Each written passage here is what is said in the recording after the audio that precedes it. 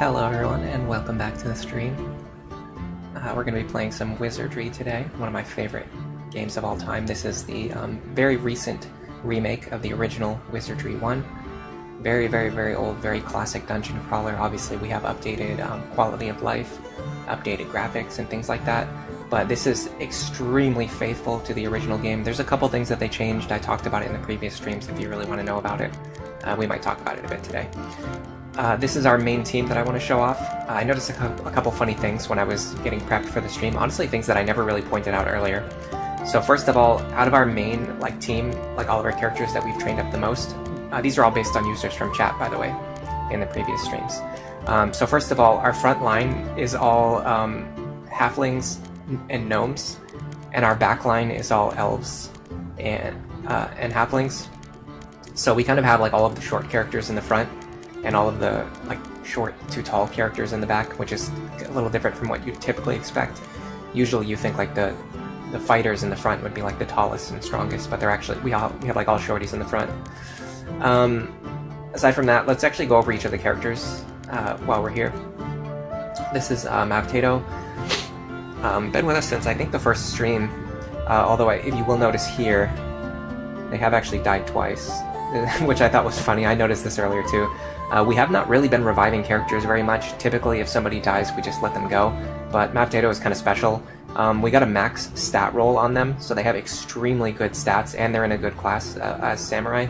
The only bad thing about Samurai is they gain experience, or they don't gain experience, but they take more experience to level up compared to fighters, which means over time, Mavtato is going to start to fall behind. We're kind of already seeing that. They're one level behind Pizza right now, and they're just going to keep falling further and further behind. Which will matter in the mid-game, which is where we are right now. So Samurais kind of get worse in the mid-game, which is exactly where we are right now. But anyway, they've died twice, but because their stats are so good, we actually took the chance just to revive them. When you try to revive a character, there's always a chance that their body gets turned to ash instead, and then if you try to bring the ashes back, the ashes can just disintegrate. So there's no way to really guarantee that you can bring a character back to life in this game. There is pretty much permadeath, even if you want to try to keep characters alive. In older versions of the game, you could save scum. It might still be possible with this release, I'm not sure, but there is an auto-save function in this game, so it's pretty, unless you go out of your way, it's pretty protected. It's very like an Iron Man, where whatever happens, you are kind of stuck with it. You have to just take whatever you get. So one good thing about Mavtato being in the Samurai class is this here Arcane spell list. They have 7 level 1 spells, 4 level 2 spells, and then 1 level 3 spell that they can cast. And because they're in a spell using class, which is Samurai, they will continue to gain spell points as they level up. So you kind of get the value of having a fighter in the front line, while also the utility of having a magical caster. We mostly use Mavtato for utility spells, for mapping and putting enemies to sleep and things like that, rather than offense. This is Pizza. He's just a straight up fighter. He's a very good one. He's very strong. His stats, he did not get a perfect stat roll at the beginning, but over time, because he has gained levels, typically on average your levels will go up more than they go down, especially if your age is low. And because Pizza is a pure fighter, his age is pretty low, which means over time his stats have just continued to go up. So now he's a very strong character. The positives of using a fighter are, number 1, the things that we just discussed. Number 2, because their level rises fast, they're going to get multi-attacks quicker. At level 10, he gets 3 attacks. When we get into level 15, he'll get 4 attacks per turn. So he hits very hard, and he attacks a lot of times per turn. The downside is that he never really gets any spell points, so literally the only thing that he can do is just stand in the front row and attack. Silvara is our other fighter, and she is kind of actually different from the other two. So Mavtato is a Samurai, which is a native spell starting class. Pizza is just a pure fighter. Silvara is different. We started her off as a priest, and then we changed her class to fighter later on. This does something a lot different from how Samurai works. So she does have divine spell points, but she'll never learn any new spells in level 5, 6, or 7, because she doesn't have access to those circles right now, and she's not in a spell using class. But when you switch her over to fighter, she keeps all of the divine spellcasting ability that she has, and then she starts to level up as a fighter, gaining quick experience, multi-attack, high HP, things like that. The downside is that her age will be a little bit higher. You'll see 28 here. versus Pizza is only 20 years old, Silvara is 28. So Silvara has a lower chance for her stats to go up over time, and her stats overall are a little bit worse as well, because they get reset when you reclass.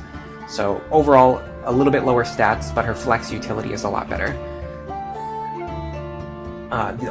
And then the major downside is that she'll never get these higher level spells.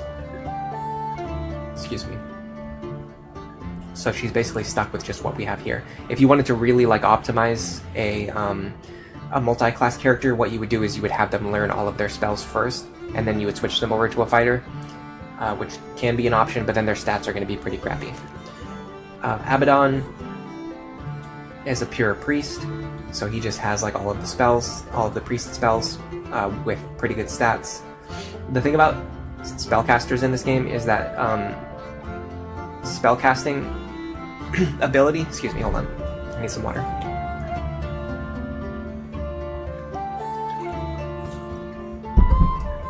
Gonna hiccup too. Spellcasting ability is not really affected by your intelligence or your piety. The only thing these stats determine are whether you can identify monsters in the dungeon while you're exploring, and which spells you're going to learn. So as long as you learn all of your spells, which you will eventually, your intelligence and your piety actually stop mattering as a spellcaster. But either way, aside from that, that's why I put like strength, vitality, agility, and luck into Abaddon. Because he's in a spellcasting class, he will continue to gain spells over time, and unlike a pure fighter, he has a special action which is called Dispel Undead, and it lets him just instant kill undead enemies, which is really powerful. Hello Noasis, welcome to the stream. You've been looking for the name of this game since forever, thank you so much. Oh, thank you so much for being here. Yeah, the Wizardry series is a really long running and really awesome dungeon crawler series. It's basically been around pretty much for as long as dungeon crawlers have existed. Today we're playing a remake of the first Wizardry game, which has really awesome updated graphics and is extremely faithful to the gameplay of the original. This is Maid, our thief. We did a similar thing that we did with Silvara here. Maid started off as an arcane caster, and then we switched her over to a thief later on. So she has the utility of thief, allowing her to inspect chests, to disarm traps. She can do sneak attacks. But on top of all of those things, she can bring the utility of arcane spellcasting, so we can use her to map out the dungeon and things like that. And then James is our pure caster. His age is relatively low, his stats are good, his stats will increase over time, and then he's got all of these beautiful arcane spellcasting slots, which are going to help us out a lot when we go exploring, which is going to be right now, because I have yapped for long enough. I just realized I've been yapping for 7 minutes. It's time to go into the dungeon. Because it's been a little while, I'll go over kind of what we do here. So when I go into the dungeon, the first thing I do is I go to my priest, which is Abaddon in this case. I'm going to go to my spell list. Oh, it looks like they fixed this, by the way. When this remake first came out, when you clicked on the spellbook option, it would always take you to the arcane spell list, even if you were inspecting a priest. So I would go to Abaddon and I would go to spell list, and then it would bring up the arcane spells, which he doesn't know any arcane spells. So then I would have to manually go over to the divine spell list. So now it looks like they fixed it, so it actually goes to the divine spell list automatically, which is good. Anyway, I go here and then I'm going to cast some spells. Let's see. Yes, so Map Perfect is the first spell I will cast. This is going to give an armor class bonus to every character in the party. You can cast it outside of battle and it lasts for the entire dungeon. And it doesn't stack with itself, but it will stack with other defensive spells. So when we get into battle, we can cast additional magic shields on top of this. The other one I like to cast is Lamilwa. This gives light for a long period of time. However, in the original, this is one of the things that I noticed did change. In the actual games like Wizardry 1, 2, and 3, the Lamilwa spell lasted for a really long time, like pretty much, I won't say infinity, but it lasted for an extremely long time. I noticed in the remake they kind of fixed it so it doesn't just last forever. And with that in mind, I will wait and I will cast Lamilwa later on. For now, I'm going to start heading down to the lower floors. You can use the elevator to access the lower floors, but we haven't opened up the shortcut on the 4th floor yet. So we have to actually, like if we want to make progress, we have to manually walk down to the 4th floor, which is not that bad. Especially because we just cook almost every single encounter on the way there. By the way, I made a poll about what do you guys think adventurers actually eat while they're exploring in the dungeons. I thought it was funny because earlier I was eating some trail mix, and I was thinking, you know, like what do adventure, like, do they eat something like trail mix while they're exploring? It kind of would make sense if they do. Oh, we surprised the monsters. That's great. That means we can just attack these highwaymen this turn. But then, you know, there's also other takes on it, like people who... there's been series like Delicious in Dungeon about characters like cooking and eating monsters while exploring. So I included an option like that. And then, of course, because we only go into the dungeon for a short amount of time, and then we come back up to the surface, and then we go back into the dungeon, and then we come back up to the surface, if you're exploring that way, like the way that they do in Wizardry, it's pretty conceivable that the characters could bring like fresh home-cooked meals with them, which is probably a lot easier to do if you have someone at home who cooks for you. It's a lot harder to do if you have to cook all of your own meals.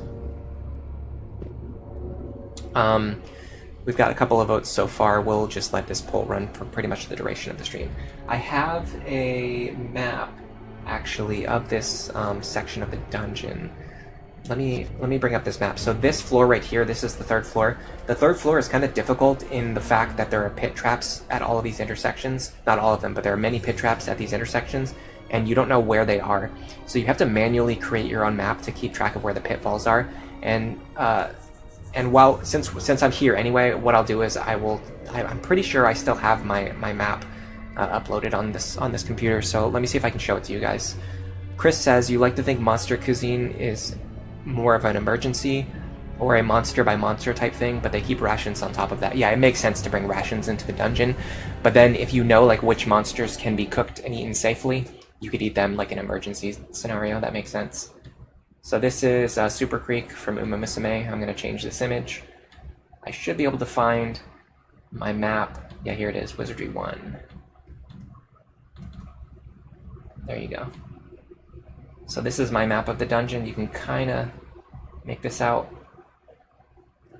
I think there used to be a way I could make this like semi-transparent, but I don't remember how to do it. So if you look at it, this is the staircase right here. Yeah, let me move this out of the way so we can see the game map at the same time. So this is like the staircase right here. You see the staircase. I've drawn a staircase there.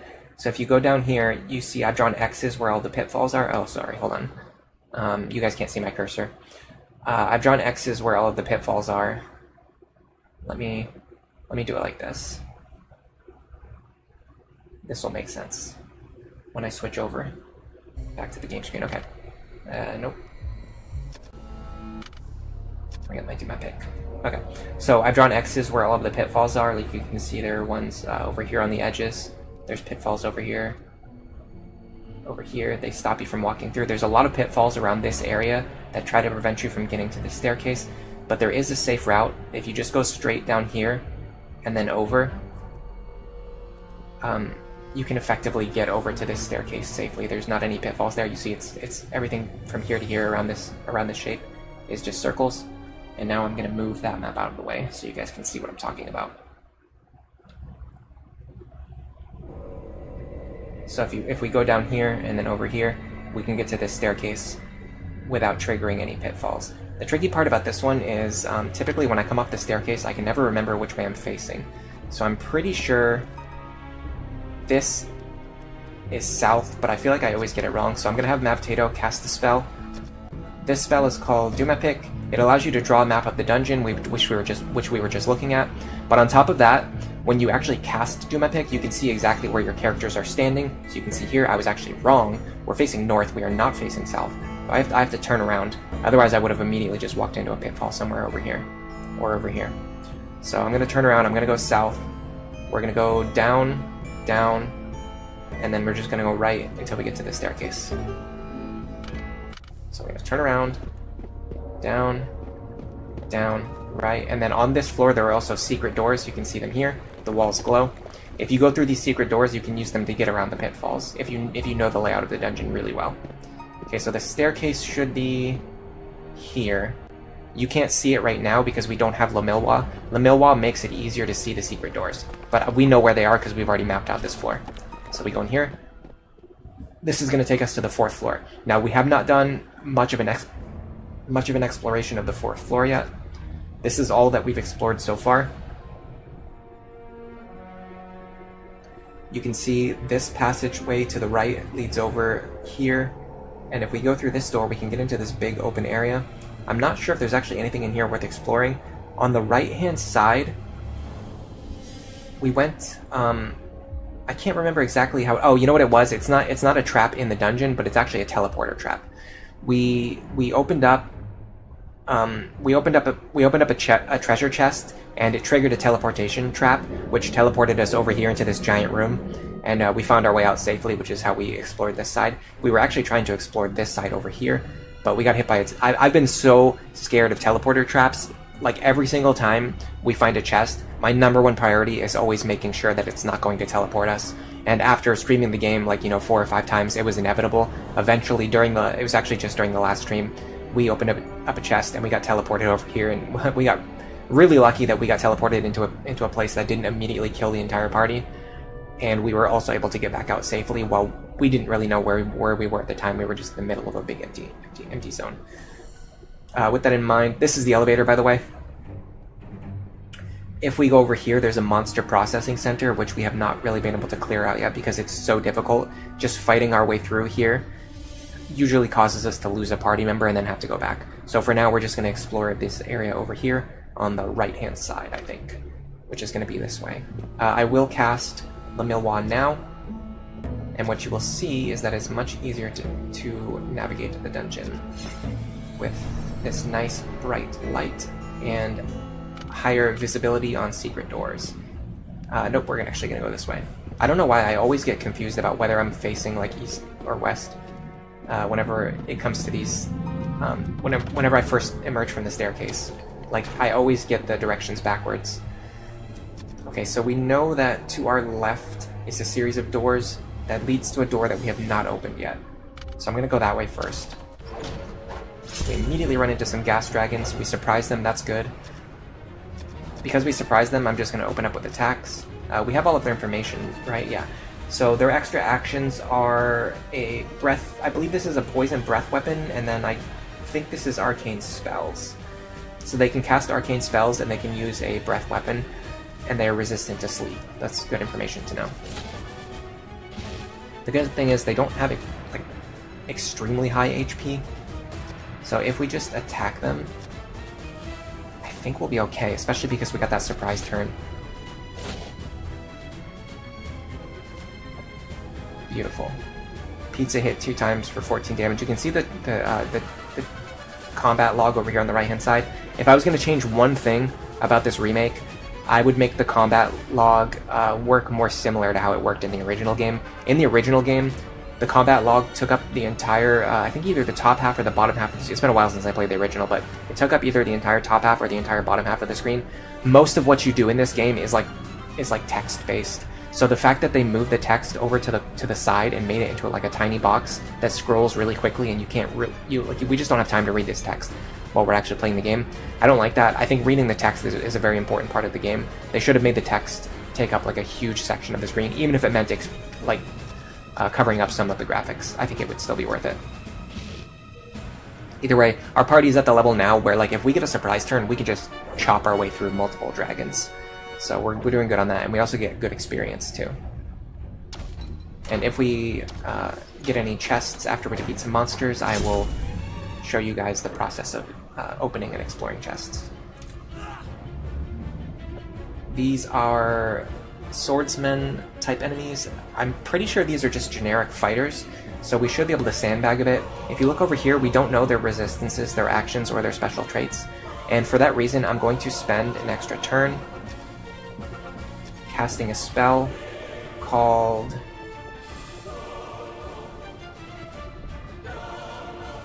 Latu Mapik, which is identification. This will identify these monsters. They're actually humans, but they're classified as monsters.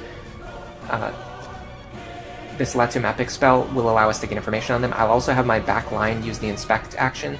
This should get us some information about these enemies, presuming that we don't kill them before we cast our spell. Okay, so we actually just got all of their information. If you look over here, it looks like it didn't change very much, but it actually changed. These changed from unknown to none. So just as I suspected, they have no resistances, no extra actions, no special traits. They're just generic fighters, and they should be I think they're level 3 characters, which is important to know sometimes, not always, but there are spells which work on enemies like either above or below a specific level, and for that reason it can be useful to know what level enemies are. If I'm not mistaken, monsters tend to be pretty high level, but humanoid enemies tend to be pretty low level. We didn't get as much experience from that, which is kind of to be expected. Okay, so this is one of the reasons why having Silvara is really good. As you can see, if you look at the bottom, our thief only has a 90% chance to inspect this chest correctly. If we rely on that, after about 10 chests, we're going to get screwed over by our thief just messing up. So instead what I'm going to do is I'm going to cast this spell known as Caltho. Silvara can cast it, which prevents Abaddon from needing to use his spell slots, because she has those priest levels, which give her the utility. Now, we have a 95% certainty that there's no trap. Whenever I get into this situation, when I have a 95% certainty that there's no trap, I still choose the disarm action. That gives us an 80% chance to disarm the trap if we guess it correctly. So if the 5% happens and we're wrong and this chest is actually trapped, I want to have an 80% chance to disarm a teleporter. Of course, there was actually no trap. That's to be expected. But about 1 in every 20 times, you're actually going to get a trap. And if it's a teleporter, I want to have an 80% chance to disarm it. So that's why I do that. Okay, there should be a door to the south of us. There's actually not. Why is that true?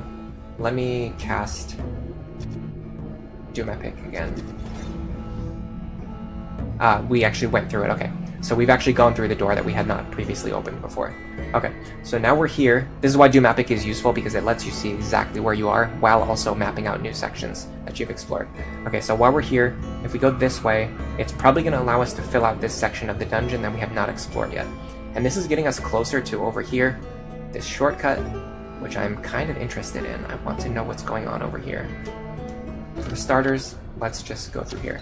While we're going this way, I'm going to check each of these walls for secret doors, because even with La Milwa, we might not be able to always see them. So it's good to just manually check. There's also a possibility that we're stepping on other traps that we don't know about. There are some traps that the game doesn't tell you when you step on them, like spinners, and some teleporters. Ooh, this is a not unwinnable encounter, but it's a little bit scary. The good thing is these enemies will run away. Both of these types of enemies will run away. If you see this icon down here, you can see that these enemies will run away. They also have sometimes special traits. These Vorpal bunnies in particular are terrifying because this special trait here means they can inflict instant death on your characters. If these Vorpal bunnies ever hit your character, they have a small but not 0% chance to instant kill you. We have had it happen to us before, so it's quite terrifying. What I'm actually going to do is I'm going to open up by focusing all my fire on the Vorpal bunnies, so that they cannot so they have as few chances as possible to hit us with instant death. To that end, I'm even going to cast Halito on this group. They should have around 3d6 plus 2 HP, so let me calculate that.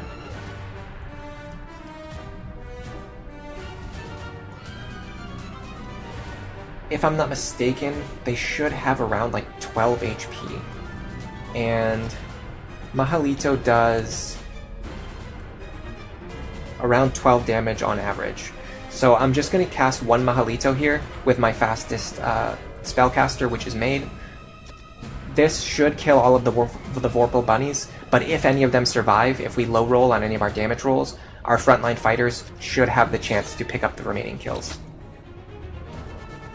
We will see if that happens or not. Another way you can defend against instant death from Vorpal bunnies and other instant death characters is to cast defensive spells on your characters. If they can't hit you, they cannot inflict you with instant death.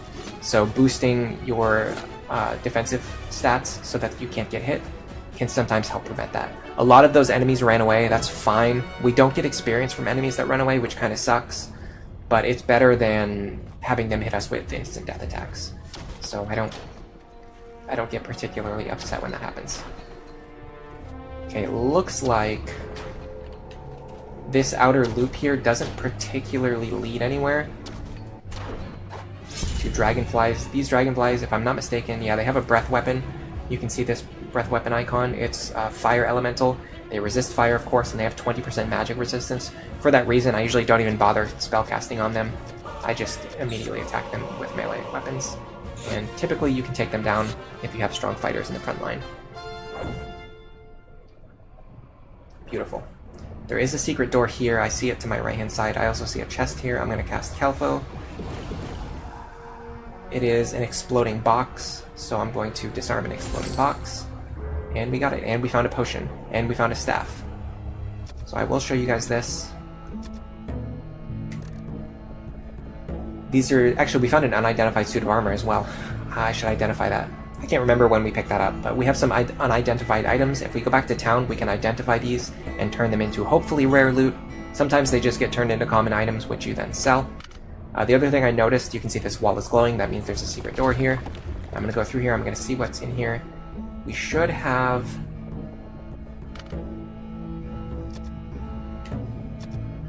a do my pick opportunity here. Okay, so we have been through this passage already. While I'm here, though, I'm going to check all of these walls for secret doors. Might as well do it. I don't know if we did this previously, but I want to make sure we map out everything on this floor. There is a door over here that we've actually already been through. These are generic enemies. They don't have any special abilities. You don't get to choose your targets when you attack. You only get to choose which group of enemies you attack. And for that reason, you can see our characters are kind of spreading out their attacks onto these were-rats. Instead of like focus firing one enemy and killing them, we just kind of spread out our attacks. But the enemies do the same to us, so it's kind of fair. Okay. There is one secret door over here, which we have already opened before. I don't know what's in here. This leads to the staircase, okay. So this should lead to the floor 5. Or the 5th floor. Again, I'm gonna open up our existing map. So this is, for this floor, we've only explored the bottom left corner so far. If I'm not mistaken, there's like a, let's see. Go through here. I think there's like a one-way door somewhere. Yeah, like when you go through this one-way door, the only way back is a relatively long loop. You have to go all the way back through here and around to get back to the staircase. So going through this one-way door is pretty scary, but this is also the only way out of the bottom left corner. So basically, once you leave the bottom left corner, if you start exploring over here, the way back to the staircase is kind of far away. For that reason, I'm going to open up a page which I love. I typically consult it at least once per stream, and when I do so, I always post the link for you guys in chat as well. So I'm going to do that now while we're here. These are the basic mechanics of Wizardry 1. And I'm going to bring up the Wizardry spell list. First, I'm going to bring up this. I have to move this out of the way for a second. Yeah, okay, so the chance to learn a spell is your IQ stat. Where's my caster? James. The chance to learn a new spell is your IQ stat over 30. So we have an 18 over 30 chance, which is a 60% chance to learn a new spell with James when he levels up. Now I want to look up the Wizardry spell list. Wizardry 1 spell list. There is a spell that I'm very interested in, but I want to see how many levels away it is. Mage spells.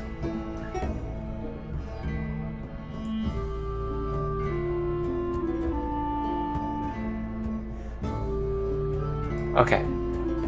The spell that I want is Malore, but it is a level 7 spell, which means we have to get James to level 13 before he can learn it, and that is a very far away. I was thinking if we could get Malore soon, I was going to grind a bit so that we could use Malore to teleport back to the entrance, to teleport back to the 5th floor staircase, but it's going to take us so long to get Malore. In my opinion, it's not really worth it. We'll just walk back we cannot train him all the way up to level 13 in a reasonable amount of time. So instead, what we're going to do is we're just going to start exploring. Which is going to be a lot of fun. On the next level, the spells we're going to get are... So first of all, Haman. If we fail every single spell check, so we have a 60% chance to learn either of these spells. If we fail all of those checks, we'll automatically learn Haman because it's at the top of the list. Otherwise, we have a 60% chance to get Haman, which does like random spells. It drains your level, but it casts like a really powerful effect. Typically, I don't really use Haman that much because I don't like draining my level.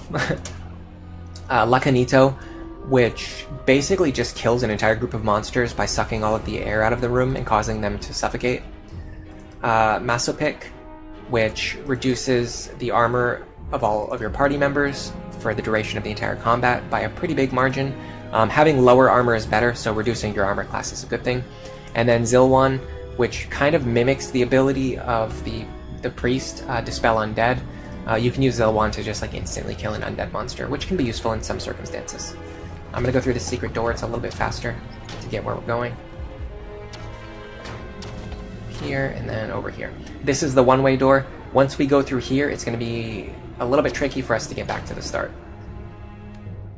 This is the elevator. Ah, okay, so the elevator's right here. Interesting. And we can use this to go back to floor 4. Let me start by doing this. I want to see where this takes us exactly. I don't think this is the same elevator that we've already discovered. I think this is a new one.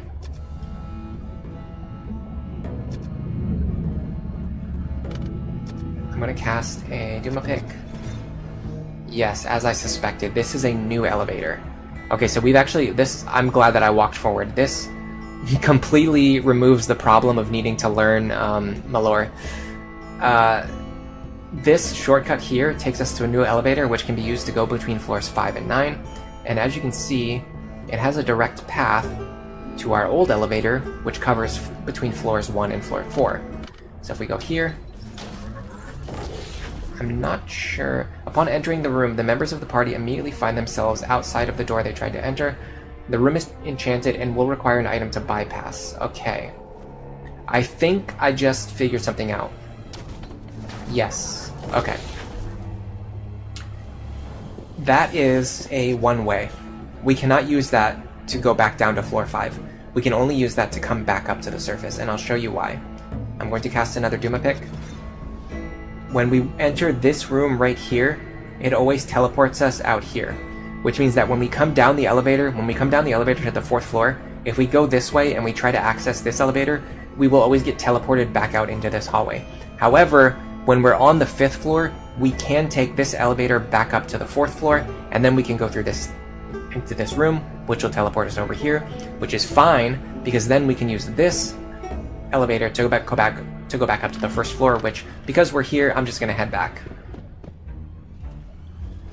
We can identify the items that we found so far and just kind of like save our progress.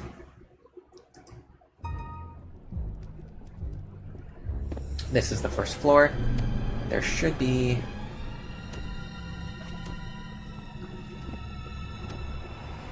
trying to remember the way back. Nope, that was not it. We have to walk through this, we have to navigate through this dark zone to get out of here.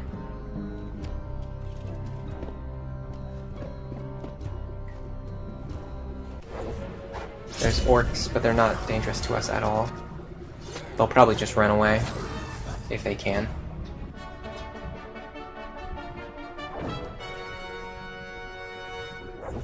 Yeah, that data-driven gamer site is really useful if you're into Wizardry. Okay, here it is, I found him. Well, I'm surprised I found that in the dark without using a Doom Epic. If you walk into this chamber, this wizard will teleport you back to town, which is a nice, fun little shortcut. And now we're back in town. And while we're here, I'm going to go to first the inn. I'm going to rest all of our spellcasters. I'm going to rest Pizza because he needs health, which essentially means everyone's going to rest.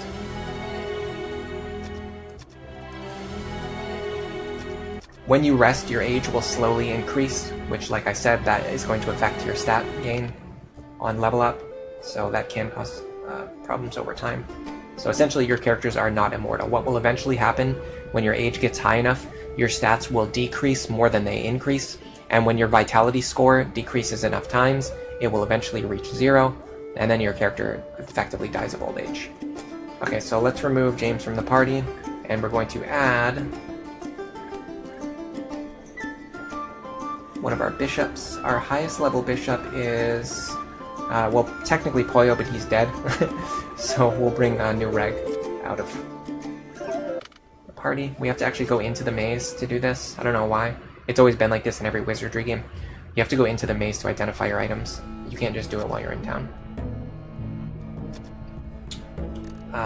Oops, I'm going to check for unidentified items, and I'm going to give them to New Reg. The original Reg died, so we have New Reg. And he replaced Old Greg. Okay, so now that we have the unidentified items in his inventory, he can identify them. Breastplate +1. If we can't use that, at the very least we can sell it for a lot of gold. So that's a good find. Antidote is fine. Staff +2. Ooh.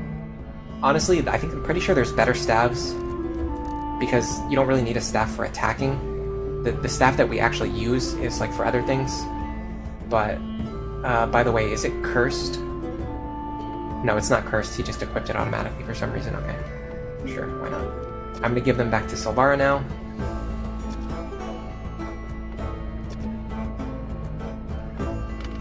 Yeah, so typically the thing about Staff +2 is it doesn't really do anything other than increase your accuracy on basic attacks and damage. But the characters who equip staves are in the back row. They're not fighting with a melee weapon anyway. So I typically don't really use a Staff +2 for anything. We're going to bring James back into the party. And I want to check James, because I'm pretty sure... Oh yeah, so he has a Rod of Flames, which he can use to cast Mahalito. I'm pretty sure... Yeah, so there's a 10% chance the Rod actually breaks whenever you use it, so typically I don't like to use it because he can just cast Mahalito. However, holding this staff gives him resistance to fire damage, which makes it less likely for like enemy dragons with breath weapons to instantly one-shot him, which has happened in the past. Not to him, but to our previous casters. The most important thing here right now is probably the breastplate +1. It has -5 armor. I'm not sure if that's actually useful for any of our characters. I mean, Pizza already has -5. Yeah, Potato already has -5. Abaddon's already got a breastplate +1 equipped. Maid cannot equip it, and James definitely cannot equip it. So what we're going to do is we're going to go to the store, and we're just going to sell for 750 gold, which is a nice amount. The staff is definitely worth selling. While we're here, I'm going to see if anyone else can buy copper gloves like Pizza.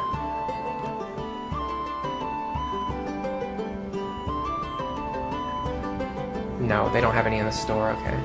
So if we want to get any more copper gloves, we're going to have to find them ourselves. Alright. Even though we just opened up the shortcut, I think before... Because Silvara is pretty close to level 10 right now, before I go down and start exploring the 5th floor, I think I'm going to finish mapping out the rest of the 4th floor, because there is a section on the left side of the map that we have not fully explored yet. This does mean we're going to have to take the long path down, though, until we're able to access the other shortcut.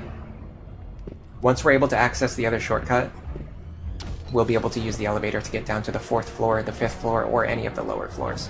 So there is some kind of item that we need to be able to break the barrier in that room so that we can travel through it, so that we can access the elevator, which works as a shortcut to the lower floors. That is going to be probably our highest priority, is finding that item. I do not at all remember where it is. It's been way too long since I played the original Wizardry. The most recent ones I've played are Labyrinth of Lost Souls, which was on actually on PlayStation 3. I've played Wizardry 5 and Wizardry 3 pretty recently. And before that I played Wizardry 2. So the time I played Wizardry 1 was really long ago. it was at least like 5 or 6 playthroughs ago before I played the original Wizardry 1 scenario. Every game has a different scenario and slight differences like balance changes and things like that. Other than that, it's kind of like Madden, where they kind of just like remade the same game over and over again, but the people who like it, aka me, really like it, so we'll just keep coming back and playing the same game over and over again. We don't care. I do honestly believe that Etrian Odyssey is better, though. If you had to ask me, I think Etrian Odyssey blows Wizardry out of the water. If you want to get into dungeon crawlers, I would strongly recommend Etrian Odyssey. It is by far the best dungeon crawling series of all time. But either way, we're having fun. I still really love Wizardry 1 through 3, just for like nostalgia reasons. I'm just gonna do Doom Epic here because I'm actually facing the right way, so I want to go down, down, and then right, down, down, and then right. This is, yeah, there's a wall on our right hand side, so we're in the right spot. So the door should be here, and in fact it is.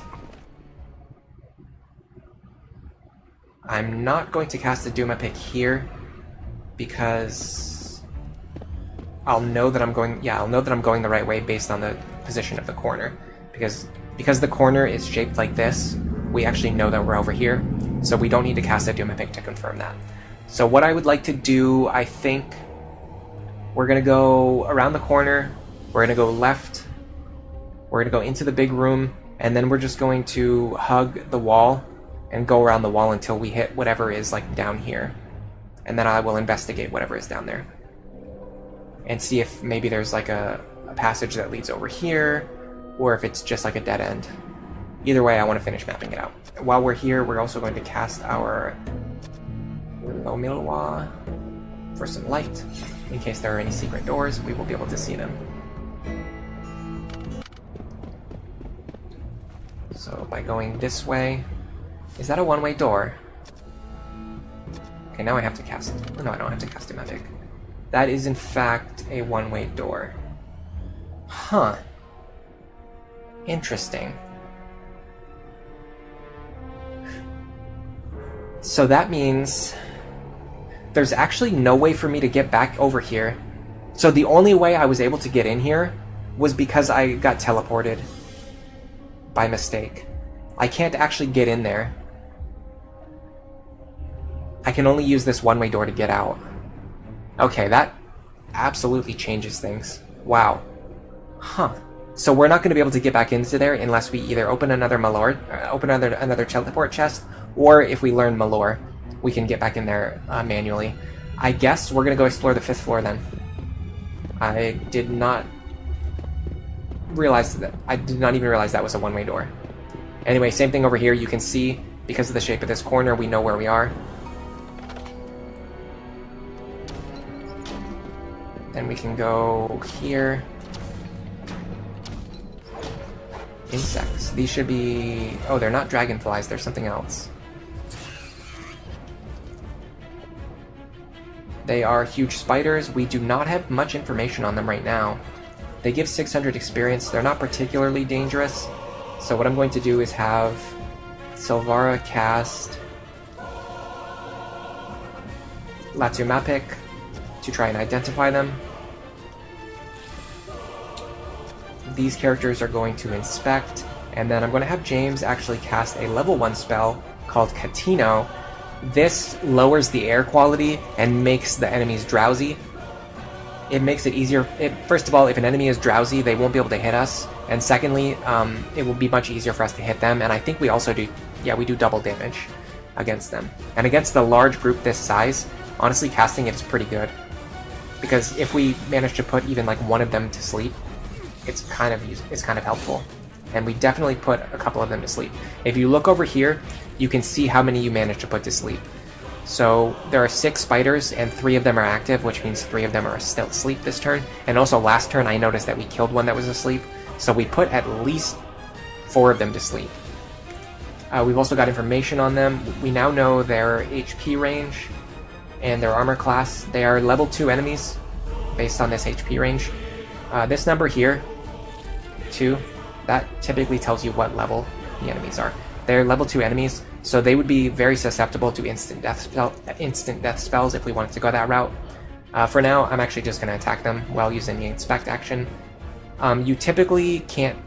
I think you can't cast the identify spell more than one time from what I've tested so far, but you can like spam this action to inspect the enemies, so I'm just going to do that. I think the worst thing that will happen is if one of the spiders hits us, they might poison one of our characters, which is not that bad because we have a bunch of antidotes and we have spells. Typically the identify action doesn't really work, but it's just a small chance to learn something about the enemies for free without needing to waste the spell. Oh, we got it! So they have no resistances, they have no extra actions, and their special trait, just like I guessed, if they hit you, this icon right here means that they have a chance to poison you. If you get poisoned, oh, by the way, this glitch is kind of funny, it happens sometimes. This icon that lets you choose your actions, for some reason it gets like a bunch of empty spaces. Either way, we know everything about these enemies, so we can just attack them now and kill them. If you get poisoned, you can't... If you get poisoned, I think you can heal your characters, but they slowly take damage over time. This is a good time to cast Calfo. This is a Splinters trap, so we're going to disarm it. And we got 30 gold. Actually, more than 30. Boring beetles have no abilities. They are resistant to sleep, so all we really need to do is just attack them, honestly. We can just spam the attack button and get some free experience, and they will not run away, so we will eventually get some good experience. By the way, Pizza and Silvara are both overdue for some good HP level ups. You can see Mavtato has a lot more HP.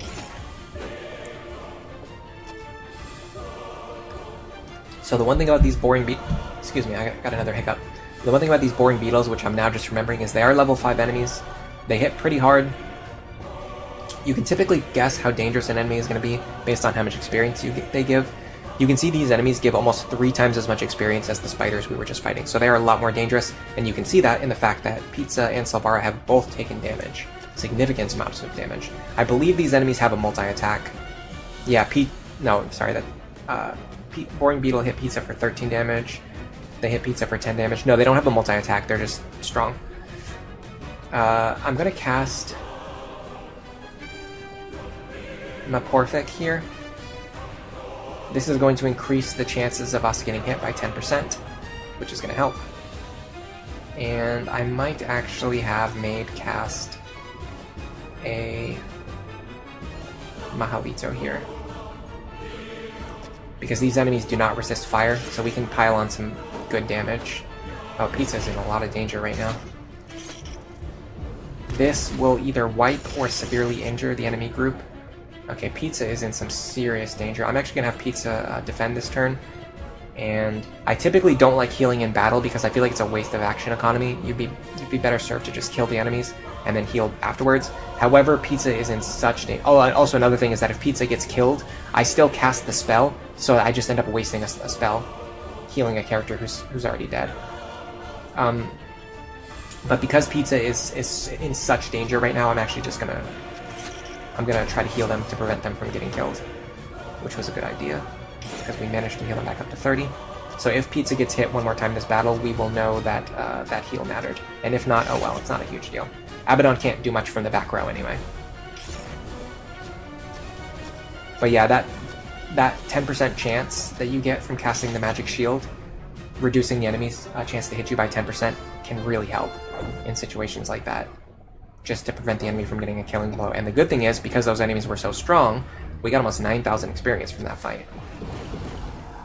This should be a crossbow. We disarmed it, and we got a sword. This could be a magic sword. We've been waiting a while to get a magic sword. This is a decent chance to get one. I'm going to have Silvara cast healing spells out of battle.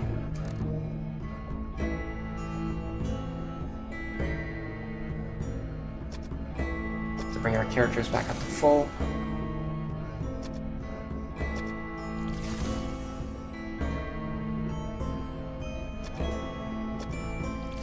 Perfect.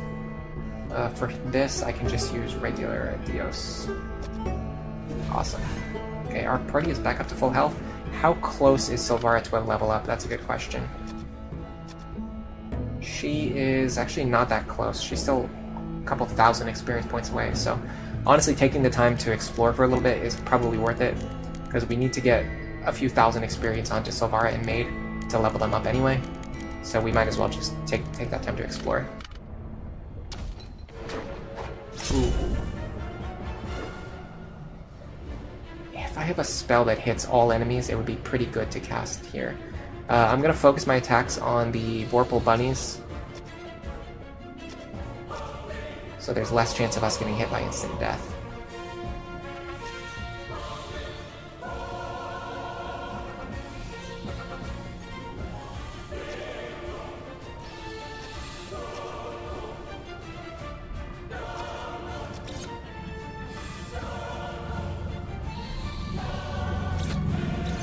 Okay, we removed 2 of the Vorpal bunnies. That's something, I guess.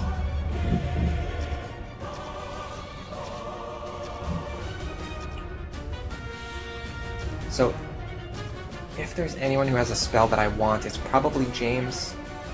He has... Okay, so Medalto hits a group of enemies. Makanito kills all enemies level 8 or below. Memorless affects all enemies, but the only thing it does is it makes it easier for us to hit them. Dalto hits a group of monsters. Okay, so the only spell we have that hits all enemies is Makanito, which kills all enemies below level 8. The enemies we're fighting are level 6. No, sorry, the enemies we're fighting right now are level 3 and 4, so we could use Makanito to clear out this group. However, I'm not really that scared of these enemies. The only ones that scare me are the Vorpal bunnies, and there's only 2 left. The coyotes are very likely to run away. The were-rats are very likely to run away. I'm not sure about the capybaras. We'll find out now. So this turn, a bunch of enemies are probably going to run away. Yeah, the capybaras can poison us, but that's fine. I'm not that worried about poison. Poison is really scary at the start of the game. You don't have very much HP, so taking 1 damage over time can be lethal, and you also don't have methods for healing poison. But later on, you have so much HP that it's not that big of a deal. Okay, so the were-rats actually won't run away, but they're just basic level 3 enemies. The coyotes are going to run away if we leave them alone, so we'll just leave them alone.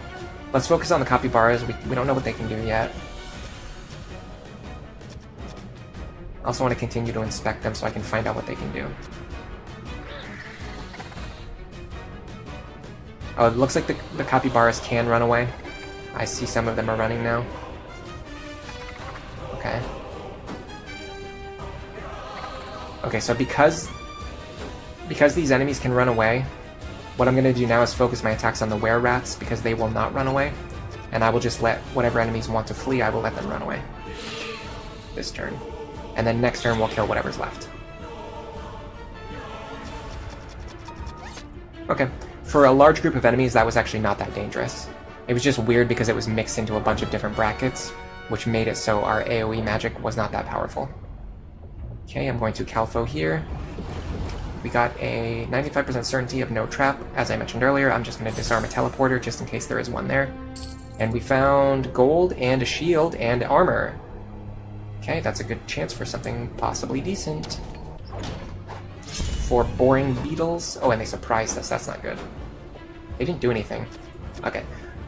As with before, I think against these boring beetles... Oh, I forgot to cure my poison, by the way. I'm going to cast a Matu to make it harder for them to hit our party members. That way we're not getting hit by those 16 damage attacks. Oh my god, Pizza's getting shredded again already. Alright, hold on, we're gonna have to do another cast. Alright, we might have to go back to town. This exploration has gone not great. Especially because one of our characters is also poisoned. And we also got some good items that I'd like to identify. Rather than risking our characters dying, and possibly even party wiping, we should just identify the good items while we have them. Doesn't that make sense?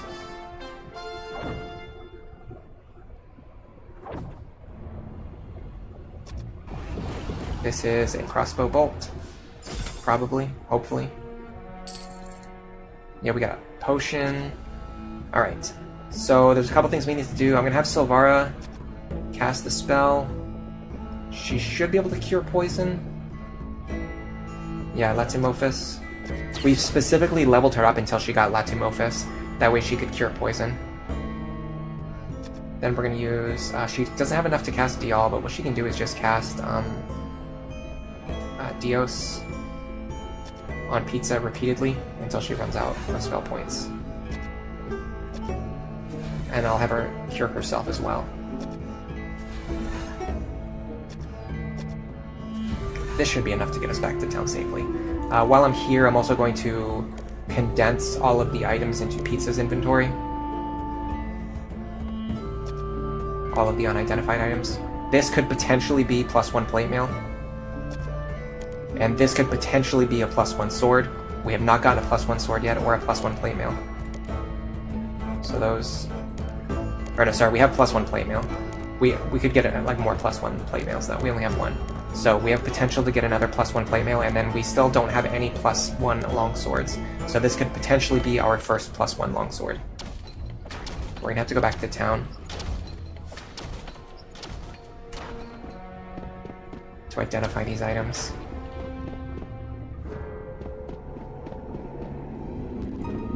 I'm trying to remember if there's a fast way back. I mean, I guess we could have just pushed forward and used that elevator to go back, now that I think about it. Yeah, whatever. There's actually an access point to the elevator somewhere around here. Yeah. Let's use this elevator. Okay, I know how to get there. If we turn left here and go through this, this is a one-way door, but it leads to an elevator, which is over here somewhere. And we can use this to go back to the first floor. There are a lot of... I gave a lot of praise to this game during the last stream, and honestly, just in general, I've been giving a lot of praise to this game. But one of the things that I think about this is really fantastic about this game.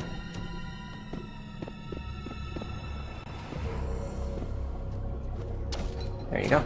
One of the things that's really fantastic about this game is that even though it was one of the first dungeon crawlers ever made, the devs were actually smart enough to put a bunch of shortcuts into the game, which is really amazing when you think about it. Because like, when you're the first person who ever does something, you don't always necessarily know like what are going to be the problems that need to be corrected for future games. This is why like newer games tend to have better quality of life compared to older games. It's not because they just like chose not like to make things tedious and difficult. It's because they didn't really know like what the problems were, and then after people play the game, then they complain, they go like, hey, I don't like this, and then in future games they fix the things that people didn't like. The fact that they knew when they made the very first dungeon crawler, like they already understood like we need to make a way to get back to town quickly, really shows like how well designed this game was fundamentally for its time. A lot of RPGs from the 80s and 90s did not even have like ways to go back to town quickly or shortcuts. Alright, so we're going to Pizza's inventory. We're going to give all of these items to New Reg.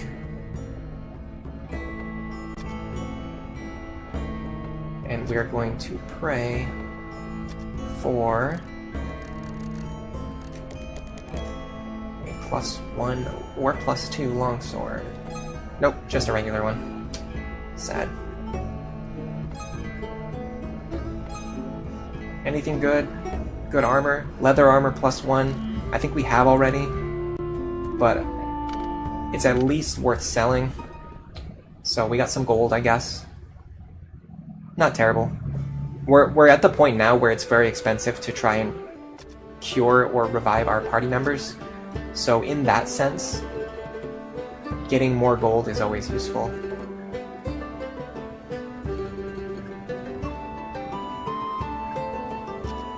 I need him to stop automatically equipping the things that I find. It's really annoying.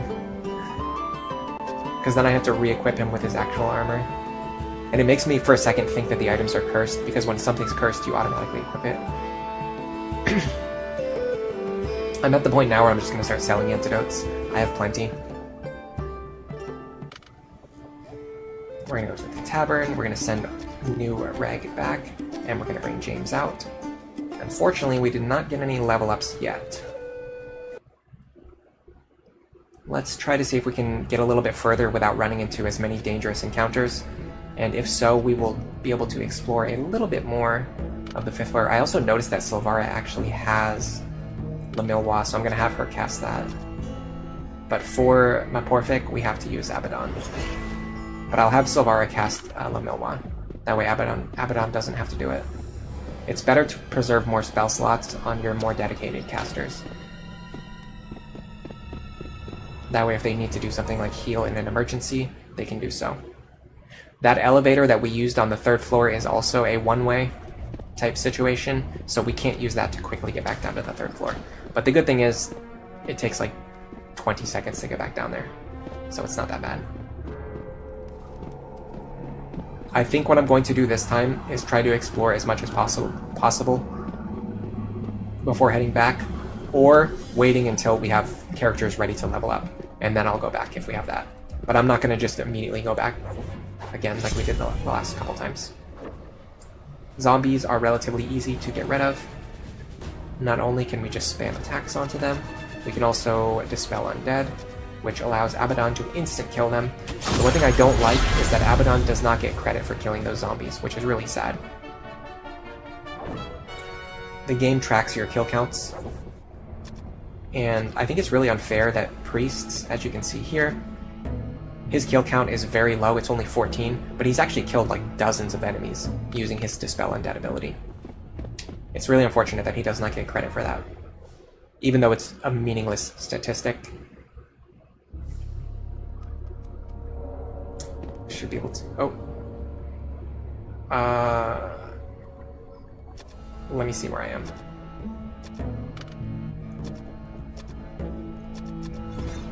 I need to... Okay, continue this way and then turn right.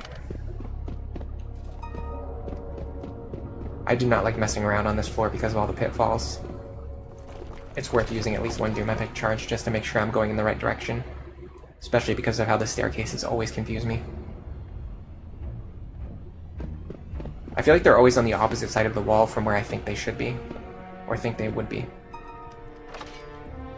Okay, this is a good time to have Silvara cast Lamilwa. Now we have vision. I'm also going to check something. Okay, so what I don't know if there's a door here or not. I don't think there is. I'm pretty sure you have to access it from this side. So we're gonna go that way, because the other way would be shorter if you could access it from that direction, but I don't think it is. I don't think you can.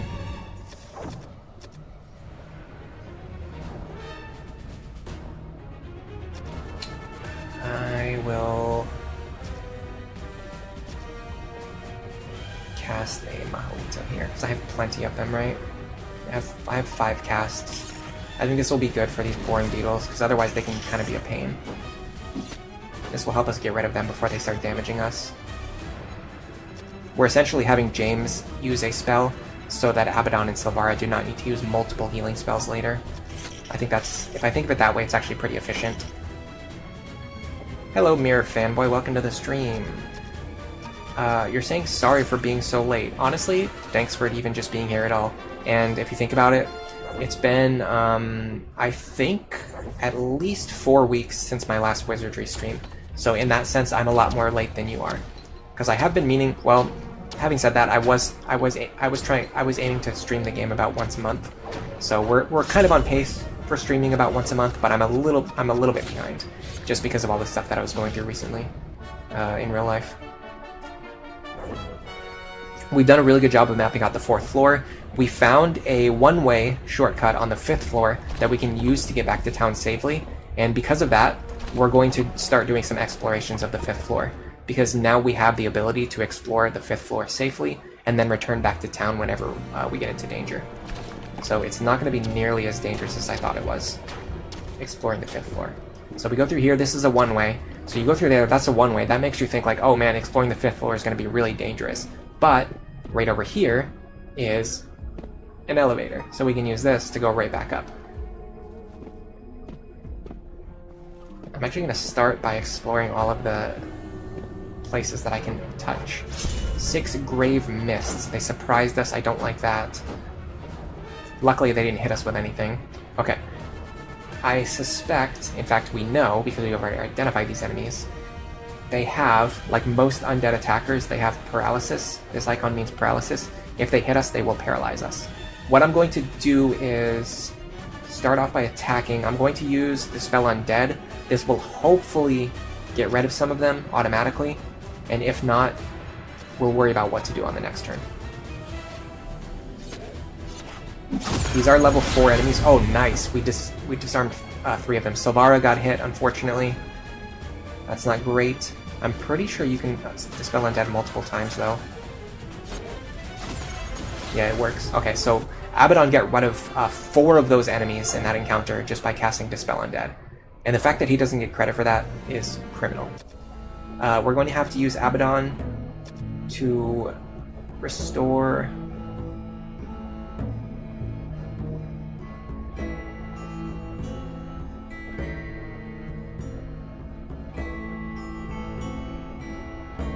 Dialco. Silvara. Then we have to rearrange our party and put Silvara back into the lead.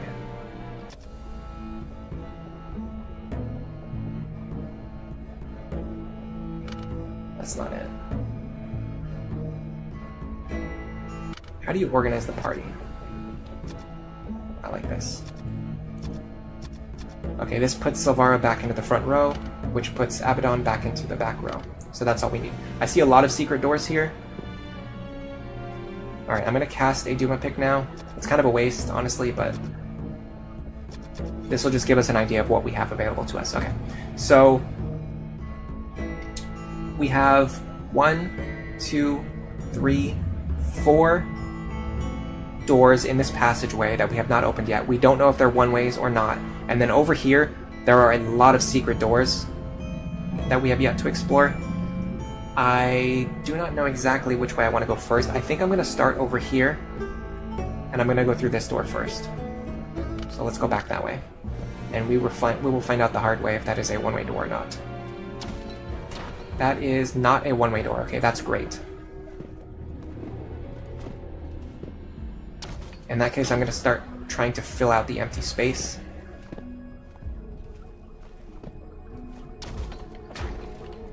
This probably connects to the main passage. I think that's the same secret door. Okay, these shades, I think, are different. Yeah, these are different from the monsters that we just encountered earlier. They have an icon that I actually don't recognize. I don't actually know what that icon is.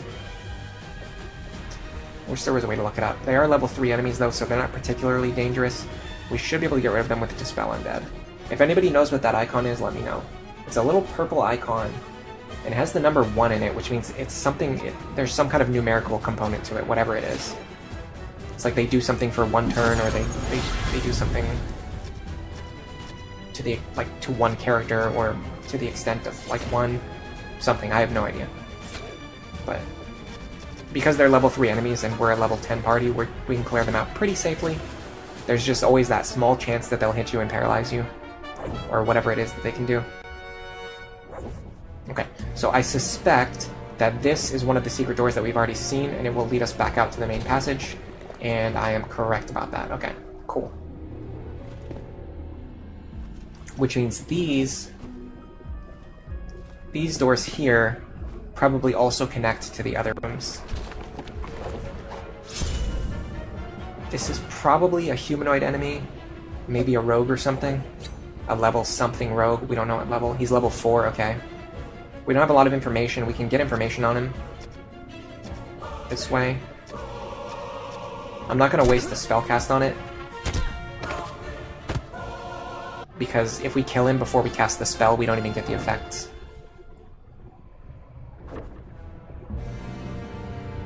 Unsurprisingly, enemy thief had a chest with him. There's a stunner here. There's about an 80% chance that we'll get paralyzed trying to open it, but not the end of the world. Actually, it's lower than that, because even if you fail to disarm, you don't automatically immediately get hit by the trap. Okay, this is different from what I thought it was going to be, but I don't feel particularly threatened. These are samurai, so they have arcane spells. We don't know what level they are. They give a good amount of experience. They can probably cast damaging and sleep spells at the very least. I can silence them. However, I think I want to cast Latu-Mapic because I need to get information on them. I need to know what level they are for future reference. I'm a little scared of them, but I'm gonna sandbag for one turn. Okay, they actually have no special traits or extra actions. They are level 4 samurai, but they don't have spellcasting abilities. Or any special actions. That's very surprising to me, but I'm glad I didn't waste any high-level spells getting rid of them, because that means we can clear them out pretty safely. So they're just level 4 fighters. They don't even have a multi-attack yet.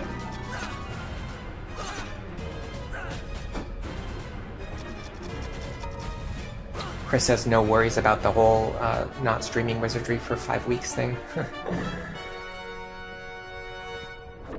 Yeah, I would talk about what happened, but typically my philosophy with streaming is that I presume...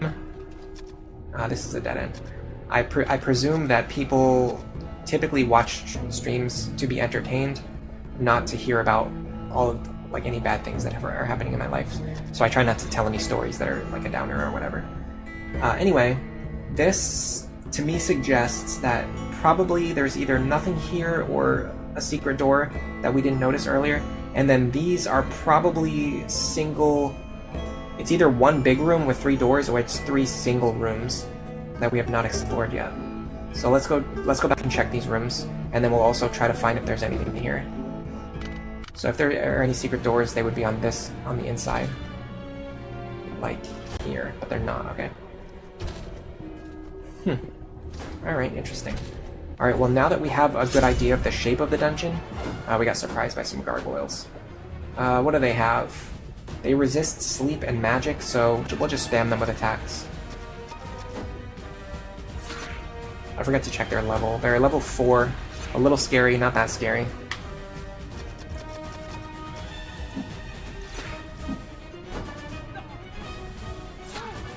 Yeah, they can hit us, but not for a lot of damage. They're actually less threatening than those boring beetles, which is weird because they give more experience. Oh, the reason they give experience is because they have magic resistance.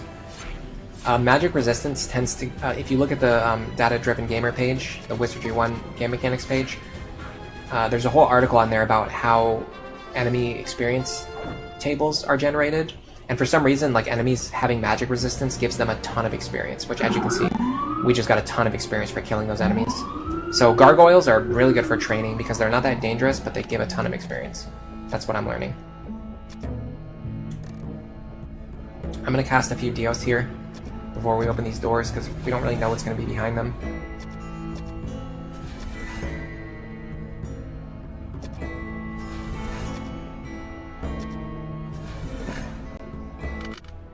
That's probably fine. Okay, they are... This one at least is a single room. A gargoyle, this means we're going to get another few thousand experience. Cannot complain about that.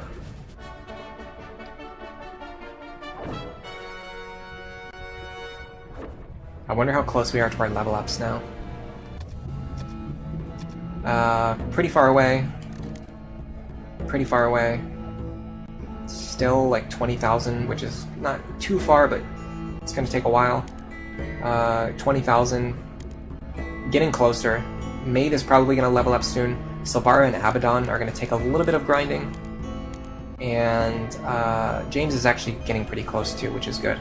By the way, if you look at the bottom right corner, you can see this is what the original Wizardry looked like. Let me see if I can remember how to show that. I think it's...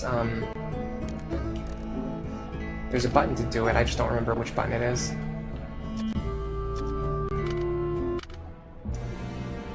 There it is. Yeah, so this is what the original game looked like on the S-DOS.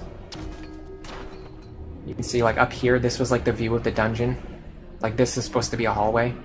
And then it tells you what spells you have active. you had to press buttons to move, and also these keys actually work still. So if I press F, I'll move forward 1 square, which is kind of cool.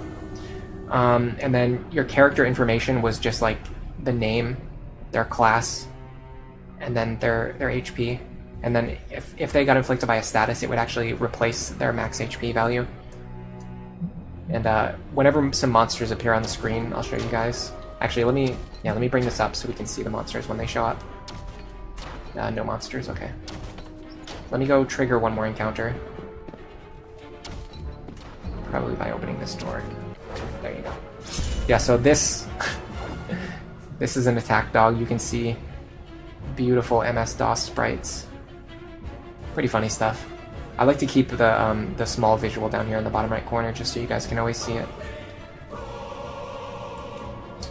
We know everything about this enemy, and we know he is not particularly threatening. He will run away if he gets the opportunity, but if he runs, I'm not that worried about it. We did not give him the opportunity to run.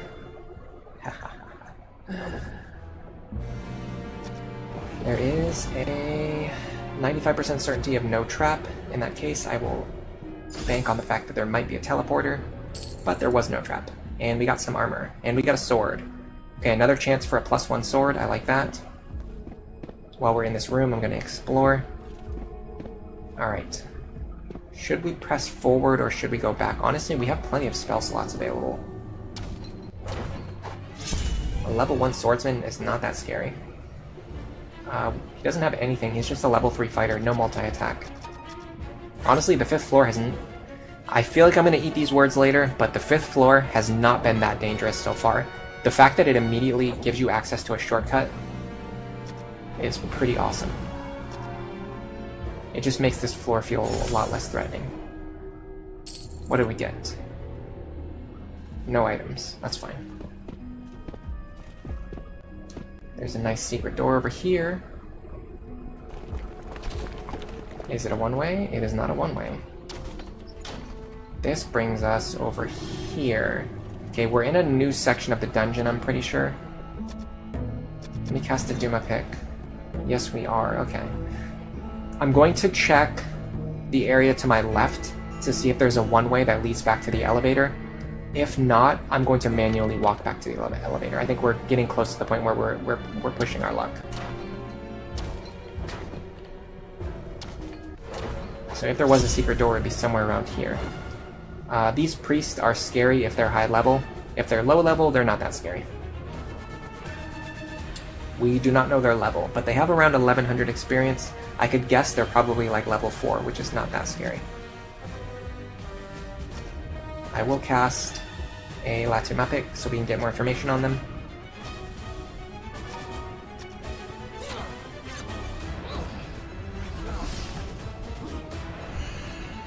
Our spellcasters were all silenced. This could get messy. They have Halito. Halito's not that scary, it only damages one character.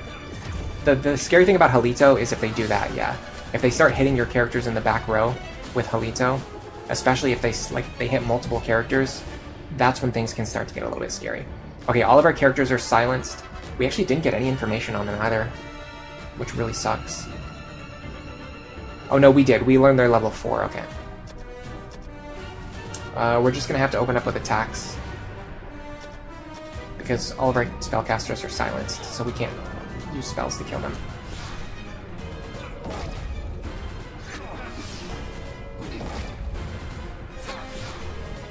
Yeah, this is a moderately dangerous encounter, mostly for the back row. They can really threaten our back row with those long-distance spellcasts. We are still silenced, so we're gonna have to spend another turn just doing inspections. I think these enemy priests and bishops are a lot more dangerous if you encounter them in groups with other enemies. Because if they silence your spellcasters, it can prevent you from effectively clearing the other enemy groups. But if you spend a turn getting rid of these bishops, then you're also not getting rid of the dangerous enemies that you need to get rid of on turn 1. So they can be very dangerous in a mixed group. But on their own, we can kind of just sit here and whittle them down safely, even if they have, you know, some damage against our backline. Alright, I'm going to use some healing. This is a good time for a Dial on Maid, and a Dial on Abaddon, and I have some Dios left. Let me Dios on Maid because she has the lowest HP of anyone in the party right now. And then you are going to use all of your Dios charges to just kind of top everyone's HP back up, especially the back row. It seems weird that healing the back row would be more important, but because they're more squishy, for them to be at anything less than low health just kind of increases their chances of getting killed by stray attacks that get launched into the back row. Alright, I feel pretty fine about our front row's durability right now. Okay, I don't see any secret doors. Yeah, I think, unless we're very close to getting a level up, we kind of are, but we can get that on the way back. Yeah, I think it's time to head back. Oops, wrong door. Okay, we'll definitely get some experience now. It's also a good time for a Mahalito. Spiders typically do not resist fire. That means we can clear them out quickly.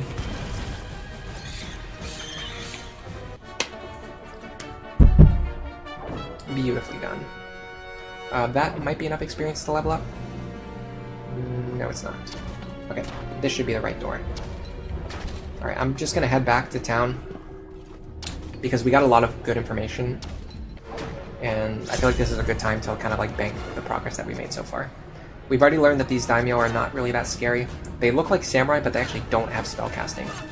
They don't have instant death like ninjas, so they're literally just fighters without multi-attack, which means they're not really that scary.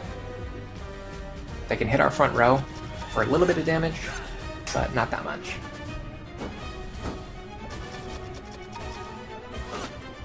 Okay. And they're a good source of experience too. I'd like to fight another group of gargoyles. Okay, this should be a level up for Maid, surely. Yes. Okay, Maid is ready to level up, so this is a good time to head back. I timed that perfectly. This will take us back to the 4th floor. And honestly, it might be fun to check some of the other floors while we're down here, but not yet. I'm not quite ready to do that yet. I'm not ready to like walk into the 9th floor and immediately get killed. You know what I mean? Like that would be pretty stupid of me to do. This is this magical barrier effectively turns that into a one-way shortcut, but that's fine. Actually, while we're here, let's fight one group of enemies from the alarm bell. Oh, we surprised the monsters, even better.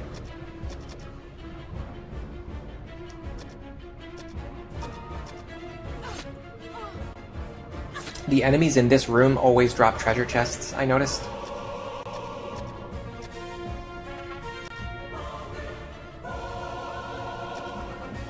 I'm going to cast... what resistance do these dragons have? They only resist sleep, they don't resist anything else. So what I'm going to do is use my strongest attack, which should be Madalto. This should be enough to wipe these dragons.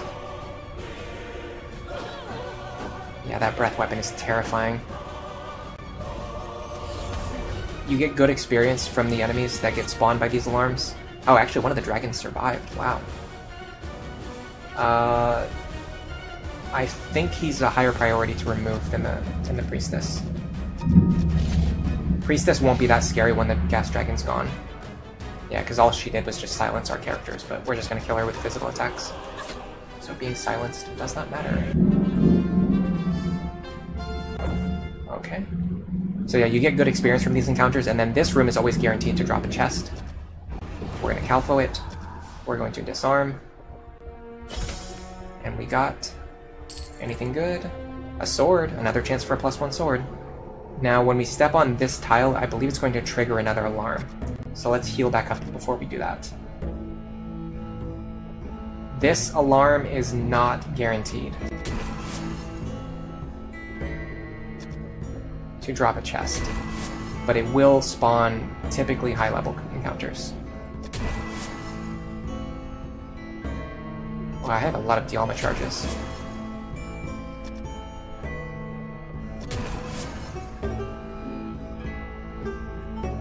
My next best heal is Dial.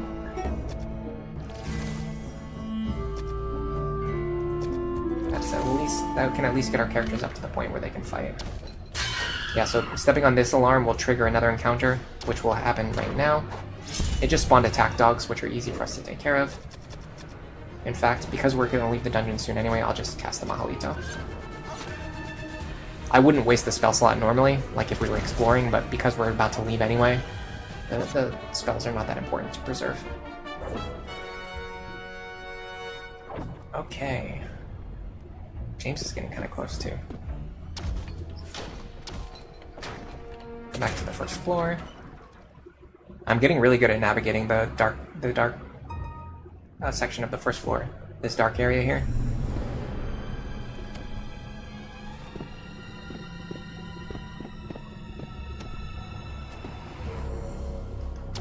I can always find the wizard, like, without having to check my map.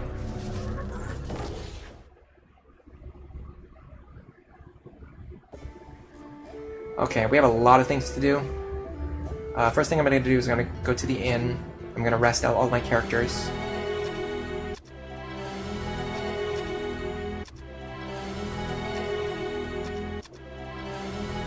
Maid is ready to level up.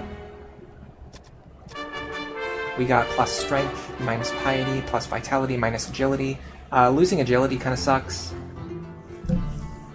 Gaining strength and vitality don't really help us here. It gets us closer to benchmarks, but not like in a meaningful way. And we didn't get any new spells either, which is actually probably not that big of a surprise. Because Maid, she's not in a spell casting class anymore, so she can't access new spell circles. She's basically only able to learn new spells in the circles that she already knows, which she might already know all of the spells. But Thieves' performance is partially derived by their level, and they level up quickly. So Maid gaining levels just always helps us anyway, because it just makes her more consistent at disarming traps and identifying traps without having to use Calpho. Having said that, let us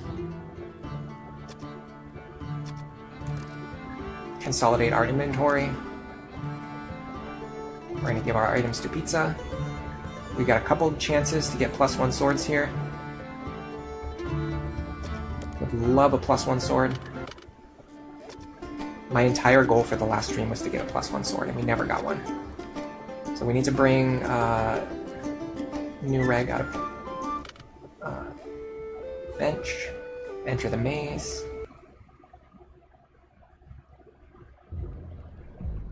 Now we're going to give our items to Reg.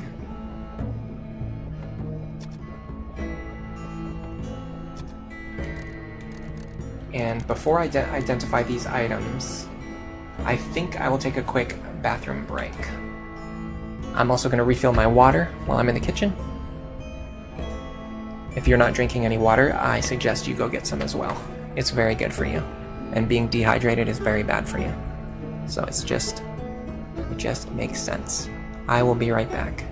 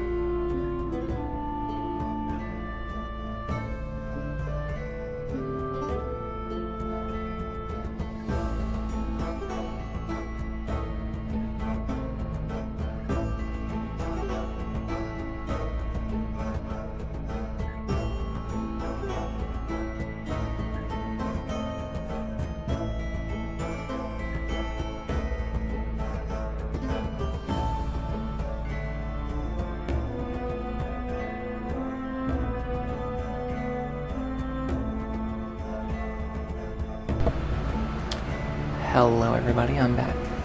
Very quick break. By the way...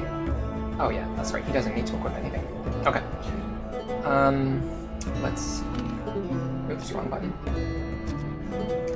Go to his inventory. Alright, so... Plate mail. Longsword +1, we got it. Oh yeah, finally. This is the big one. The reason this is so good is because it increases our accuracy and it increases our damage. And because our fighters are attacking multiple times, increasing the damage has like a multiplicative effect. So that extra +1 damage actually turns into +3 damage because we're hitting 3 times. And once we get to level 15 and we get our quad attack, it will be +4 damage. And the fact that each of those attacks also has higher accuracy and they deal more damage is just a really compounding effect. The Longsword +1 is a really good accelerator. It makes your fighters a lot stronger. And if we're lucky, we could potentially get another one here. Yatta! That's 2. Alright. Well, that solves the problem of who we're going to give it to.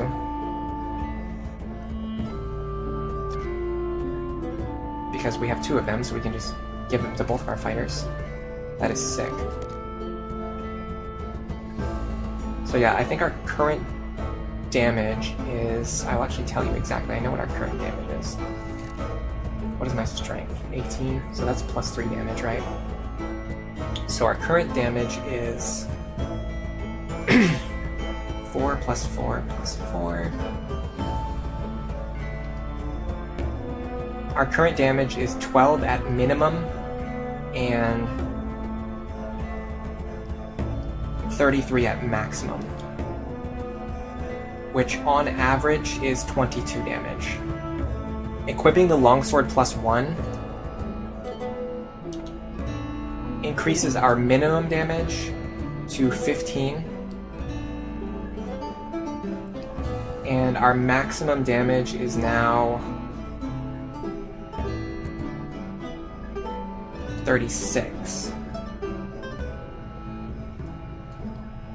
Which means our average damage has gone up to 25, or closer to, yeah, closer to 26.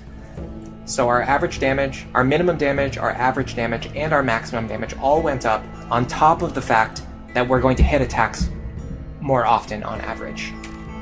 And it's the same for Pizza, who I believe also has 18 strength. Yes. So Pizza also has the same strength score, so they should also have the same damage now. Very good. Very strong upgrade. And we can go right back to town with our new beautiful swords. We're going to sell all of the junk that we've been carrying around until now. Look how expensive these swords are too. This is how good these are. They're worth 5,000 gold each. Even the game knows how powerful these swords are. Now all we need is a set of copper gloves for Pizza, and our front line is going to be very well stocked. Honestly, our group is already very, like, impressive looking. We can get some extra... We can get some more plate mail as well. Plate mail +1. Eventually, but... this is fine for now. Just sell the basic armors. Honestly, we don't even need armor for Reg, so let's just sell it. In fact, let's just sell everything that he's holding. That way he has more inventory spots in the future for identifying items. We have officially gotten to the point where Reg has just given up on adventuring, and he knows that he's just going to sit on the bench and identify items. So he no longer feels the need to keep any equipment on him. Okay, James is very close to leveling up.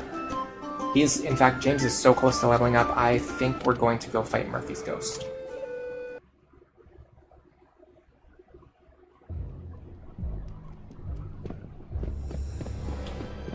Because it would kind of be a waste of time to go all the way down to the 5th floor just to come all the way back up. While we're here, let's cast some spells. Porthic.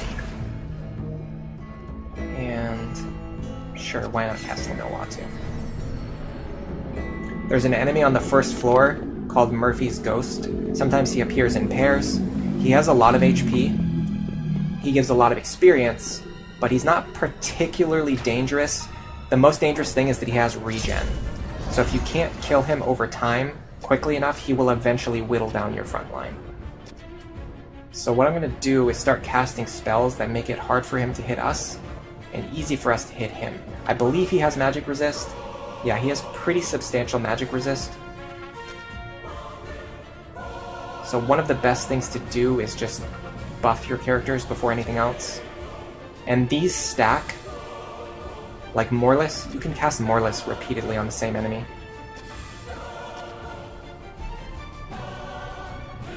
And I wonder if Makanito can kill him. No, he's level 10, so he's above level 8, so Makanito cannot kill him.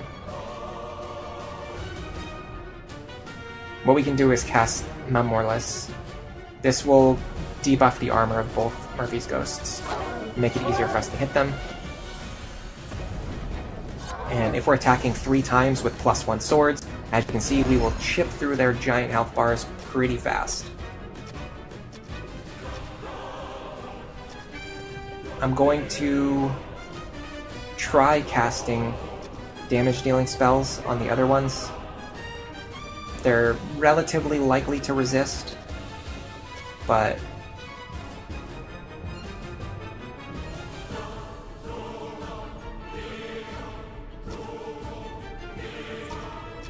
might as well do it anyway, just in case. If we don't resist, we can get some damage from our spellcasters.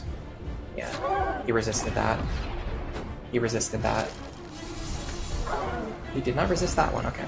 He only has 40% spell resist, so it was pretty likely at least 2 of those were going to hit. Now we can just spam the attack button until he dies, honestly. And then, if James doesn't level up, we'll just leave the room and go fight another one. Graham the Oracle, hello, welcome to the stream. You said, woo, I made it. Let's go, guys. You missed some good stuff. We got, remember how the entire last stream, we were trying to get a +1 sword? We just found 2 of them. So, Mavtato now has a +1 longsword, and Pizza now has a +1 longsword. Massive boost to the power level of our party. That was not enough experience for James to level up, so what we're going to do is we're going to fight another Murphy's Ghost. Come in pairs.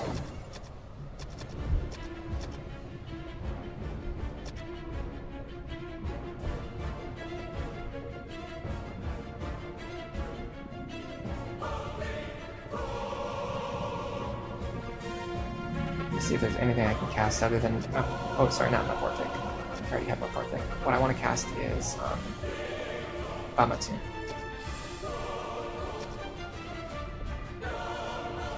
How many Moreless do I have left? Not that many, okay. Let me cast Doto. And you will cast... You should have one more list left. Yeah, and really nice gear. You're not going to be able to chat today, that's fine. It's been a very lurker-heavy day. There has not actually been very much chatting at all today. But I'm just having fun playing the game, and honestly, this is probably going to be a relatively longish stream for a Wizardry stream, so there's going to be plenty of time to get caught back up. Alright. We cannot cast Moreless anymore, but we can cast regular Moreless. I want to use it on this one, because we're going to be attacking him next turn, or in future turns. We want to chip him down as fast as possible from full HP to no HP.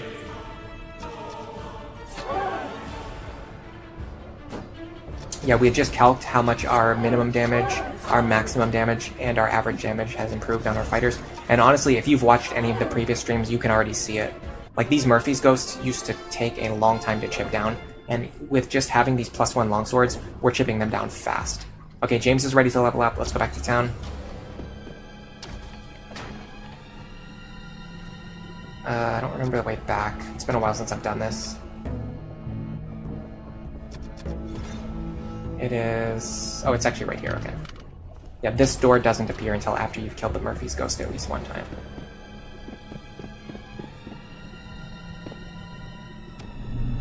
I don't remember exactly where we are, but I think if I just walk straight, it'll take me somewhere.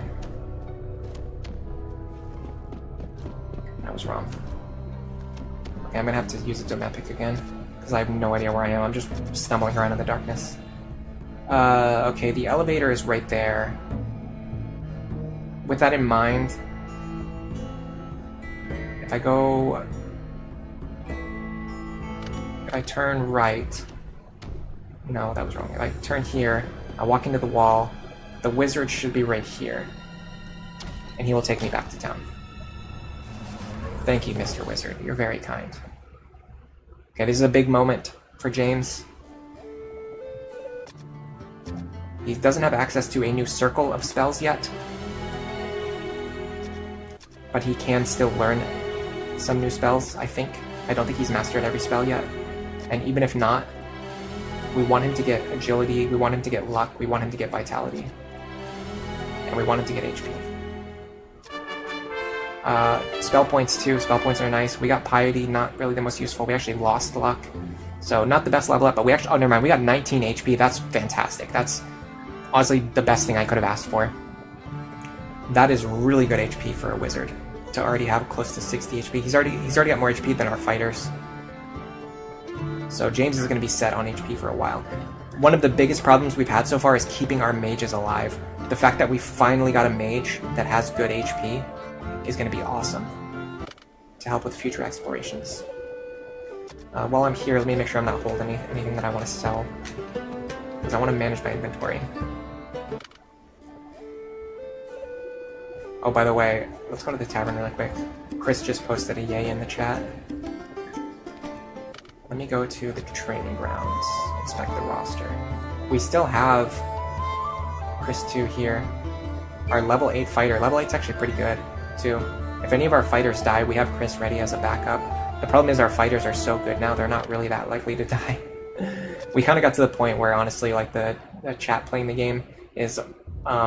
I mean, it's still true, we're still using chat-created characters, but it's just not that likely anymore for somebody to show up in chat and, like, get a new character onto the team. Because our team is pretty much set at this point. Chris says that they got 5 ads for Wizardry Daphne. Oh, that's so funny. I didn't even know they were doing promotions for that game. I just figured it was like they just assumed that anybody who knows about Wizardry was going to play it, and anybody who doesn't know about Wizardry already was probably not going to play it. But I guess they're actually trying to advertise it. I've heard it's actually pretty good. I'm not really a fan of like gacha style games myself personally, and I know it does have some gacha mechanics. But on the other hand, if the game itself is really fun and if it's free to play, and especially if you can actually play the game for free, like without being forced to spend money to actually make progress, I mean, I guess it's fine, especially if it's free. Like, for people who can't afford to buy games, there are so many good options for like free games that you can just play for free now. Muscle Mage. I love the Muscle Mage archetype. Yeah, James is buff. He's literally got more HP than more than half of our front line, which is crazy, and more than our thief too. So he is stacked. But having said that, on the next level up, Pizza, Silvara, and Maid are likely to at least start gaining some HP, because they're all a little bit behind on their HP curves, I think. Stairway should be here. And I'm getting really good at remembering how to get back down to the 4th floor. That means we're probably getting to the point where we've done this enough times already.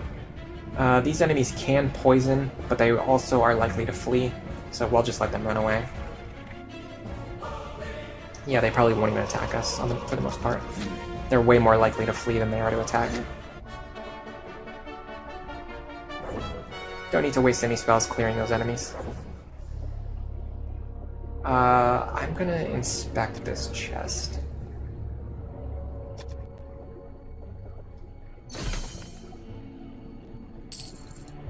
A shield. I don't think we have any +1 shields yet, do we? Let me check. Yeah, we do. Mavtato has one. Pizza has one. And Silvara has one. And Abaddon has one. Okay, and Maid has one. Okay, I was way off. We actually have 5. We might even have a sixth one now. This should be the right way. And it is the right way. Okay, this is a good time to cast Lamilwa.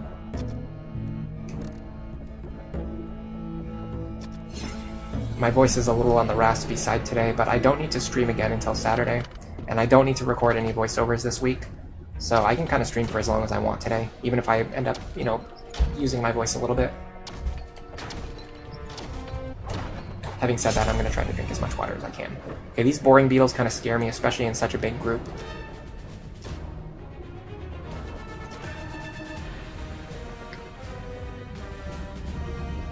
I'm going to cast a Matu.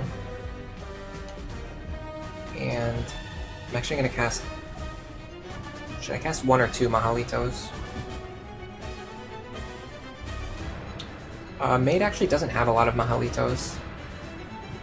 With that in mind, let me see if they resist sleep. They do resist sleep. Okay, so we can't put them to sleep. What I'll do is I'll cast Dilto, and I'll have you cast Mahalito, because you have a lot more charges. And this Dilto will make it easier for our fighters to hit them. Dilto works even against enemies with magic resistance, so it's really useful.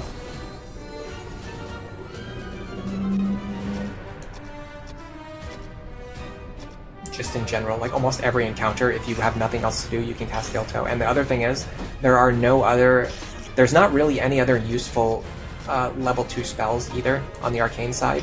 So all of your level 2 spell slots, you can just use that to cast Dilto whenever you have nothing else to do.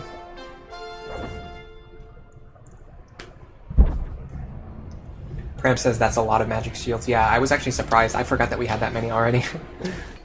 Caught me off guard. There should be a secret door somewhere around here. There you go. And then this will take us back to the 5th floor. I think because Pram got here a little bit late, I think this is your first time seeing the 5th floor, at least today. We have mapped out a good amount of the 5th floor already, and we have a pretty good strategy for exploring too. I'll show you what we've got so far once we get down there. And that will also let any of the other lurkers who want to show up late today, or chatters, if anyone shows up late and they actually want to chat, feel free. I love reading chat. This will help people get back up to speed. Okay, so right now we're down here in the bottom left corner. This box right here is kind of isolated from everything else. Once you go through this one-way door, the only way to get back over to the staircase is to access, is to go the long way around, which requires you to go like, I don't even remember how to get up there anymore. It takes you have to go like up here and around though. But long story short, there's like a secret door up here somewhere that lets you back over. But anyway, long story short, I was a little bit worried, but what I noticed is that when I walk over here, there's actually an elevator here. This brings you to a one-way shortcut that can take you back to the entrance.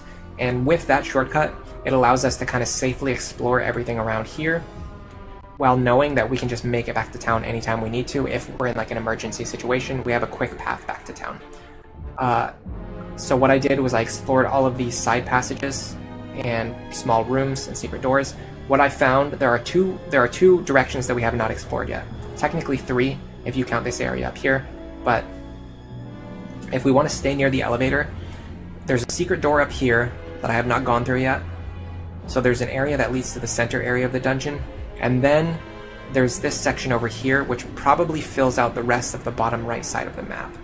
I'm thinking of going and filling out the rest of the bottom right side of the map, because I suspect, like the area in the bottom left corner, this is probably an isolated area. But we need to check everything over there anyway, because we're looking for specific magic items to open up a shortcut that will allow us to go from the 4th floor to the 5th floor. And if we can go between the 4th floor and the 5th floor, that pretty much opens up free travel through the entire dungeon. We'll be able to access everything from the 1st floor to the 9th floor just using elevators. Although some of the lower floors will be blocked off, everything that we've explored so far, we will essentially have permanent access to. So I want to find that magic item, and in order to do that, I need to explore every inch of this floor. Okay, these bishops are a little bit scary in a drawn-out battle.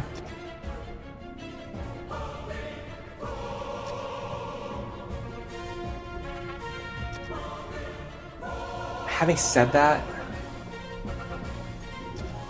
I feel like they're not that threatening. especially now that we have stronger weapons. We were able to handle them last time. The scariest thing is when they cast spells that deal damage to our back row.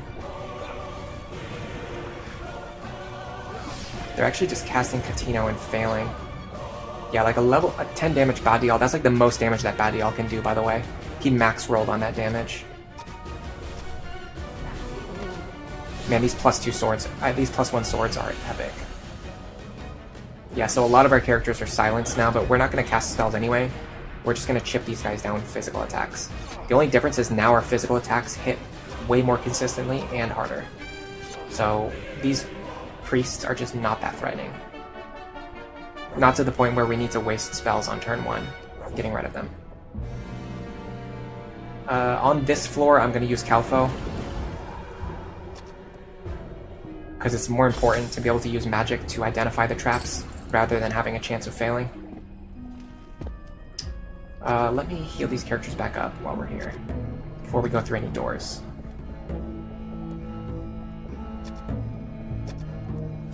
Awesome.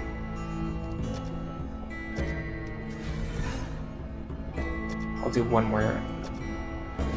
Actually, I kind of want Sylvar to be on full health because her max HP is pretty low. Oh my god, I'm like horrifically low rolling. Wow. I used 4 Dios charges and she's still 1 short of max HP. I'm just gonna leave her there. It's good enough. Alright, let me go this way first, because I suspect this area is gonna be closed off. I actually might have been wrong.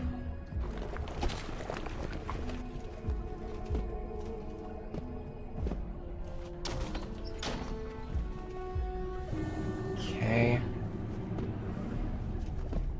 This, I think, actually connects back to the start of the floor.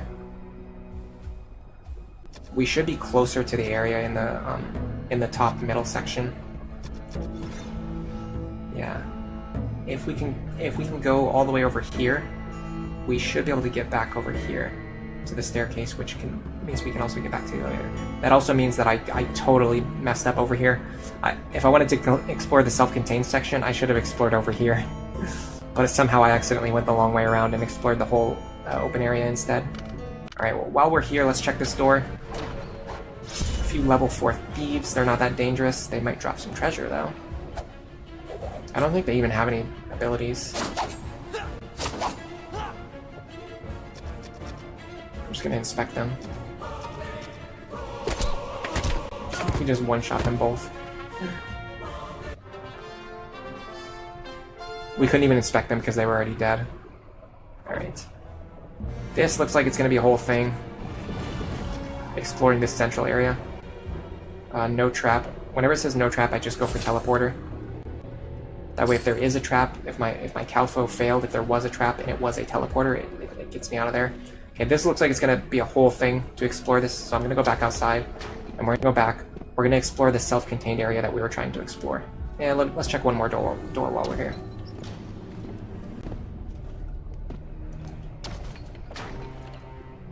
And let's check one more door. Huge spiders, no problem. Yeah, I noticed the threat level of the enemies on level 5 is like pretty similar to level 4. Maybe even a little lower. I just don't feel like the enemies on this floor are so threatening. And once again, I know I'm going to eat those words later when I get ambushed by something terrifying, but as of right now, I really haven't felt like the enemies on this floor are that scary. Poison needle, I don't know about that. I have not really seen any poison needles. Okay, it is a poison needle.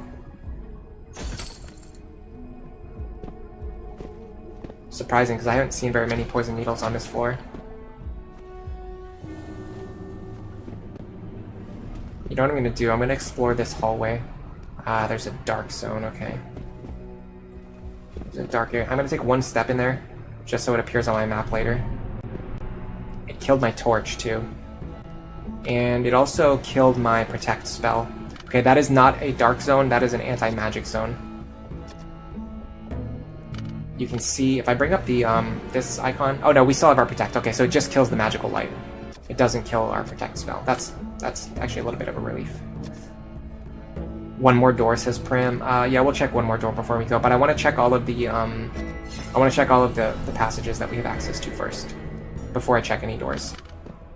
So what I'm going to do is, like, I'm going to explore every area that we can explore without going through a door. Ooh, gargoyles are good. We learned earlier that gargoyles have no special abilities. They aren't dangerous, but they have magic resist, and because they have magic resist, they give a lot of experience. So these are good for grinding. And they don't run away either. So anytime I encounter gargoyles, it's usually a good thing for me. Yeah, that is a really good experience for one monster. And they can come in groups of 4. Okay, so we should have visuals on everything that we can explore without opening any doors. So these are all the doors we have access to. This one leads into that big central chamber that I said I didn't want to explore yet. This is a door we have not opened yet. There are 5 doors up here that we have not opened yet. There's a dark zone over here that I am not going anywhere near. I am not touching that dark zone anytime soon. I will go there as pretty much a last resort. What I will do, I'll go up and maybe I'll check this door up here, and then we'll go back and we'll hit all these doors up here on the way back to the elevator. And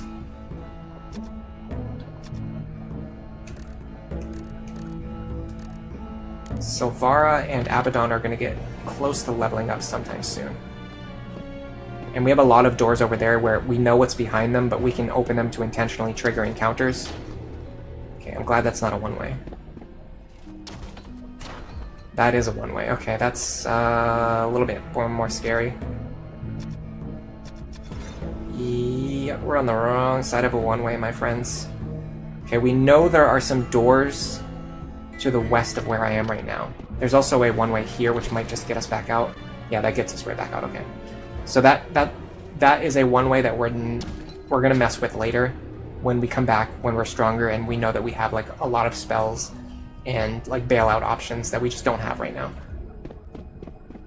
I guess while I'm here, I'll check these doors, see if maybe they connect. That is a one-way as well. Okay, so there's a lot of one-ways around here. We're learning.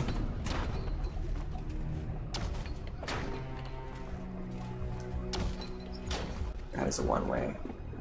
I got it. I understand.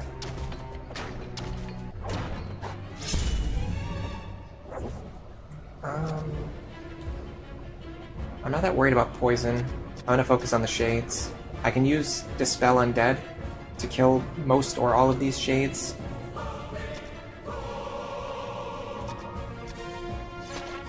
Beautiful. We got 2 enemies with Dispel Undead.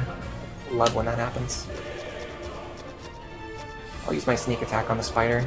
I might be able to one-shot him. If I can get a +1 short sword, it'll be awesome. That makes your sneak attacks a lot stronger. And if you can get a, I'm pretty sure there's bows in Wizardry 1. I can't remember, it's been a while since I played it, but I'm pretty sure there are bows in Wizardry 1. You can equip your thieves with bows so that they can attack every turn without needing to hide. They can still hide if you want them to, but it allows them to attack every turn without needing to hide. Delicious water. And it also allows you to put like fighters in the back row and things like that if you want to. No trap. I don't feel confident in that. I'm going to use Calpo. Okay, it's no trap.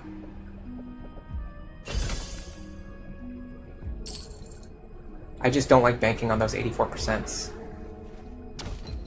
So this probably connects to the other door. And then this is hopefully the way back. No, this connects to the same passage. Okay. Attack dogs. We're basically going through like a one-way route right now. We don't have any particular way to go back from where we are, so we just have to keep moving forward and hope that it leads us to somewhere that we can use to get back to the entrance. I got way too greedy with opening doors. We are now at the point where we can only go forward. Okay, am I stuck in a loop or something? What is going on here?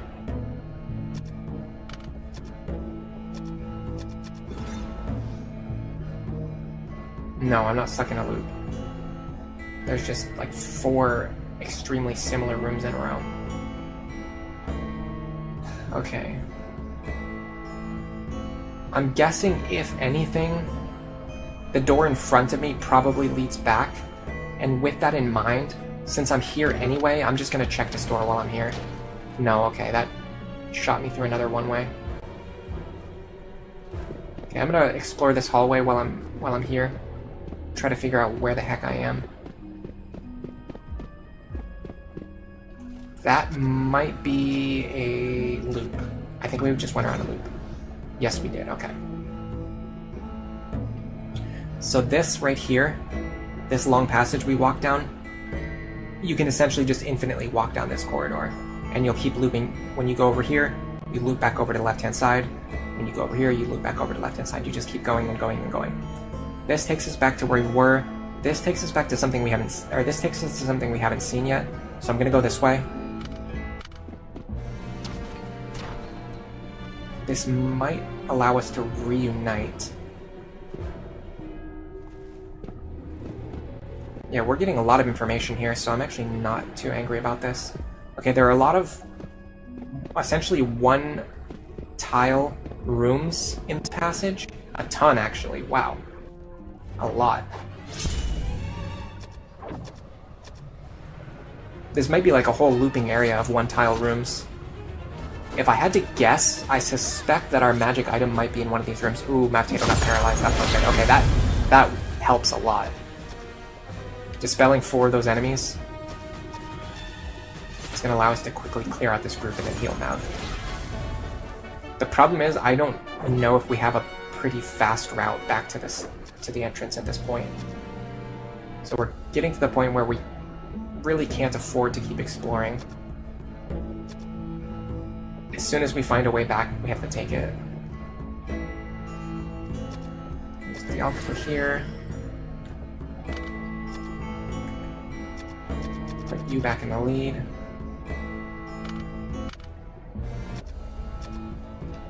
How many Doom picks do I have left? 2?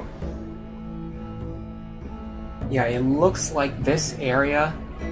So the top row is like a loop of a single corridor, and then this middle area is a loop of like a bunch of one-tile rooms that we have not explored yet, and I do not want to explore until we go back to town at least one time. But what I will do before I do that is I'll map out all of these tiles.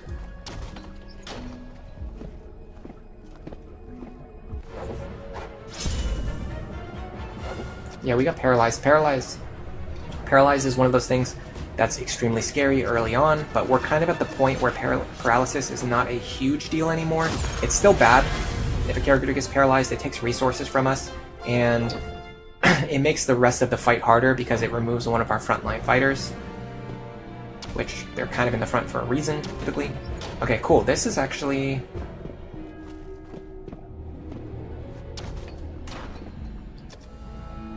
Okay, if I'm not mistaken, I think we've kind of mapped out everything other than the rooms themselves.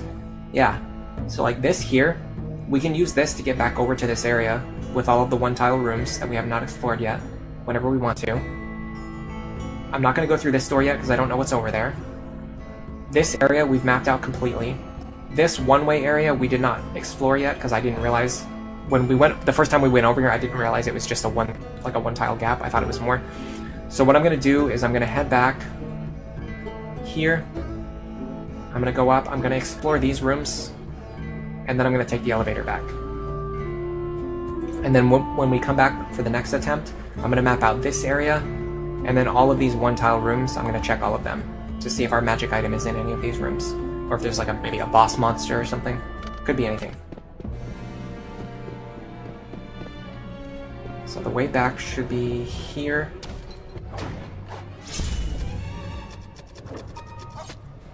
I'd love to encounter some more gargoyles. They give awesome experience.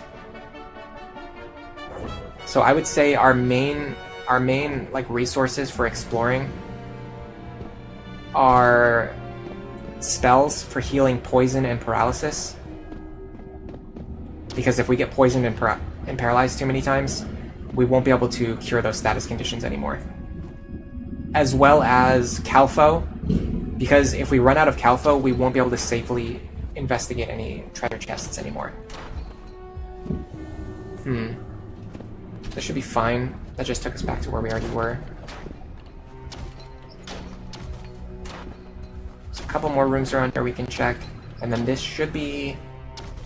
Yeah, this area should be fully mapped out now. I was expecting to run into some gargoyles over there. I'm surprised we didn't. So that area should be fully mapped out. There's some... Oh, there's a lot of gargoyles. Awesome. I can cast a Dilto on them to make this fight go quicker. In fact, I can double cast it. Because again, we just don't have anything... Like, you're pretty much never going to cast Sopic. So essentially, James can just cast Dilto 8 times per quest, and there's no downside to doing that. It just makes the fights go faster. It makes enemies 10% easier for us to hit. Which means more damage, especially because our main source of damage now is multi-attacks. Increasing our accuracy has a compounding effect, because it makes all of our attacks more likely to hit. Yeah, this is a nice experience feast. This should be 12,000 or more experience, at least 12,000 experience. Let's see how much it is total with the rounding. 14,000, almost 15,000. Incredible. The problem is with it gets split up between the party members. Oh, this is not the way I wanted to go, by the way. It gets split up between the party members, so each person only gets like a few thousand, which kind of sucks. But then again, if you could level up too quickly, it probably would ruin the balance of the game. Yeah, that was an experience feast.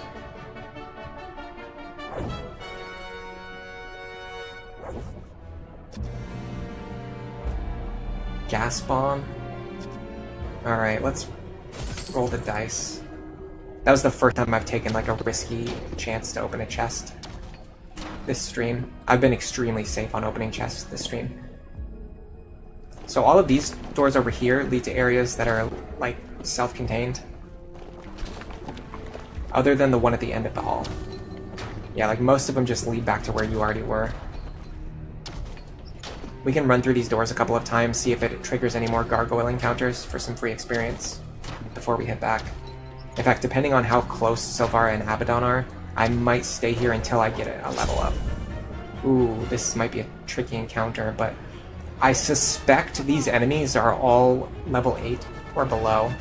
Okay, these level 6 ninja are by far the most dangerous things. I am going after them first. I need to get rid of them. They have instant death.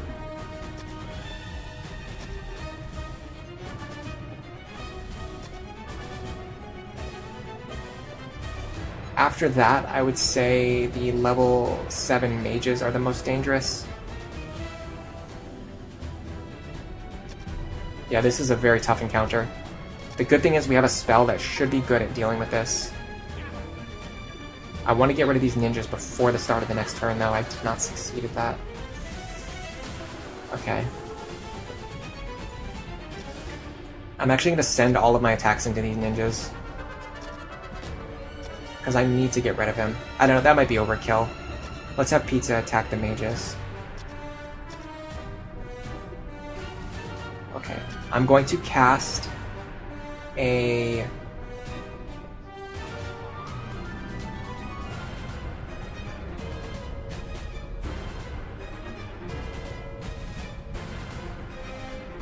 block spellcasting, yes. I'm going to cast a Montino on the group of level 7 mages. This will hopefully prevent at least some of them from casting spells, because they can cast pretty powerful spells.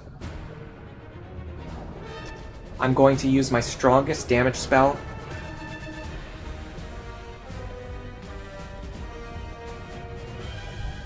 Dalto on the Master Thieves, and then James is going to use a Macanito.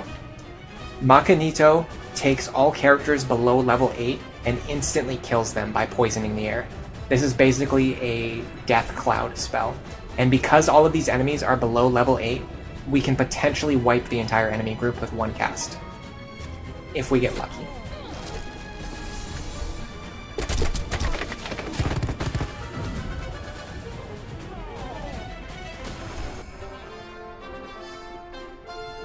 Worked pretty well. Hello, Marseos. Welcome to the stream. Abaddon, your evil mage. He lives. He's actually an evil cleric, but close enough. That also got a level up for both Silvara and Abaddon, and that is a huge level for Abaddon. Marseos, you just showed up at the perfect time. This is a massive level for Abaddon. He is going to learn some new spells very soon. We're going to use a couple elevators to get back to the surface, and we will go level him up. Yeah, you just joined at literally the perfect time. Not only did he just help with wiping a group of pretty dangerous enemies, he just gained exactly enough experience to gain the level that he needs to unlock some hopefully new and powerful spells. Before I level him up, I will bring up the Wizardry spell list and we can go over our potential spells that we can learn.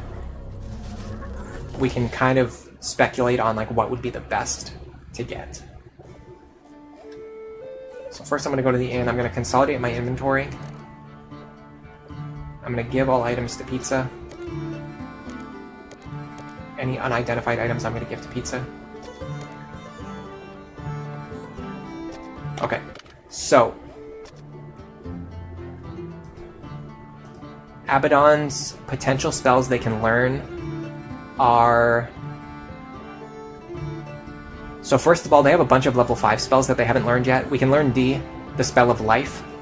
If you learn D, that is a huge deal. It allows us to bring characters back to life without spending thousands of gold.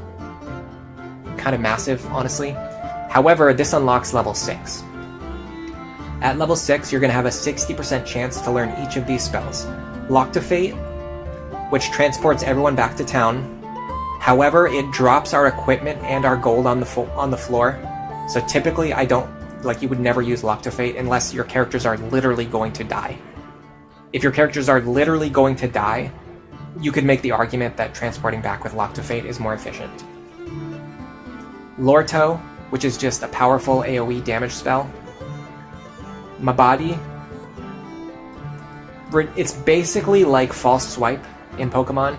It reduces the enemy to a very small amount of HP. It just hits one monster, but it reduces them down to a very low HP without killing them. And then Madi, which is basically a full heal and restores all status on a single party member. We want to see... Honestly, I want to see Madi. That's the one that I want the most. If we don't get any of these spells, we'll get Lock to Fate automatically.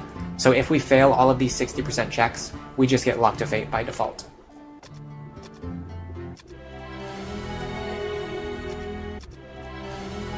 I'll do it. Also, Silvara is going to level up too, but she doesn't have access to any new spells, so her level is a little bit less important. What we really want on Silvara is HP. We got 18 HP. Okay, that's fantastic. And multiple stats went up. Okay, that was a fantastic level up for Silvara.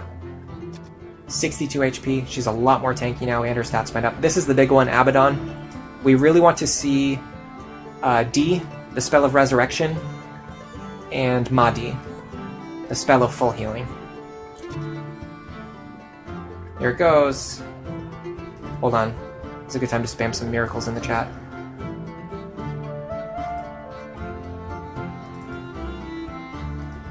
This is what I need.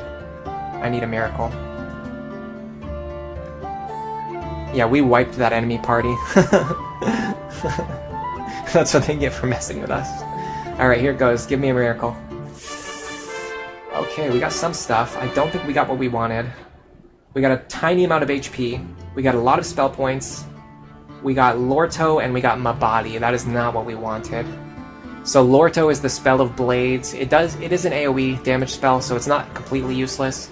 Mabadi I don't really like, because typically if you're using a spell slot, you want to use it to remove an enemy. Mabadi just drops an enemy down to 1 HP, which then still leaves them alive. So it's not that great. I mean, honestly, if an enemy has a ton of HP, dropping them to 1 HP can be useful, but still. Lorto is probably the most useful thing that we just learned, because it's just another source of AoE damage. But it's not as powerful as the spells that James can already cast, because arcane casters have more offensive spells to begin with. Yeah, you can set the enemy HP to single digit, which is, I don't know, it's kind of useful, it's just not like that useful. I can't remember if May recovered yet, so I'm just gonna have a rest. Okay, we're gonna go to the tavern. we are going to identify the items we just picked up with our friend New Reg. I don't know why I have to use the bathroom again already. We just took a break like 30 minutes ago.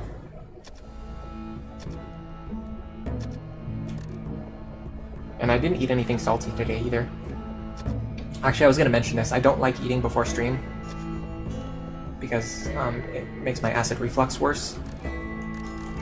But I ate some carrots earlier today, and I don't think carrots are the kind of food that's going to make me have to use the bathroom, so I don't know why I have to go again.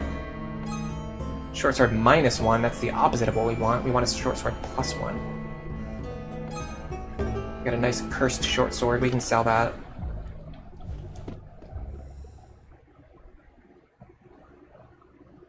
I can't remember if there's any way to remove a cursed item from a character other than paying at the shop.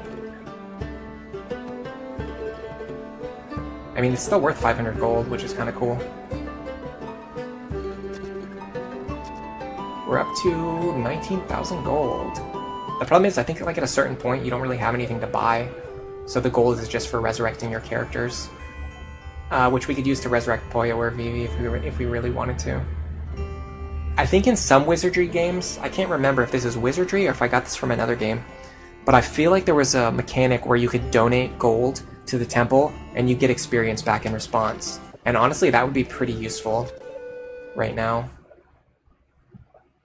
Oh, I brought Reg with me by mistake. We're definitely not bringing Reg with us. We need James. We need our powerful spellcaster. Reg, you go back to the bench. James, you come with us. Unfortunately, Abaddon has kind of disappointed me on the last few level ups. He missed learning D, the spell of life, 3 times now on a 60% chance.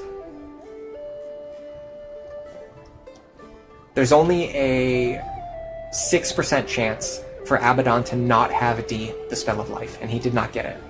On top of that, he missed a 60% chance to learn Mahdi. So if we factor that in as well,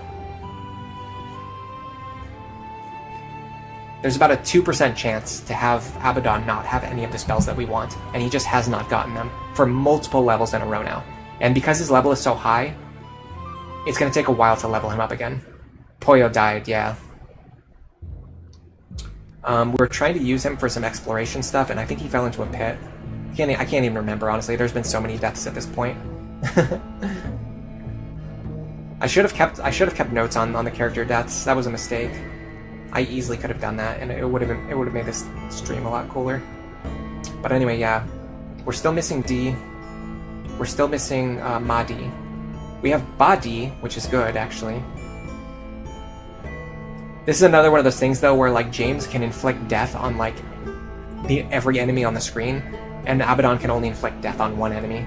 So priests they lack the offensive abilities. Anyway, let's cast our Maporific. And let us head. Gotta go the long way. Back down to floor 5. At this point, I don't think we have any other characters who are close to leveling up either. So I'm just gonna take my time and do some exploring. We're not like in any rush to head back and level up or anything. I'm just gonna explore as safely as I can until I feel like there are no more safe areas to explore, or if we run out of spells. Utility spells for exploration. Those being Dumapic, which we'll probably never run out of, Calfo, which is a big one, but if we run out of Calfo, it's not the end of the world, it just means we can't open any more chests.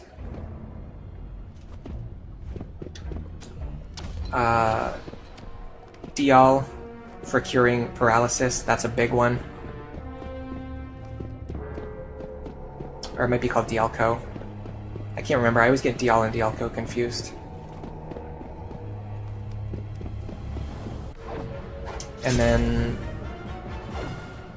Latu something, which is used to cure poison. Which I don't remember what that one's called at all. I always forget that one. It's not Latu Mapic, because Latu Mapic is to identify enemies, but it's something similar. It's like Latu Morphus or something.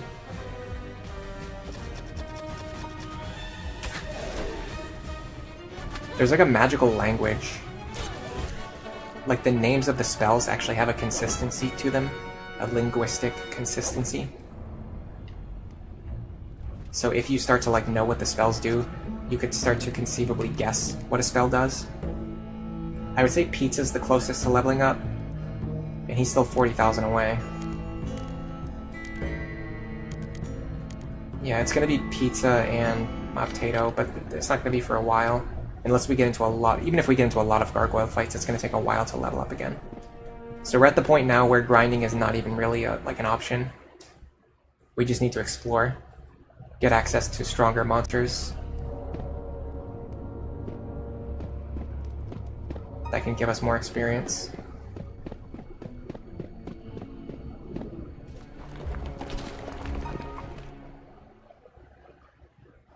Okay, one thing that I think I've learned is that you basically always take a left-hand turn after you get off the staircase. That's going to help me a lot with navigating in the future. I need a light spell, please. Silvara. I like how it remembers the spells that you typically cast. So like Silvara always, because I've been using her to cast Lomilwa, it always brings me back to Lomilwa. And same with Potato, always brings me back to Dumapig. Ooh, no encounters. We actually don't really want to get very many encounters on this floor, because the treasure chests on this floor are not as valuable. The treasure that you get from chests is based on the floor that you're on, and for that reason, we want to get encounters on the next floor more than we want to get encounters on this floor. Let's go for a risky chest opening. We haven't done it in a while. It's a stunner. Nice. And we got a sword for our trouble and armor. Okay, that was worth it. But even still, the chests on the next floor are going to be essentially be 10% better than the chest that we just opened. So it's really worth it to go down to the deepest floor that you can. One of the strategies, in fact, for like, I guess, quote-unquote speed running this game, you can't really speed run this game because it takes, well, maybe you can, but for speed running this game is actually to like get access to the lower floors early on, go down there and just fight monsters to get chests with like really good gear, and then you can use that to explore. Like you could explore the 5th floor using gear that you got from the 9th floor, essentially. Like we could use this elevator over here for that, which we might honestly want to do soon, but I want to finish mapping what I can first. Alright, we don't need to cast Dumapig, but we need to get an idea of where we're trying to go. So we have some options. I think, actually, did we go through this door yet or not? I can't tell. It looks like we haven't gone through it yet. So let's start by going, well, I don't know, we should either go up here and clear out this and these rooms, or we should start by going through here. Let's start by going through here, because we have all of our resources. If we start going through here and it ends up being dangerous, we'll have like an opportunity to get back safely. Yeah, I would like another magic sword and armor too. What I really want now is a short sword +1, plate mail +1, and long sword +2. Those are the things that we're looking for now. Okay, this... Oh, interesting. Okay, this is the entrance to the 6th floor. I'm going to go down just to mark it on our map. I'm not going to start exploring the 6th floor until we're done mapping out the 5th floor. Ooh, interesting. A new tile set. That's cool. Is this a door? I am not stupid enough to walk through this door. For all I know, this could be a teleporter that's going to send me into a pit full of antlions. Or a one-way door that's going to lead me to like a way that takes like 5 encounters to get back safely. But it's good to know that's where the stairs are, and they're right near the elevator too.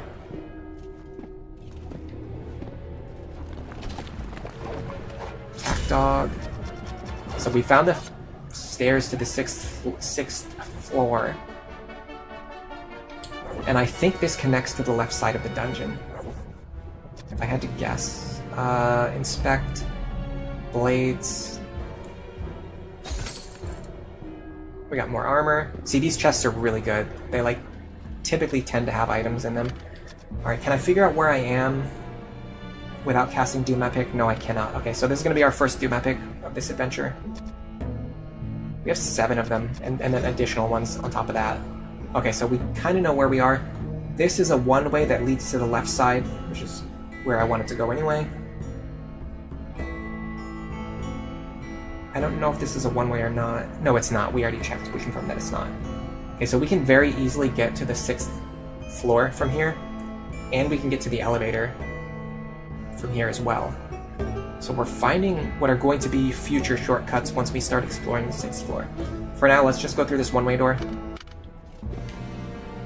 And honestly, this is a good time to explore this area. I didn't explore it before because I was afraid. Oh, there is a spinner here. Be careful. Check this out. I'll show you. When you step here, you get spun in a random direction. You have to be very careful about that. I'm not going to go into any dark areas yet. What I'm going to do is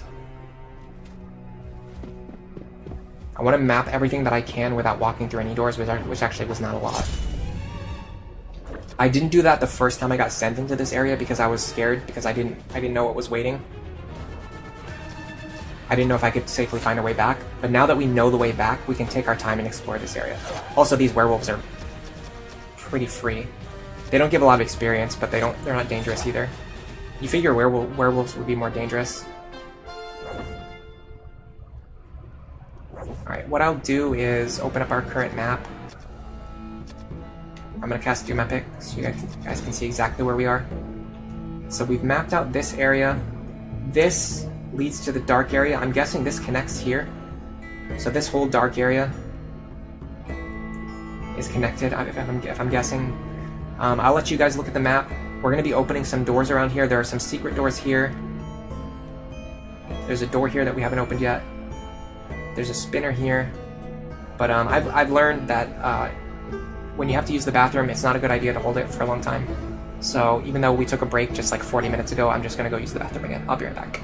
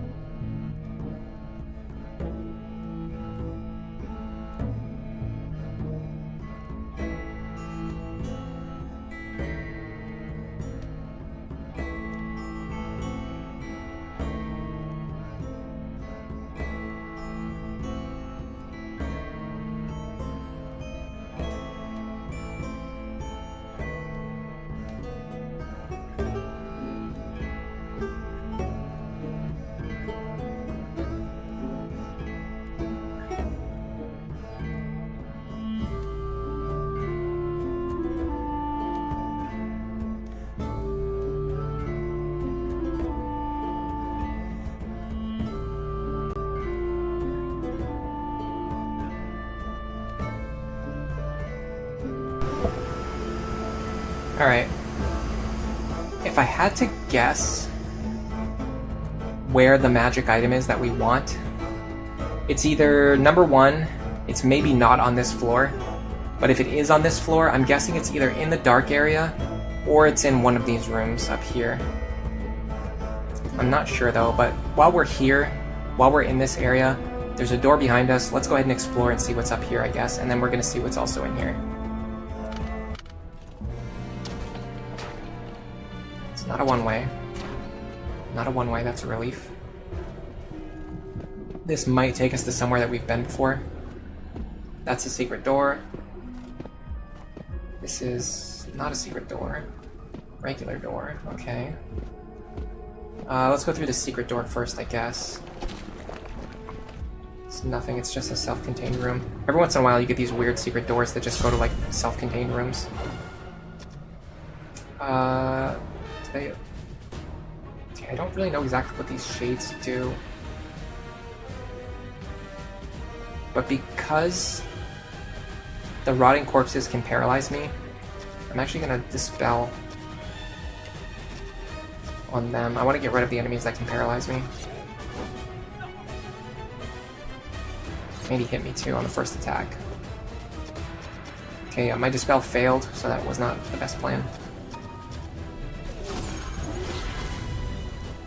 I sent him back to the abyss.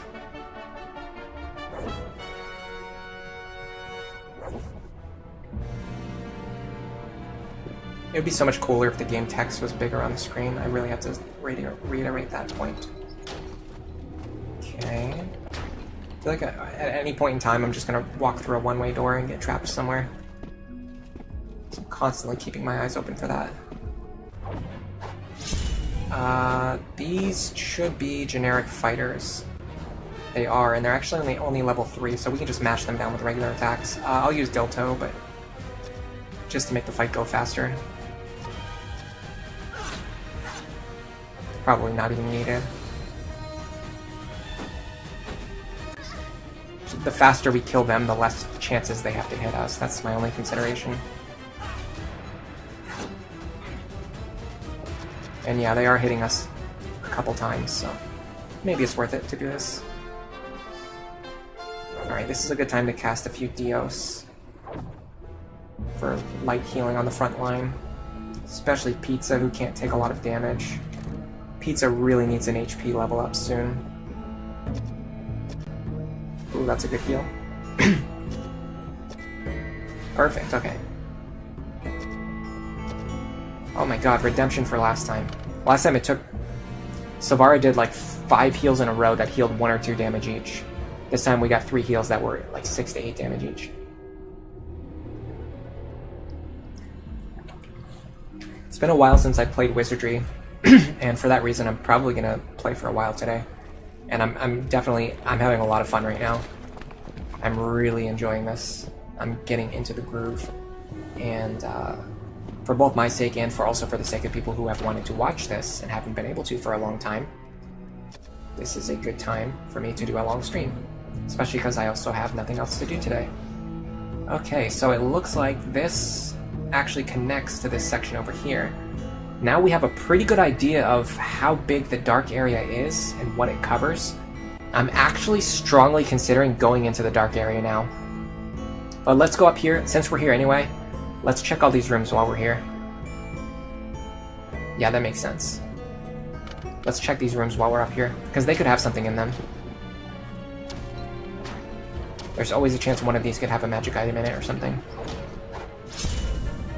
And worst case scenario, we just run into some enemies and we get experience and loot for fighting them. And we might even run into some gargoyles and get some good experience.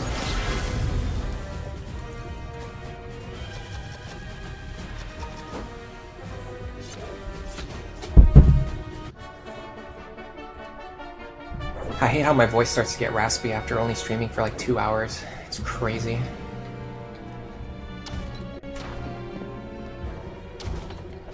Oh, interesting. Why would this be here? That does like nothing, but okay.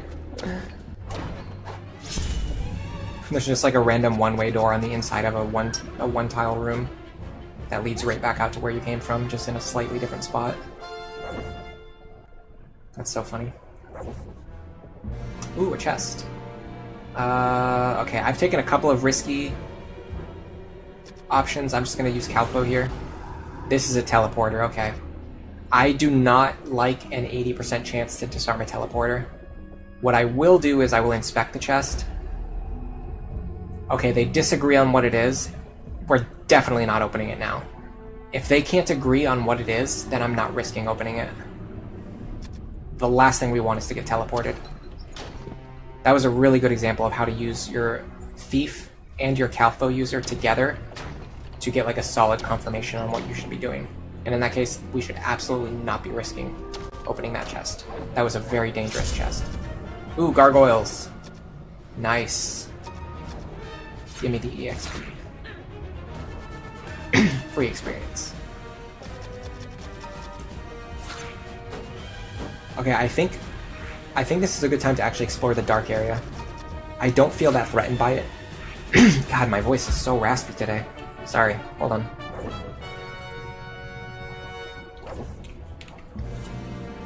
Okay.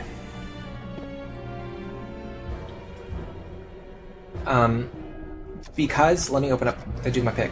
Because we've mapped out essentially all of the area around, because we know the dark area is in here, right? We've mapped everything around it. So now we kind of have an idea of like the boundary. We know how much dark area there is, and that gives us an idea of like how we're gonna get through it. I guess. I don't know if that's coming across the way I want to say it, but also I don't know if we can get back this way or not. Let me find out. If we can, there would be a one-way door here, and there's not. So we actually can't get back this way. We have to go the other way. We have to use this method to get back. Here, here, and then the dark zone's right here. First thing I'm going to do is I'm going to... Let me bring up the map again. So we're standing right here, and there's a dark zone in front of us. The first thing I'm going to do is try going straight as far as I possibly can, because I think that will take me over here. And there might be something over here at the end of this passageway. So I'm just going to keep walking straight until I bump into a wall. We immediately ran into some grave mists. I'm not that scared of them at all. They can paralyze, but they have to hit us. And we have a huge level advantage. And we have Dispel Undead to clear them out quickly.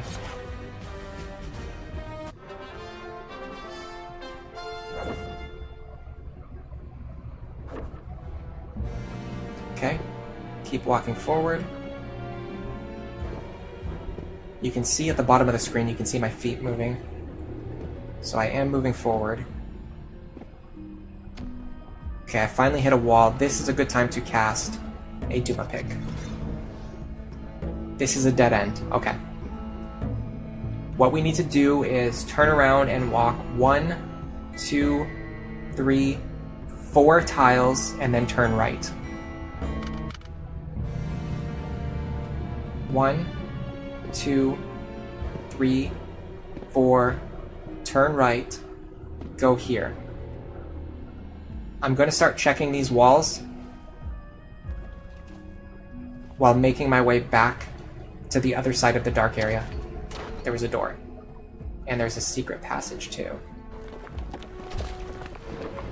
And it leads to gargoyles. Interesting. Okay, so we definitely uncovered something nice. We are in a semi-secret area right now. Because the only way to get to where we are right... Well, the only way I know of to get to where we are right now is by going through a dark area and finding a door in the dark and finding a secret door on the other side of the door that's in the darkness. So typically, this is not a place you would find unless you were exploring every single inch of the walls and checking every wall. Especially when stumbling around in the dark. We don't yet know how we are connected to the other side of the map yet. This, if I had to guess, I think is connected to that big open room in the center.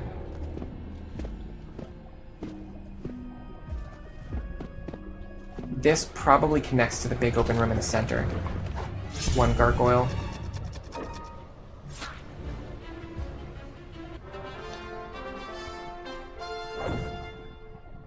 I can confirm that. I'm pretty sure it is, though. This architecture looks familiar.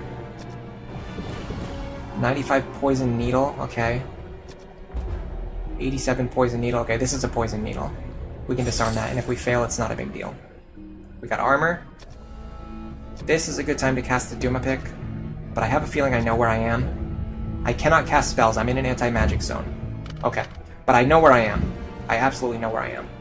This is the big open room with all of the weird architecture.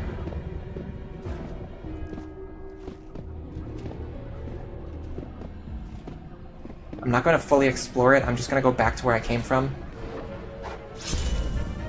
These daimyo are not dangerous. They're about as dangerous as the gargoyles, but they give less experience. Sad.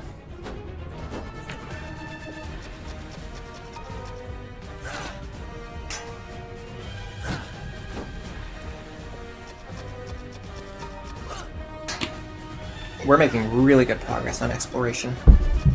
We've uncovered a lot of the map that was previously not visible to us. That big room in the center, I'll explore that later, coming from a different side. There's just not really a need to explore it, like from the direction that we're in right now, unless there's no way back. But if there's a way back to the dark zone, which there appears to be, I'm just going to keep exploring the place that we're already exploring. Okay, we should be out of the darkness soon. I'm just checking all of the walls. Okay. I'm going to cast another Doom Epic. See if I missed anything. I did not miss anything. Okay. So we have successfully explored the dark area. We have successfully checked everything other than this big room in the center, which we will go back and explore later. It is an anti-magic zone. There might be something good in there. The last thing we have to do is explore this room on the left. And once we're done with this, we will have the 5th floor completely done. I really like this floor. This is my favorite floor so far. I really liked the mechanics of this floor. And the map layout itself was cool too. Easily my favorite floor so far. Yeah, we can go mill on. Graham, you had to leave a bit, but you're back here. I'll bring up the map for you.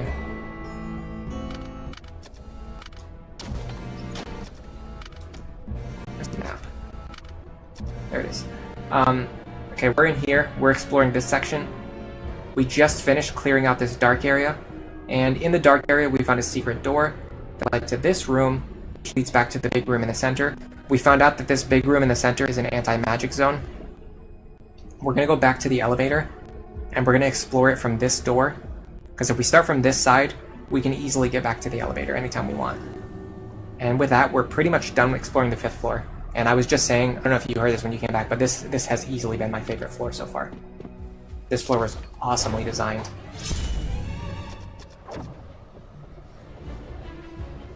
I'm going to try to Montino them before they can Montino me. They're going to try to Montino me, I'm going to try to Montino them first. Other than that, I'm not that worried about them. I'll cast Dilto on them. I have 7 more Dilto charges. Might as well cast one, just to make it quicker to kill these bishops. They're not dangerous, but they can damage my characters. Especially the backline in a way that I don't necessarily want to risk for, like, you know, if I can cut it down to 4 turns instead of 8 turns, it's better. And I was able to clear them out pretty safely. Okay, Calfo time. Nope. Calfo time. It's a gas bomb. They both agree on that point. I will disarm it, and if I fail, it's not a big deal. We got a staff. Could be something good.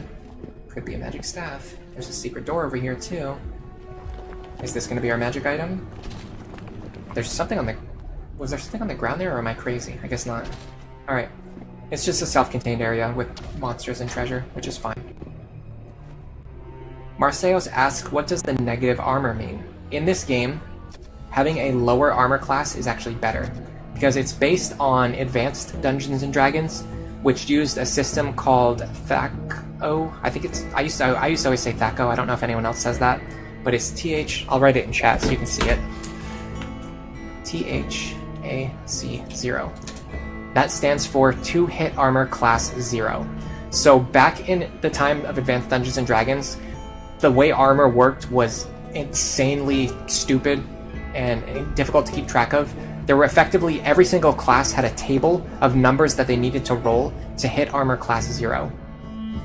And then if the opponent had an armor class above 0, they were easier to hit. So having a lower armor class was always the best thing. And because of that, you could eventually go into negative numbers. You could have less than 0 armor. You could have like -1 armor, -2 armor, -3 armor. And Wizardry uses a similar system as an homage to that, where having negative armor class is basically the best you can possibly get. So our characters with like -4 armor, -3, -2 armor, these are our best defenders. James having 7 armor means he is significantly easier to hit compared to the 2 hit armor class 0 value. So enemies have a roll that they need to make to hit armor class 0. James is 35% easier to hit compared to that, if you want to look at it mathematically. As opposed to Silvara, who is 20% harder to hit for enemies, compared to whatever is like their innate default value. Anyway, this is a good time to try and figure out how in the world we get back to the main area from here. Let me cast a Duma Pig. So I believe there should be in fact, there might be some secret doors that we haven't checked yet. There could be a secret door to the left of me or behind me. If not, they'll be to the right of me. Yes, there is a secret door here that we have not checked yet. Nothing in here, but oh well. At least we explored every inch of the map. You call it Thaco as well? I don't know if anyone else... The thing is, like, you know, back when Advanced Dungeons & Dragons was a thing, the internet was not really a thing. And you didn't really tend to meet that many other, like, Dungeons & Dragons nerds in real life, unless you were very lucky. So, like, you know, there's a lot of terms that I know in my head that I've never said out loud to other people before. That was, like, the first time that I've ever said Thaco. Let me check the map. Okay, so we don't want to go through here. If we want to get to the center area, we would prefer to go through the section on the right-hand side. However, I need to check my spells. I have no more Duma picks, so that's pretty bad. I'm running pretty low on Calphos. I think I have 1 left. Yeah, this is a good time to head back. We're running low on utility spells. How close are we to leveling up, though? Not that close. Yeah, we're still like 30k away. Okay. We'll go back, we'll rest, and then I'm going to come back and explore that center chamber. The anti-magic zone. The tricky part about the anti-magic zone, too, is that we won't be able to cast Calpho, which means the chests are going to be a lot more dangerous. I love the shortcuts in this game. They're so well designed. For a game that is like 40, 50 years old at this point, it's kind of incredible how well the shortcuts are designed. There's even modern games that don't have shortcuts this good. And they're creative, too. How did I run out of Duma picks? I have like 7 or 8 of them. So you run out eventually. Especially because remember, we explored a bunch of areas that we haven't explored yet, and we explored a dark zone. When you're exploring a dark zone, you have to really stop and like cast Duma pick pretty often so you don't get lost in the dark. Anyway, let me give all my items to pizza.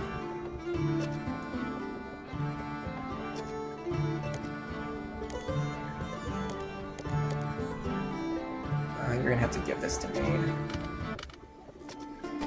We're gonna bring Reg out of retirement.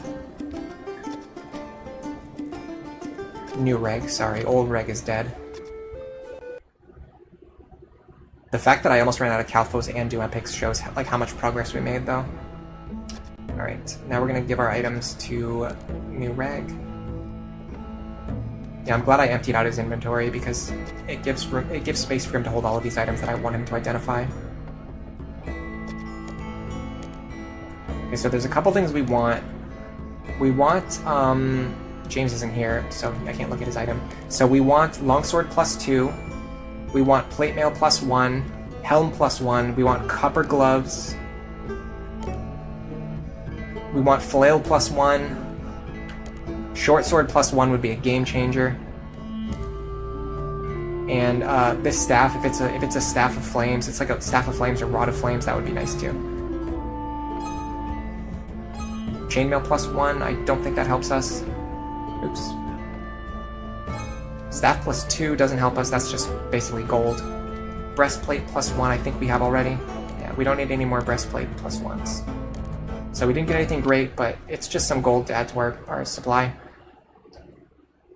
I think Labyrinth of Lost Souls is the one where you can donate gold to the temple in order to level up your characters. It's an awesome mechanic. I wonder if the 5 Ordeals has that mechanic, because I actually really like it. It's one of my favorite things. It just allows you to level up your characters without needing to grind, just by using the gold that you already have. very, very smart mechanic to add to a series like this, where like grinding is a big part of the game. And like gold doesn't always have like the most use. Like you don't always have a lot of use for your gold. Finding a way to give use to gold to reduce the amount of grinding is kind of genius. I don't know if they had the mechanic before Labyrinth of Lost Souls, and I don't know if they included it in any future games. Alright, we're making great progress. Prem asks if stabs are cool in this game. Unfortunately not, so I'll show you. There's a reason why. So the way combat works in this game, the three characters in the front row, Mavtato, Pizza, and Silvara, they can use melee attacks and they can be hit by melee attacks. So the problem with staffs in this game is that they are melee weapons that can only be equipped by, typically you would only want to equip them on a mage. The mage is going to be in the back row, so he can't use it to land melee attacks. So it doesn't really do anything for him, it just determines how much damage and accuracy he has with his melee attacks, which is something that he never uses. The good thing is it doesn't prevent you from equipping a separate rod, so he can equip the Rod of Flames. The Rod of Flames is useful. The best thing it does is it gives him resistance against fire damage. On top of that, it gives him the ability to cast Mahalita without using spell slots, but it has a 10% chance of breaking. So in the worst case scenario, if we get into a case where James has no more spell slots available and we need him to cast AoE damage spells, he can use the Rod of Flame, and it has like a 90% chance of not breaking, so I don't know. It's typically you just keep it equipped for the fire resistance. But yeah, the stabs themselves are just not that useful, because the only thing they do is increase your accuracy and damage on characters who are not ever, like literally never melee attacking. It's not like Dragon Quest where every character can melee attack. Even though your priests and your mages don't really do much damage, you can just have them spam the attack command anyway when they're not casting. In this game, they cannot cast. They cannot attack while they're standing in the back row. The only way to make them attack from the back row is to give them ranged weapons like slings and bows, which are very rare to find, which is kind of weird. It's kind of weird to think about that just like a basic short bow is like an extremely rare item in this game. We've already got magical longswords before we got just a regular bow. But in real life, like, making a bow would be one of the easiest things, and the shop should definitely sell them, but the shop doesn't sell them. But that's my tangent on stabs in this game. Alright, we're heading back down to the 5th floor. We're going to explore the anti-magic zone, and then we might take a peek at the 6th floor, or we might come right back. I've not decided yet. If you guys in chat have any preference between exploring safely or making progress, let me know. I will go with chat's suggestion. Because personally speaking, I don't really have that much problem with going back to town and resting frequently, but I also don't really have that much problem with exploring, even with a little bit of extra risk. Prem says, you don't think you've seen a single ranged weapon yet? No, I have not found any yet. I think they have them in Wizardry 1. I'm not 100% sure, but I'm pretty sure they have them in Wizardry 1. Hello Charmander, welcome to the stream. You're sad that you missed so much of this stream. You have actually watched all of the VODs from this game, and it's really awesome. Yeah, I love this game. It's one of my favorite games of all time. And this remake has done a fantastic job making it both like accessible for new players, while also like increasing like the quality of life and the graphics and things like that. You'd love to see what an encounter on the 6th floor looks like? Okay, we'll head down to the 6th floor. Well, I can't say that for certain. What I will say is that I'm going to explore the anti-magic zone. And if I feel like I have resources afterwards, like if I have like spellcasts and things like that, then I will... Sorry, let me focus on disarming traps first. Okay, I'm going to explore the anti-magic zone first, and then if I feel good about it, I will head down... Sorry, I have to focus on the actual game itself. Okay, if I feel good about the state of our party after we explore the anti-magic zone, then I will go down to this 6th floor and we can see what the encounters down there look like. There was a door right near the staircase too, so we can go down there and just open that door to hopefully trigger an encounter. I don't really like fighting encounters on the 4th floor now because it's just less valuable chests. Poison needle. But it makes you not want to use Calpha, but then if you don't use Calpha, then you run the risk of getting teleported into a wall and getting a party wipe. I feel like at some point in time we're gonna hit that party wipe. We're just gonna run into a wall. We're gonna get teleported into a wall and everybody's gonna die. It's gonna be hilarious and terrible. How have you been doing, by the way, everybody? Charmander, Pram, Marseos, and Kira, and Mirror Fanboy.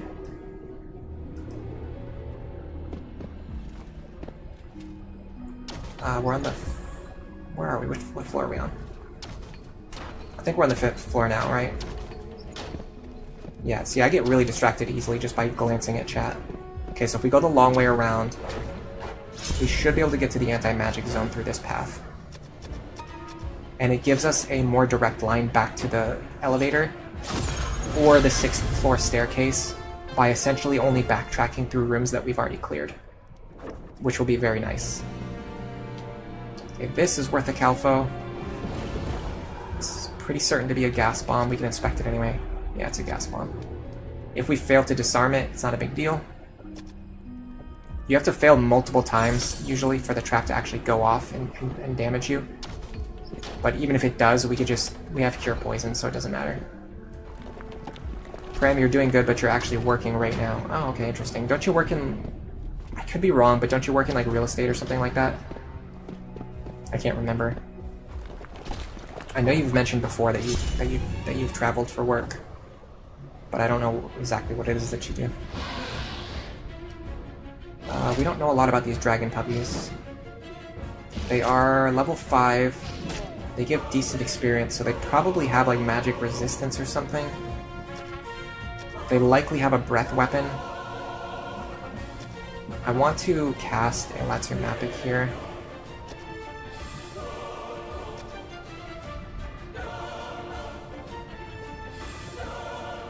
There's a very small chance that Katina will do anything, but I might as well cast it. And I'll have James defend for 1 turn. Because I want to get information on these enemies, which means we do have to sandbag for a little bit, even if that means opening ourselves up to the risk of being hit. Okay, we can one-shot them with melee attacks, that's good. Okay, they resist sleep, and they have an ice elemental breath weapon. And they don't have any other traits, which means they don't resist normal magic spells. And they are below... They should be below level 8, which means we could inflict them with instant death if we needed to, but they're not particularly dangerous. Honestly, their ice breath weapon is actually kind of scary. We got lucky that they didn't use it. Okay, this is worth a Calpho. They seem to agree that it's a stunner. We got a sword. Could be a short sword +1. Could be, if we're lucky. Okay, this is the anti-magic zone. What I'm going to do is just walk around the room and just check everything that I can. Because if I had to guess, I would suspect that if our magic item is on this floor, it's probably in here somewhere.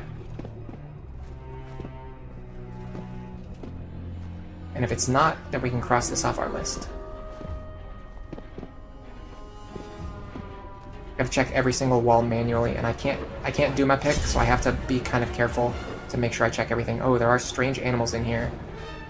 We cannot cast spells. These are Medusa lizards.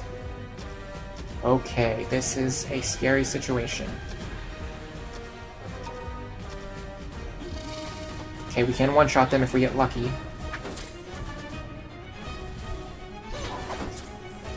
I'm very scared of the fact that they can probably do something to us. Considering the fact that they're named Medusa lizards, it makes me feel like they can, like, petrify me or something. I don't know. Oh, I think this was added. I don't think this was in the game when I first bought it. Someone can tell me if you remember this from the previous streams.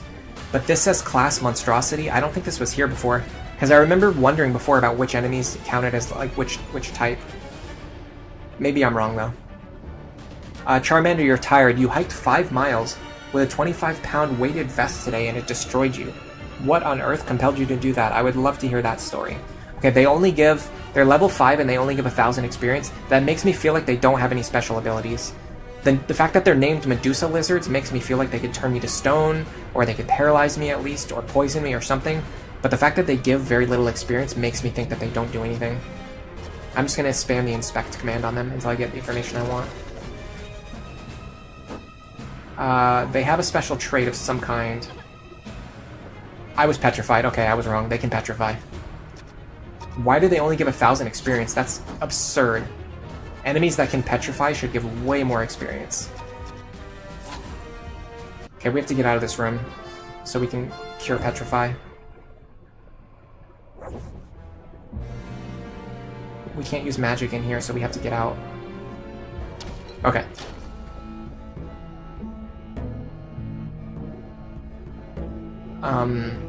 Abaddon should be able to cast Dialco. I think Silvara can cast it too. Yes, this cures... Does this cure Petrify?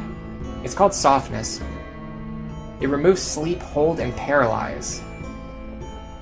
Latummophis cures Poison. I don't think we have a Cure Petrify. I can try Dialco. It doesn't work. Yeah, we don't have a Cure Petrify spell. Okay, we're gonna have to go back to town, guys. We don't have anything to cure this. Well, while I'm here, let me do my pick to see how much of this room I explored. Okay, I explored everything in the room that I can step on. I did not check every single possible secret door entrance. You know what, this is risky, but I'm gonna go here. I'm gonna check these walls while I'm here. I gotta do it.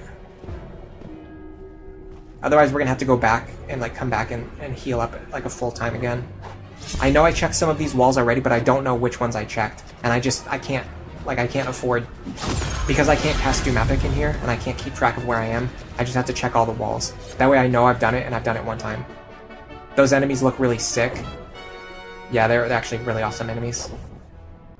Those Medusa lizards were crazy looking. They kind of remind me of Komodo dragons. We got turned to stone. Yeah, this was our first time getting petrified, and I actually thought Softness would cure it. So we were in a worse position than I thought we were going to be in. Okay, so there's actually nothing in here. It's just an anti-magic zone full of enemies that will turn you to stone. We definitely never want to go back there ever again.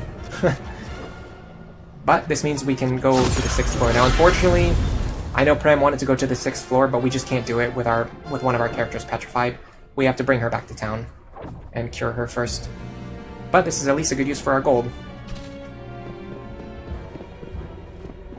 We have cleared all of these rooms already, so the only thing we have to worry about now are triggering random wandering monsters on the way back to the elevator.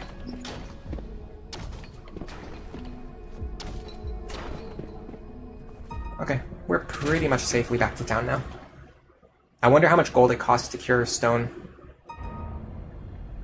I really thought Softness actually cured Petrify. I did not realize that it didn't cure it.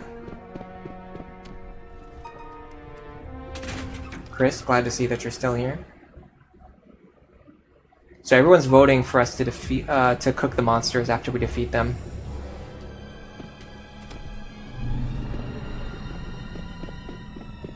%40 of people want us to cook these monsters. What do you think happens if you eat one of those Medusa lizards? You probably get turned to stone. Alright, we gotta fix this problem. I have no idea how much it costs to cure petrification. It's been quite a while since I've done this. Anything like this. 2,200 gold. It's not cheap, but it's not prohibitively expensive. Now I'm going to...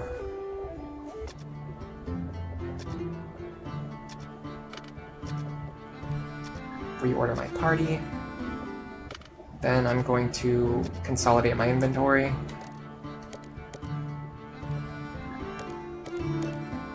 Okay, we have one item for reg to identify. Might as well do it while we're here. Sorry, new reg. Because we have a ton of gold, Pram, do you want us to try reviving Poyo? If we fail, he'll get turned to ashes. Oh, you know what the problem is? He's actually equipped with a cursed item, and then he died. I feel like it's not worth the money to bring him back to life because he's stuck with a cursed item anyway. So like we can never really use him. We'd have to spend a prohibitive amount of gold to actually use Poyo. The only reason I kept him because I thought it was funny. So yeah, it's probably not worth using Poyo anymore. Honestly, if you want to create a new character, it would probably be better to create a new character. Even knowing that they're probably never going to get used at this point. Because we have a party that's like set in stone now. Alright, James back in the party. We need to rest up. I don't know why sometimes it cancels out when I'm like going into a menu. Later when I get gold and I don't have any other use. Okay, so the problem is he's equipped with a cursed item that takes like 20,000 gold to remove. So we are never, like I would never spend money. Because here's the thing. If you look at him, he's not like a valuable or a powerful character. He has middling stats. He's a bishop, which is not a class that I typically use for exploring. And his level's not very high. So we have not invested a lot of resources into him. He doesn't have like any good long-term potential. For that reason, like I would never spend the amount of money it takes to remove the deadly ring from him. And then also resurrect him. Like it just doesn't make sense. The only reason I kept him here is just so we can look at him and remember that he exists. Because it's funny. But I can tell you with 100% certainty he is never coming back off the bench. Maybe when we get to like the very end of the game, like when we beat the game, and we just have like literally nothing to do with our gold, we can do it just as like a thing, but other than that. Okay, so we can go explore the sixth floor now, which is good, which is fun and exciting.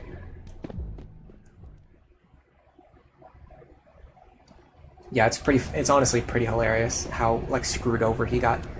He's equipped with a cursed item. The thing about the deadly ring is that if you identify it successfully without getting cursed, you can sell it for 20,000 gold. But if you fail, it gets stuck on your character and they can never remove it unless they pay 20,000 gold to remove it. So it's like it's a huge gamble. If you were gonna save scum, what you could do is like save and then try to identify it to make sure you get the 20,000, but I mean, we have a ton of gold anyway. We don't need the gold that much. We honestly have enough gold at this point where we could actually bring Poyo back. There's just no particular reason to do it because he's just not like a strong character. He's not a value. He's not worth 25,000 gold. Level 3 priests. They're moderately scary. Not really though. Chip them down pretty fast. Yeah. They're just annoying because they can hit the back line.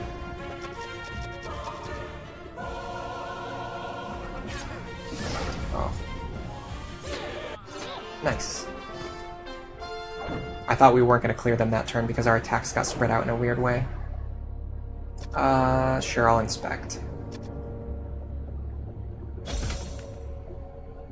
The good thing is, as Maid's level and her stats go up, she's gonna get more consistent at identifying these chests. It becomes less risky to get teleported into the middle of nowhere. Although honestly, that time we got teleported was kind of awesome in retrospect. Not only was it cool because we've been waiting for a long time for that to happen and like dreading it, it teleported us to a place that is otherwise impossible to access, which is like really cool. And then on top of that, we actually got out safely without losing any characters. I think we went past the secret door.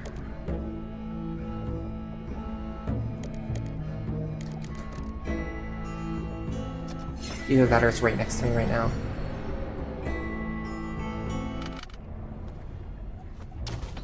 Is it here? No, I think I went past it. Yeah, it's right here. I like a good instinct for dungeon exploration. Like if I walk past something, if I go further than I'm supposed to go, even though like some people would say like all of these passageways look the same and it's hard to keep track of where you are, and it's easy to get lost in first-person dungeon crawlers, for me, because I've been playing them for so long, literally like since my age was in the single digits, I've been playing dungeon crawlers and first-person dungeon crawlers. Like if I walk past something, if I go further than I know that I'm supposed to go, like it clicks like right away. I went one tile further than I was supposed to go and I noticed immediately that I was in the wrong spot, even though all of those rooms look exactly the same. It's kind of crazy if you think about it. Okay, so the staircase to the 6th floor is right here. And we're gonna go check out a dangerous place that we've never been before, which is the whole reason we do this. This floor, I like the tile set. It's very claustrophobic and weird. It's like everything just looks like weird and like bendy. Has this weird like bendy aesthetic to it. And the theme of the tile set's cool too. I feel like I'm exploring maybe like a pyramid or something. Okay. 3 robed men. They are probably casters. We don't know what level they are. Level 5 mages. Okay.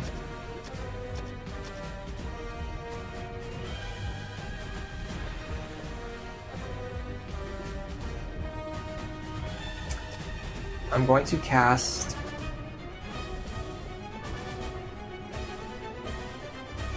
Montino on them. And there's a reason why I'm doing this. If they survive this turn, which they didn't, but if they survived that turn, I was going to spend the next turn identifying them to get information. Okay, what I'm going to do now is what we were doing on the previous floor. I'm just going to explore everything that I can without going through any doors, and then I'm going to cast Doom Epic, so I get an idea of like what we currently have access to. This cuts down on the number of Doom Epics we need to cast if you just explore everything and then cast it one time. Okay, so this area, we have a safe passage back to the staircase. Here is a secret door. I think I'm going to save the secret door for later, go back up here and fill out and explore these areas that are closer to the staircase. Chris says it's funky in a good way. Interesting. Yeah, I like the aesthetic here. I don't know if these are priests as well or mages. They're archmages, okay. I don't know what level they are. That makes me want to identify them. Okay, I'm gonna do the same thing I did last time.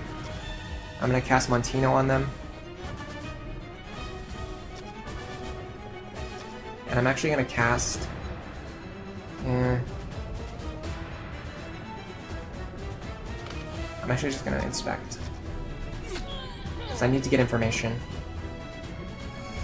Okay, I was not able to silence them. It's bad for me. That means I can't afford to spend as many turns sandbagging. They probably have magic resist.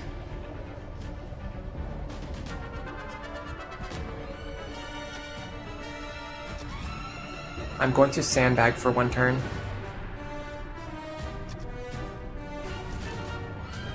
I'm going to cast a Latin Mapic and do some inspections. I need information on these characters. I need to know their level.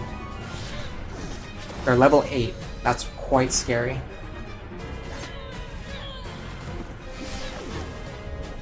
We know that they have magic, they have arcane spell casting, but I need to know if they have like magic resistance or anything like that. This turn I have to finish them off though. I can't stand here and keep fighting them forever. Especially because she can cast spells that could deal AoE damage to my whole party. Oh, I got new information, but I didn't have the tab open. We're gonna have to see it next time we run into those monsters. I actually had new information on them. A chest would be good here. Didn't get one. Okay, that's fine. This is a good time to heal. This is a good time for a Dial.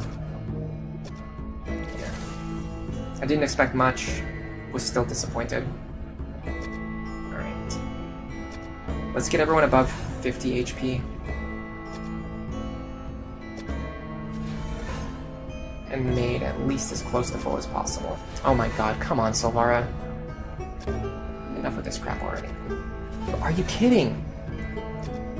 I keep rolling 1 over and over again. It's crazy.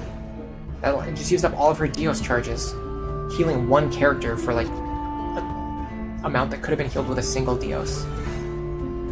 Okay, whatever. The room I wanted to explore was up here. Yeah, I had a feeling this would be a 4x4, a 2x2 room. A 4-tile room, essentially. And then here, I wasn't sure what would be in here, but it's another 4-tile room. These thieves will likely drop a treasure chest. They're also not particularly dangerous. I'm going to... I can't Latumapic them with Silvara. So I'm going to do it with Abaddon. And then you two can inspect. I don't think these thieves are going to be dangerous, but I want to get their information in the compendium. Yeah, Silvara is really having an off day today.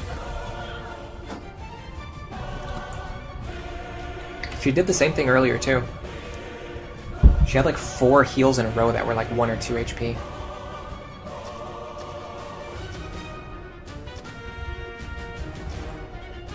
This... probably not worth using a Mahalito. Okay, so the only thing they have is sleep resist.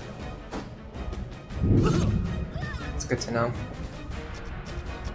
Other than that, they're not particularly dangerous, which is also why they don't give much experience. I'm surprised those Archmages don't give much experience either. They're level 8, and they have arcane spells. It feels like the #1 thing that gives experience, that like gives a ton of experience, is magic resist. Like enemies with magic resist just give so much more experience. Alright, this is a good Calfo. This chest is 10% better than the ones that we had on the previous floors. And we're certain there's no trap. Give me an item, just any good item. A sword, that could be a short sword, it could even be a +2 longsword. We're at the point now where we could conceivably find a +2 longsword. We're gonna have to use a Dial here. Come on, really? Bro, that's like almost the minimum it could roll. Okay, it's fine. Bruh. My clerics are just disappointing today. I need to cast another Dimapic. I forget where I am. Okay. So, before I go through this door, or this door, I'm actually going to go back up here to the staircase and use that as my my jumping off point. Oh, interesting. A Master Thief ran into me while I was looking at the menu. I'm guessing, based on the information we got on the previous character, this guy's probably a level 8. And he surprised me, and he ran away immediately. Okay, whatever. He's probably a level 8. He might have dropped a chest. Sometimes they do. Thieves drop them even when they run. No, but we got 66 gold. Just from him ambushing us and then running away. Okay, so I'm going to use the staircase as my jumping off point now. What I'm going to do is I'm going to just walk through these corridors until I can't walk anymore without opening a door. And that is when I will use my Dumapic if I need to. Kind of seems like I don't need to because that's a dead end. This is another door, another door, another door, another door, and we just walked onto a teleporter. Good news, everybody. We are in the middle of nowhere with no idea of how to get back safely. This is going to be a fun quest. I was waiting for something like this to happen. Honestly, I think the most exciting things that happen are situations like this, where you step onto a teleporter and you just get like, you're just in the middle of nowhere and you have to find your way back safely. Like the threat that you could actually party wipe here. That's where like the real tension and the real fun for the game comes from. Pram is excited about finding another sword. It would be funny if the Master Thief was a scout and he comes back with more friends. See, that's what I really love about this game. Despite the fact that it has no like real story, you can always make your own story. Like you can always say like, oh, like that Master Thief, you know, like he ran away, he's a scout, he ran away to inform the other enemies of what we're doing. Like you can just make up your own story based on what happens in the gameplay. These are level 4 enemies. So it's very interesting that the enemies on this floor all seem to be either level 4 or level 8. The reason I say that is because we're on floor 6. So it looks like the enemies are always like 2 levels below or 2 levels above the current floor. That's probably not like a hard rule, but it's interesting. Maybe those are like the upper and lower boundaries. So like on floor 6, you'll encounter level 8 enemies at highest. I could be totally wrong, but either way. Yeah, this just turned into a really big adventure. I'm gonna stop spinning in circles too, because that causes enemies to attack me, which I don't want.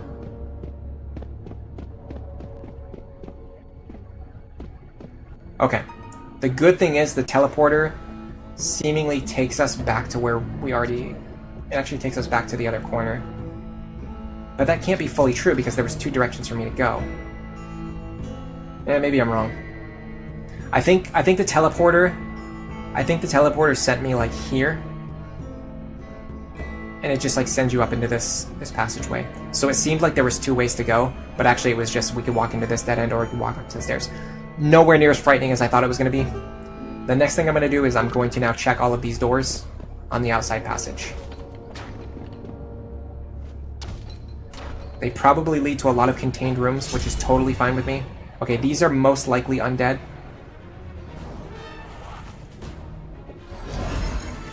And they very likely have arcane spellcasting.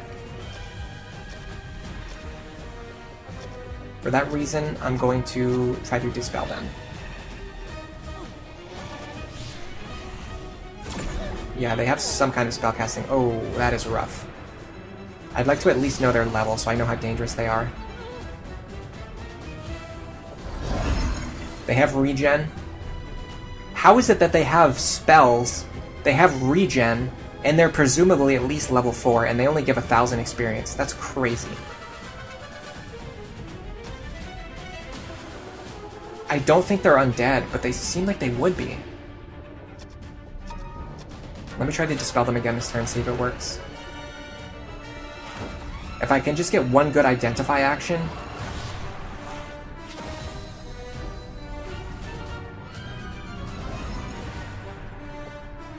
If I could get one good identify action, I could learn their level, I could learn their type.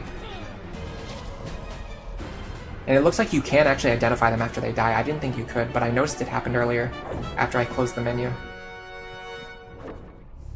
Okay, we're badly in need of some healing. Okay, so the big thing about this floor I've noticed is that the enemies are legitimately threatening in terms of like damage output. This is honestly like one of the first times in the game that I really feel like the enemies are actually capable of killing our characters just purely on straight up combat ability.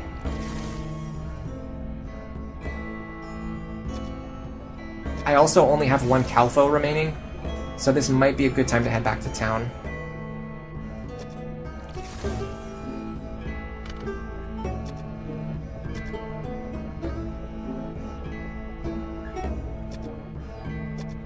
And then maybe come back and finish exploring these rooms.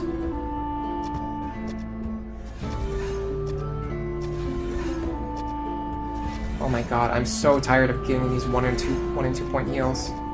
It takes forever to heal back up to full at this rate. It's not even the spellcast, it's just tedious. Okay. So this is a self-contained room. We finished mapping this out, at least. I'll check one more door while I'm here. I don't feel particularly threatened, to the point where I'm going to get a game over from opening 1 door. Okay, it's another self-contained room. Perfect. If that's the case, then let me check the next door. I could be getting greedy here, but I feel like I could probably take this door as well. Okay, these are level 5 mages. We surprised them, that's great. We can probably wipe them right now before they cast any spells. Close. Do we have any information yet? No, we don't. Okay, this is a good time to start inspecting the enemies. I'm going to cast a Montino, and I have everyone else inspect this enemy, and I want to get some information. Okay, They are arcane characters. They're level 5. We know that already. I want to know their resistances. I feel like I just can't... I can't silence them. I can never silence enemy mages. They can always silence us. It's crazy. Okay, we got it. So the only thing they have is arcane spells. They have no other special features.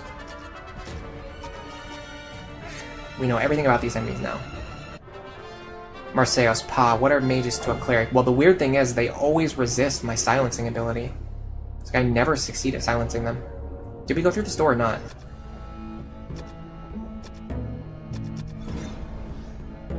No, we have not yet. There's actually 2 doors we have not checked yet. Medusa lizards. We gotta be very careful with these things. I am going to cast a... Where is it? Bamatu. This is going to make it harder for the lizards to hit us, which will make it harder for them to petrify us. They have sleep resistance. They do not have magic resistance, or fire resistance, or ice resistance.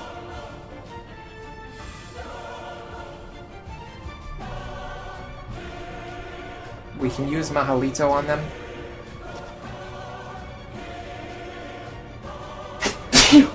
Excuse me.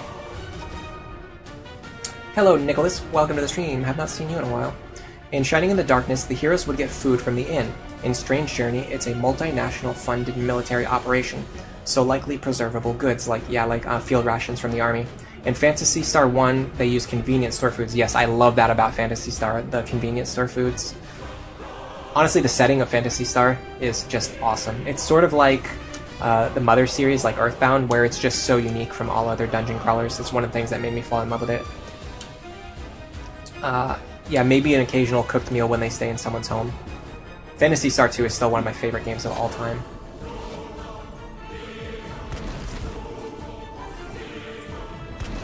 Gesundheit, thank you very much.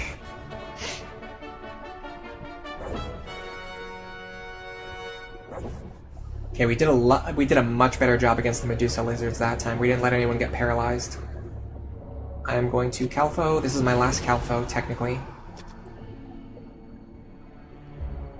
We think this is a poison needle. We have a pretty good chance to disarm it. You notice that our disarm chance has gone down. It's down to 79 now.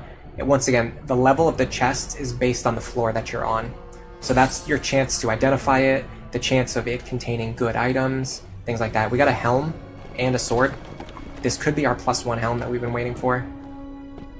I think that was a spinner. I think we just stepped on either spinners or teleporters. Okay, I'm not going this way yet. I'm stepping on something there. I don't know what it is. I'm not going to go that way yet.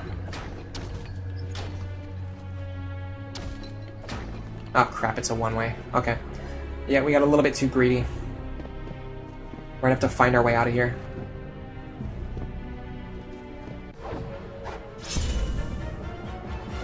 Phantasy Star 4 is your favorite. You place it as a tie with Illuminati for the PS2. Yeah, Phantasy Star 4 is an incredibly well-made game, but there's just, both in terms of nostalgia and just like specific things that, like specific qualities that are unique to Phantasy Star 2 that make it my favorite personally. But I love Phantasy Star 4 as well. They're all great games. Honestly, every Phantasy Star game is fantastic.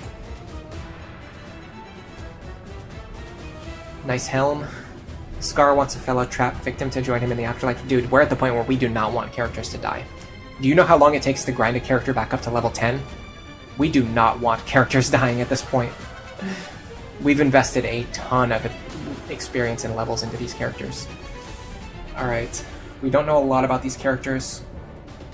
They can probably silence us, they can probably deal high damaging spells. With that in mind, we know they are not above level 8. I'm going to try, even though it never works for me, I'm going to try to silence them before they can silence me.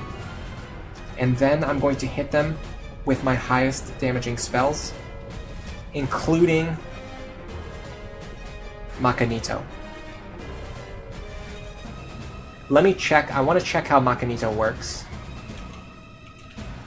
It should be on the Data Driven Gamer page. I want to make sure... I feel like the way Magneto works is that it's either really good or really bad. You idiot.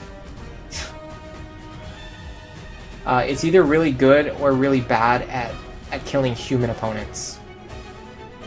I can't remember which one it was.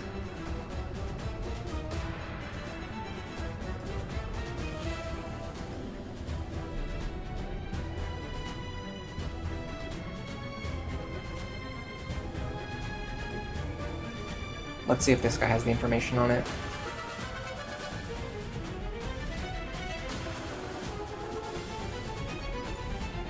It just says some monsters are immune. Yeah, I know that, but I don't...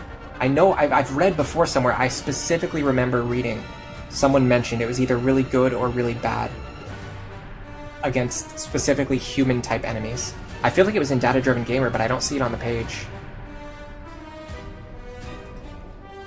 And I've resorted to going to Fandom Wiki, which is never a good thing.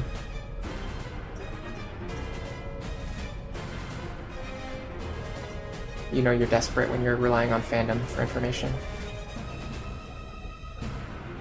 Alright, unfortunately I just do not see the answer to this question.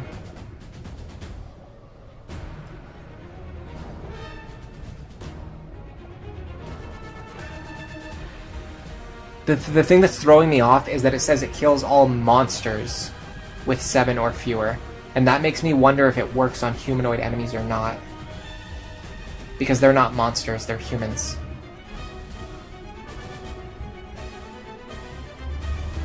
Yeah, we know about the HP limit and the level limit. You played Phantasy Star Online for the PSP and the DS, you never finished the latter, you beat the former, it didn't quite grab you, you'll have to try them again later. The original Phantasy Star games are not like the Phantasy Star Online games. Having said that, I love Phantasy Star Online. I like Blue Burst. I kind of don't really like PSO2 that much, especially the... what's the new one called? It's like New something. Hold on, I'll look it up. Phantasy Star 2. Star Online 2. They completely remade it. New Genesis, yeah. So PSO2 and PSO2 New Genesis are two completely different games. It's really weird.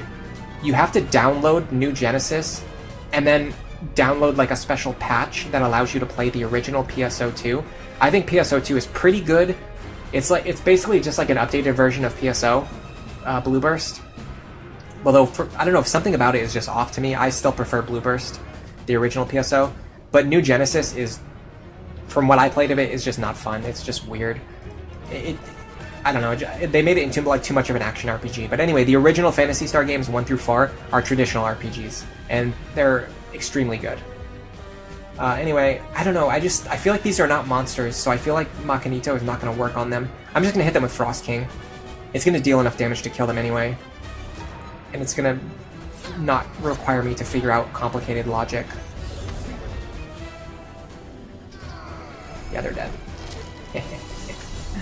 Oh, and we finally succeeded at silencing some of them after they were dead. That's great. Anyway, we have to find our way out of here now. I'm not stepping into that dark zone until I have no other options. Alright, let me use... I have not very many Duma picks. I'm actually going to start using Maid's Duma picks. She has 4 of them that we kind of keep as a backup. Okay, what do we think is the most likely way to get back out of here?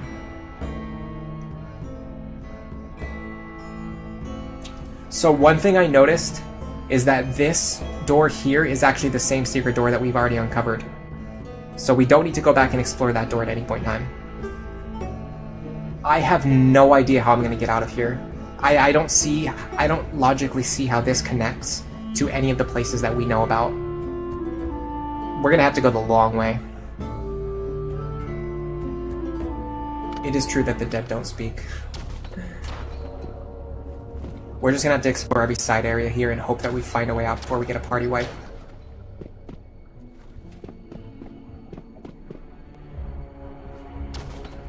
In theory, the direction we're moving should eventually take us to where we want to go. Oh my god, this is terrifying.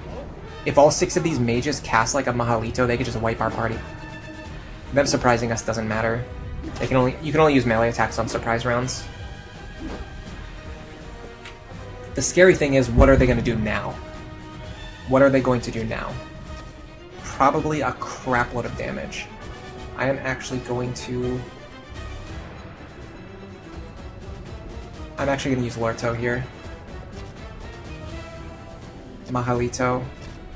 And I have to be pretty conservative about my level 5 spell slots. But I'm pretty sure I can use Dalto without any risk. Alright, so what we really want is for our casters to go before their casters, at which we did. Perfect. That may feel like overkill, we're dropping AoE after the enemy's already dead, but the thing is, we did not want to risk the chance of letting them hit us with AoE first. It really is just like rocket tag at this point. Whoever hits the other side first wins.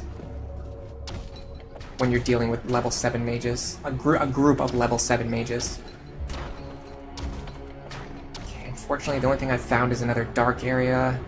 I'd really like to get back without having to go through a dark zone.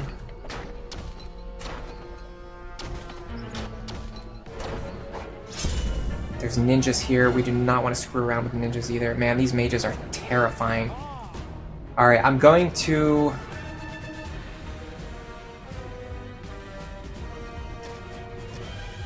I'm gonna regret this. I know I'm gonna regret this.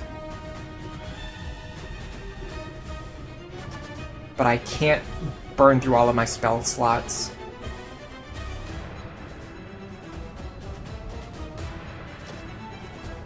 I have to sandbag at least one of these encounters. What I will do is I'm gonna Dalto and Mahalito on this group of ninjas to hopefully wipe them before they can hit any of my characters with instant death. Yeah, I had a feeling it was going to take 2 spells. I'm going to have to just let these mages cast. Oh my god, look how much damage they do. Oh my god, we're going to wipe. We're dead. We're dead. My entire party has been slaughtered. Return to town. My first total party kill. Your entire party has died. Don't despair, this is not the end. First, unless they teleported into a rock by using Malor, which did not happen, your party should be recoverable. Yes, this is true. I know about this mechanic. If you are playing with the old school option, bad stuff on party wipe enabled, there is a chance that some of my items and acquired gold could be gone, or some of the party members could be eaten by monsters in the maze. If that option is disabled, they will definitely be waiting for us. I'm playing with the old school option, which did not have bad stuff on party wipes, which means all we have to do is find our characters and we can bring them back to town to resurrect them. The thing is, it is not as easy as it sounds. Number one, to even get to them, we have to fight our way through the enemies that just wiped our level 10 party. So how are we gonna do, how are we gonna get back to that spot, you know what I mean, safely without just wiping another party with lower level characters? Chris says corpse recovery time. Chris is crying. Pram is exclaiming. Laura says RIP. Thank you, Laura. Welcome for welcome to the stream, Laura. Thank you for coming. So number one, how would we even get to them safely with a replacement party of backup characters who have a lower level? Number two, the characters that you bring back take up party slots. That means we could go in with a party of 5 characters and we could bring back 1 character safely, and then we would have to do that 6 more times. Or we could send in a party of only 3 characters and bring back 3 characters safely, and do that only twice. But how are we going to make a party of 3 characters who can safely get that deep into the dungeon? It just doesn't make any sense. Nicholas says, our characters getting eaten by monsters is brutal. It's not as brutal as Fire Emblem Awakening Lunatic, though, which I'm already experienced with. Yeah, that's true. In Fire Emblem, when a character dies, they immediately are gone for good. At least in Wizardry, you have a chance to bring them back. Although, honestly, I don't think we have a very good chance of getting those characters back. We could honestly consider those characters to be dead. I think they're still in the roster. Yeah, these guys are in the maze, they're dead. I don't think we have any chance of getting these characters back safely. It would have to be after we finish mapping out the 6th floor with like a backup party. And it sucks too because they have a lot of good items on them as well. Laura, I caught back up and everyone is dead. Marseillos, I go to get a drink and everyone dies. Yeah, everyone just got wiped. I knew in my heart I was going to regret that. I even said it. I knew that if I left those mages alive for one turn, they would wipe my party. And I just let them do it anyway. Because I didn't want to waste spell slots. Because I didn't know how far away we were from the door. But I should have just... I should have used the resources that I had to get back to the... to increase my chances of at least... If we couldn't make it back, we could have at least potentially gotten closer to where the staircase was. To make it easier to recover them. Okay, for our replacement party... I want to sort by level.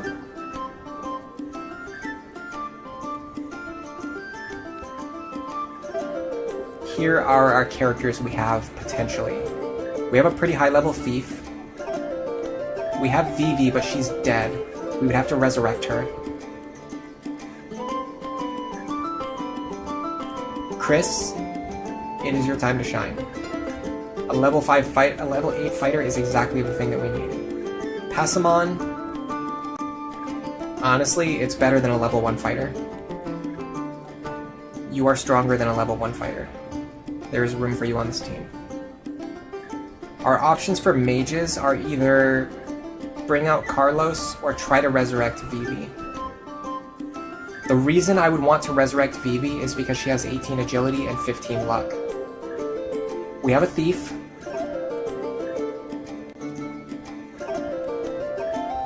We actually have 2 thieves. We have a higher level thief as well. We do not have a lot of priests.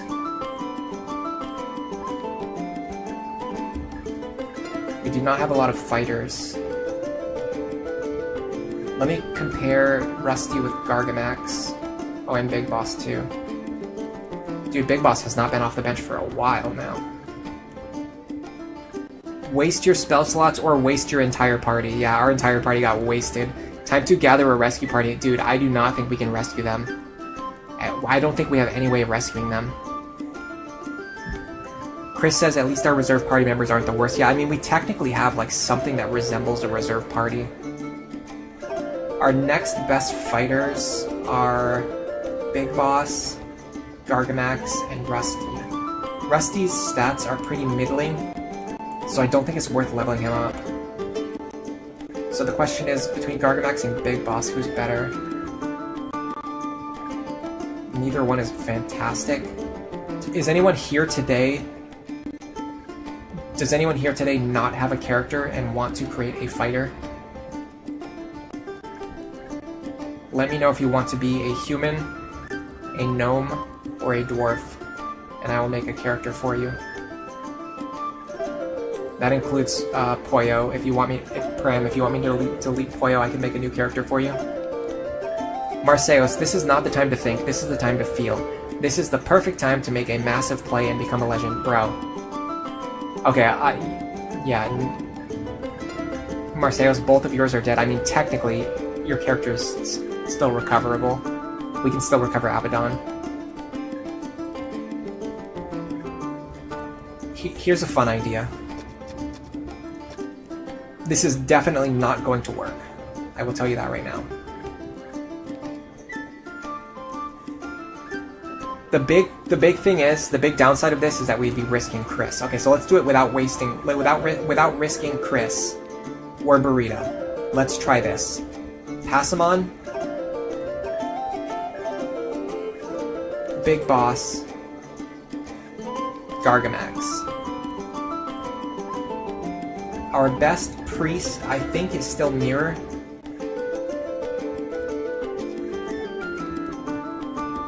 Then, on the mage side, we basically have Carlos, and that's it. For a thief, we could use Miku or Valen. Something happened to Carlos, I don't know what. He just lost 18 HP from coming out of the party. I'm not sure why that happened. Did you see that? I moved Carlos down to the bottom right, and there was an indicator that he lost 18 HP. Does he have a cursed item or something? No, he doesn't have a cursed item. I have no idea what just happened.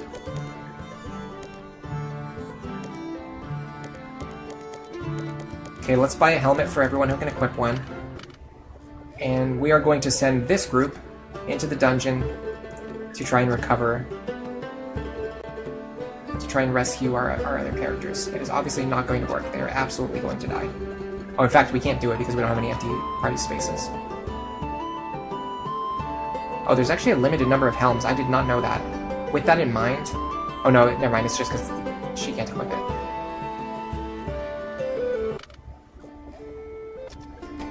Okay, we have to remove one character from the party. We're not going to be opening chests, so let's put Miko on the bench. Okay. If by some miracle this group gets lucky, they could potentially make it down to that part of the dungeon. I have serious doubts that that's actually going to work. But it's fun. It's a lot more fun than sitting here grinding for multiple hours. You want me to delete Poyo and make a dwarf fighter? Okay, I'll do that when we get back. I promise. We have to restructure the party when we get back. We can make Garland's evil exiled twin Tinsel. Oh wait, did I just walk back the way that I came? I'm gonna wait on making a replacement character for Marseos, just because your character is technically still recoverable. Although, like I said, I really doubt he's gonna be rescued. Nicholas, I have high intellect and speed, moderate durability, average strength, low stamina. I am the human class in real life. I'm like bad in every single stat. I have every stat bad. I have no good stats at all. If you want me to assess myself. Yeah, I will delete Poyo and I'll make a new dwarf fighter for Pram. And I'll wait on Marseos. Maybe on the next stream, if we kind of determine that, like, we're not going to be getting Abaddon back ever, we might consider making a new character for you. Or if I go back to town and I feel like I need more fighters, I'll make one for you as well. Okay, so we're already in really bad position. All of our fighters are poisoned.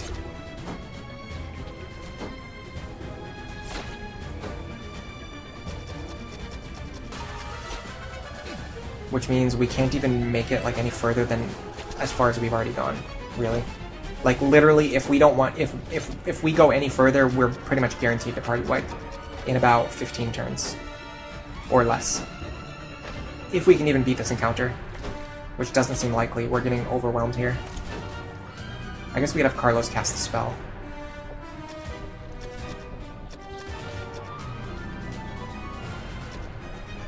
What do we have? We don't even have a good spell. We have Dilto. We can cast Dilto. We literally have one good spell, and it's Dilto. Alright, so our mission to send a retrieval party into the dungeon immediately failed. We didn't even get past the second floor. So we know that this is not going to work. What we will do now is go back and restructure our party and start building a new party. Pram, let me know if you want me to name the character anything specific, otherwise I will just name them Pram. Big Boss is dead. Gargamax is going to be dead very soon. Gargamax is dead. Passamon is going to be dead very soon. Passamon...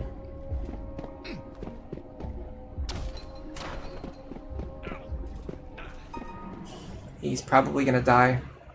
Pram says this was a bad start. Honestly, this was about as well. This is about how I expected it to go. Alright, Mirror and Carlos can maybe make it back safely if they don't get attacked by anything too dangerous. Wonderful. I've got an idea.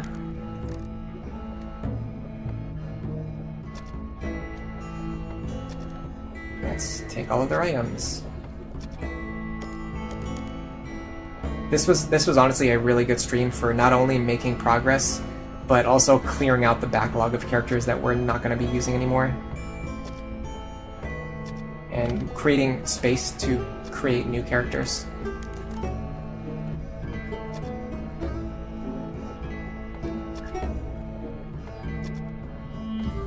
Alright, good enough. Isn't the staircase supposed to be here? Oh, it's here. Okay.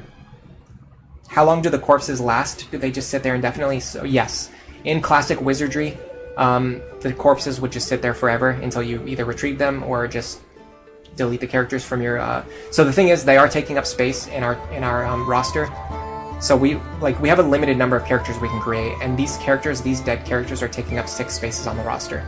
So if we're never going to recover them, we should delete them. In this new remake, they added an option where you can make it so that monsters, like wandering monsters, can eat the characters and delete them permanently, or they can loot your characters and steal their items. I didn't turn that option on because that's not how the original game worked, and I wanted to stick to how the original game worked. Basically, for all of the options, there's a lot of options in this to either go with the original or updated mechanics, and I went with the original mechanics in almost every case. And there's actually a couple of cases of mechanics that I wish that I could have. Sorry, hold on a second. There's actually a couple of cases of mechanics that I wish it worked the same as the original, but they changed and there's no option to do it differently. Like gold, your characters automatically pool their gold together when they get back to town. I don't like that. I like it better when the characters have individual gold. Anyway, we're gonna delete Passamon, Gargamax, and Big Boss.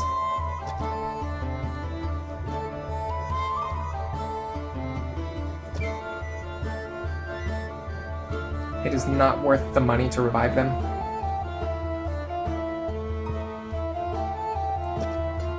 Technically, we could have used them to accelerate our training process a little bit by having a couple of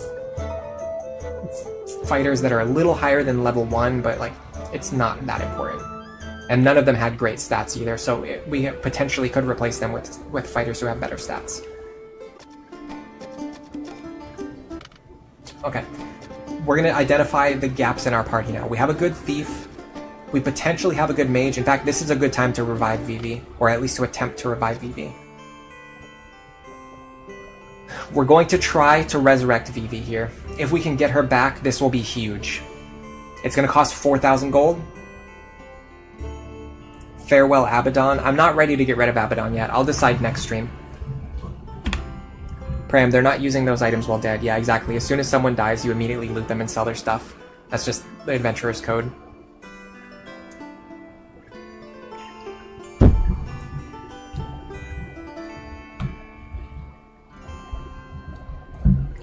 Nicholas, if I want, I can make a bulky mage like Henry and name it after you.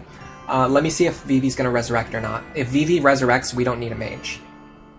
But there's the chance of... So when you try to revive a character, there's a chance of getting turned into ashes. If they're already turned to ashes, there's a chance for them to disintegrate and be permanently lost. The chance of disintegrate is higher than the chance of getting turned to ashes. So we're already on the bad RNG path. If Vivi comes back from this, we're essentially very lucky.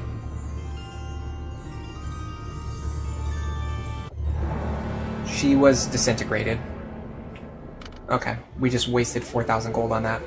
Let me see if we have another mage. We have Carlos. He's got good intellect. The problem is, he's got good intellect and strength. That makes no sense. Yeah, we're gonna get rid of Carlos. Alright, I will make... Because we have to restructure the party anyway, I'm gonna get rid of Carlos, and I'm gonna make a new mage named Nicholas. So let me clear him out of the roster. It just doesn't make any sense to have a mage with high strength. Alright. So, we've got 2 characters to create. Yeah, Vivi's gone.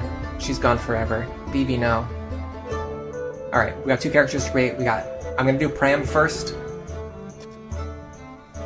10 extra stat points, that's good. It's not like the best, but it's better than nothing. Let me go back to Data Driven Gamers page. I'll link that again too for you guys.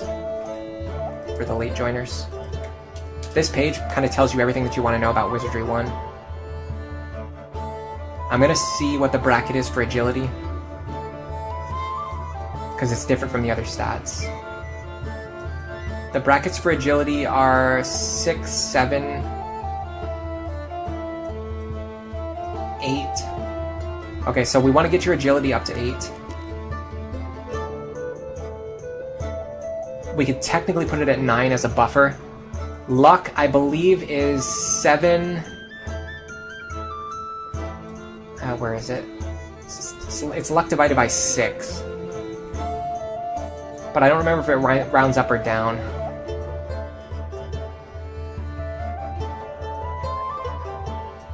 I don't know if it rounds up or if it truncates.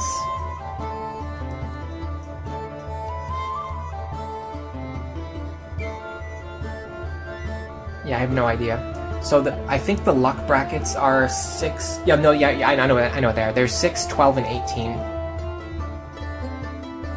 We're not getting to 12 luck, so we might as well just leave it at 6. Strength and vitality are 15. So Pram, we need to either make you 15 vitality or 15 strength. Those are basically your options.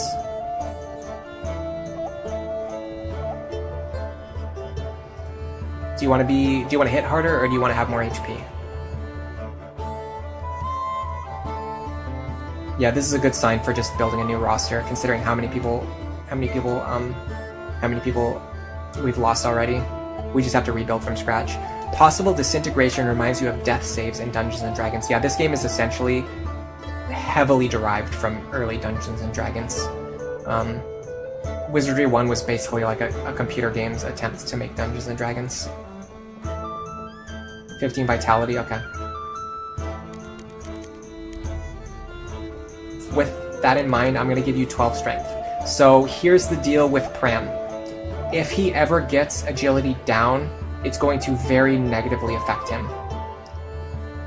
He needs to get strength up 3 times in a row before he gets a damage bonus. And vitality is basically in a good position. If it goes down, it kind of hurts us, but it'll be close to the point where it can go right back up. And it's already high enough where if it goes up even a little bit, we'll actually get some good bonus HP. So this stat distribution is pretty okay. You could make an argument for doing something like this, and just assuming that his stats will go up over time. In fact, this would probably be the best, because this protects us against the possibility of his agility dropping to the negative bracket. But I'm gonna go with what Pram actually requested, which is this. The only class you can be is a fighter. We're gonna make you evil. I think the dwarf portraits are over here. I know which one I want to give you.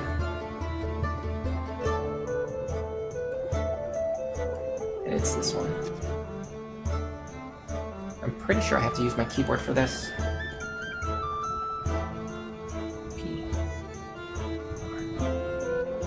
This game is very controller friendly, but you have to use your keyboard for like very specific things, like actually naming your characters.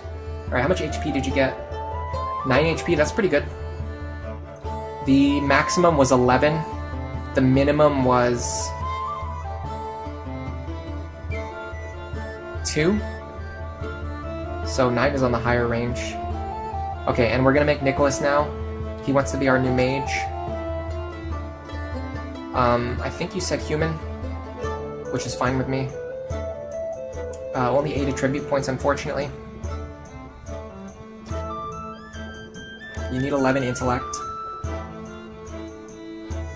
Can you get to 15 vitality? You cannot. Yeah, his long-term prospects do not look great. Let me do something like this. This is okay. This is like the definition of like an okay level 1 mage. We could sit here and reroll his stat points over and over again, but I just don't like doing that. I prefer to like if we're doing this type of playthrough, I prefer to just run with it. Alright, which one of these guys reminds me the most of Henry? I mean, technically to be this one, none of them really look like Henry. This one's the closest. None of them really have his vibe. This guy is the closest appearance. And even then, it's not very close. If you look at the elves.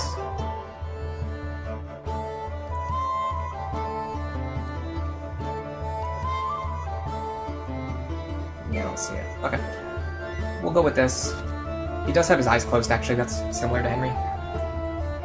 Oops, I almost named him Henry.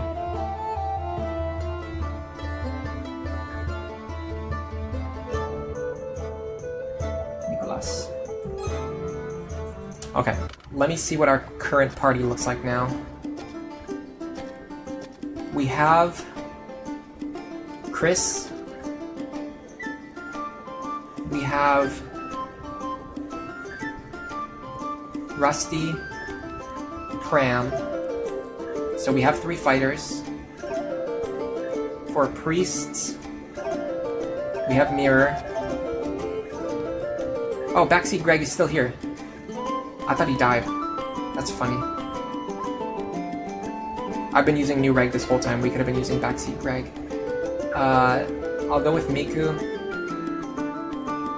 She has better agility and luck, which is the main thing we care about. And then for our mage, we just created Nicholas. So this is our new party. The big question is, first I'm going to go to the store. Yes, okay, we have to equip these characters. Most of them are not holding anything.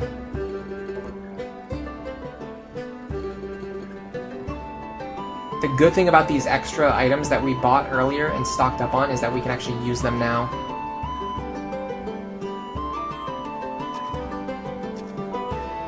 Essentially, selling these items to the shop earlier was like stockpiling them for later.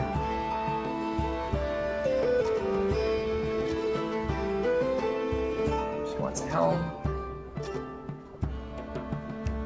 Oh, we do have copper gloves in the shop. I thought we didn't have any. Those are expensive though, so I'm gonna wait on those. Okay, we'll do Rusty next. Hold on, does she have a weapon? No, we have to give her a weapon. Fortunately, we don't have any of our magic longswords available.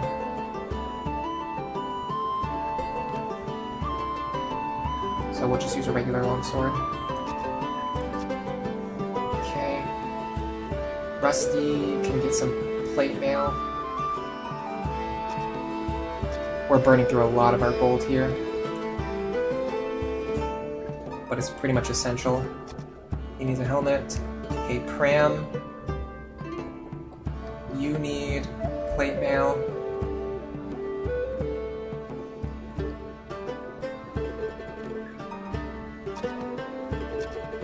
You need a helm. Okay, Mirror is going to be tricky. I don't really care that much about their weapon, but we'll give them the best weapon they can afford.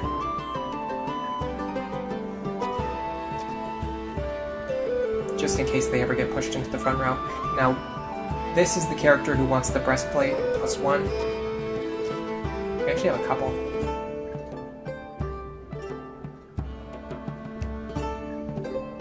I'm just going to stick with regular shields for now. I don't want to waste 1,500 gold on characters who might not stick around. Okay, Miku. Short sword. Oh, you have one already. Cancel. I'm not going to buy leather armor +1 for a character who's probably never going to get attacked, or not anytime soon. Okay. Nicholas has everything that he needs. I think I feel okay with this. This is good enough.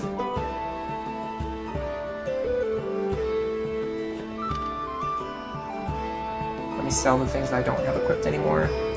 We just went from like 40,000 gold, almost 40,000 gold to like 16,000 gold really fast. That's how much a party wet costs, huh? Alright. I think I want to try and go fight... I want to go and try to fight Murphy's ghost. Because it will give us the most experience, and it will give us an idea of how strong this party really is. Like, if they can't even fight Murphy's ghost, it's gonna be some serious grinding to get them back up to speed.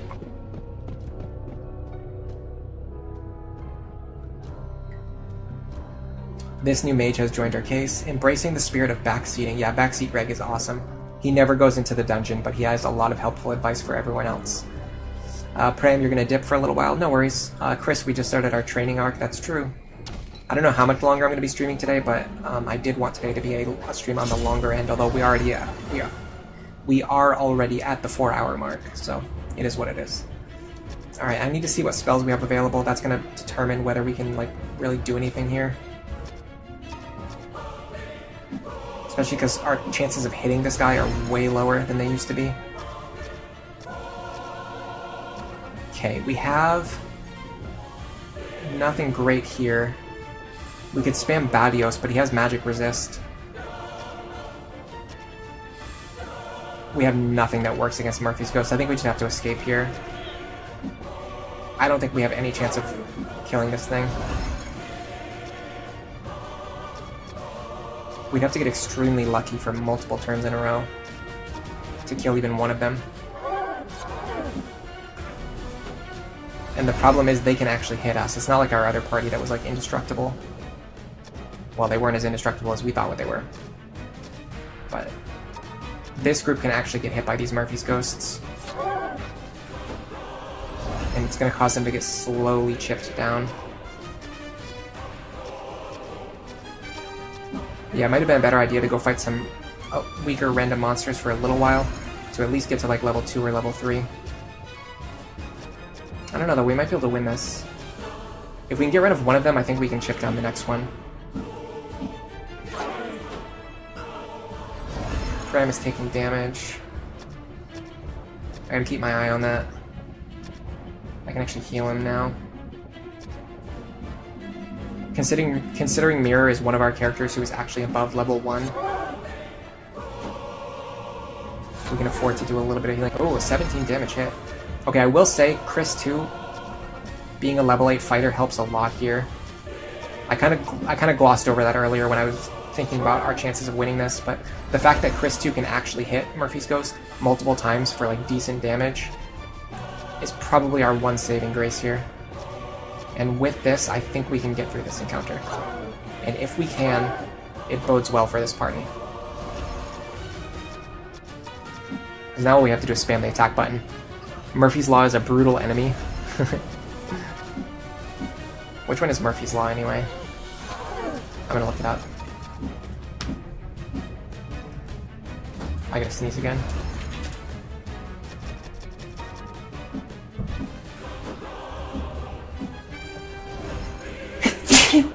Whatever can go wrong will go wrong. That's probably why this is named Murphy's Ghost. I feel like I just sneezed and I have to sneeze again. I don't know, my nose is still tingling. Nothing's coming out though.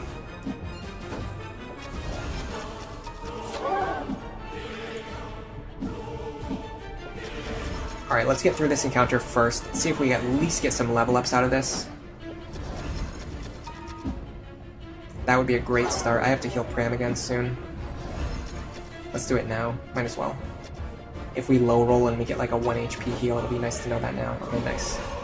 Actually got a somewhat decent heal. His magic resistance is 40%, so if we just cast damaging spells, that will help at chipping him down.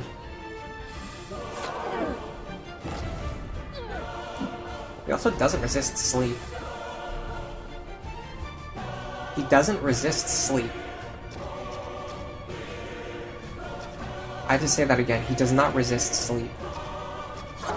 Is that true? It was ineffective. Okay, he has some kind of resistance against it.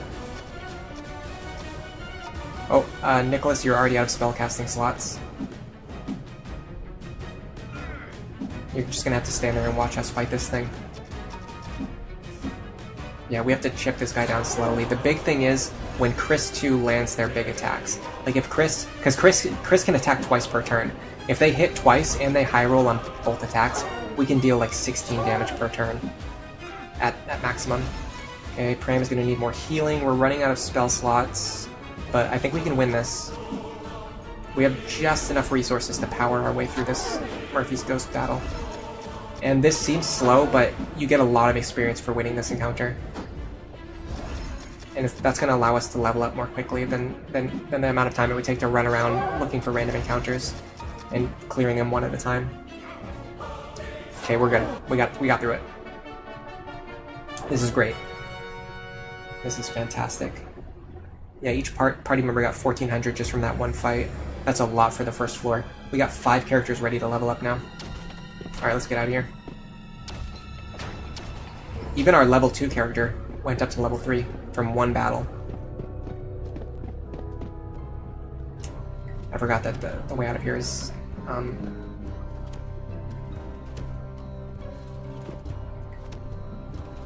it's not automatic, you have to actually like find your way out.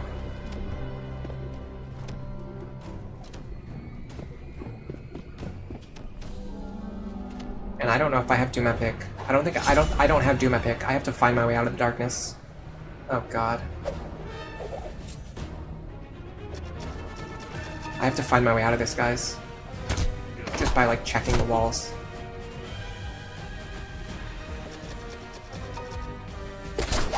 I can bring up my old map, at least. That helps. Okay, they're fleeing. That's good. We don't have to fight them if they flee. Okay, so by comparison, fighting a regular floor 3 encounter, each character only gets 300 experience. And that was actually a pretty high-level encounter, too.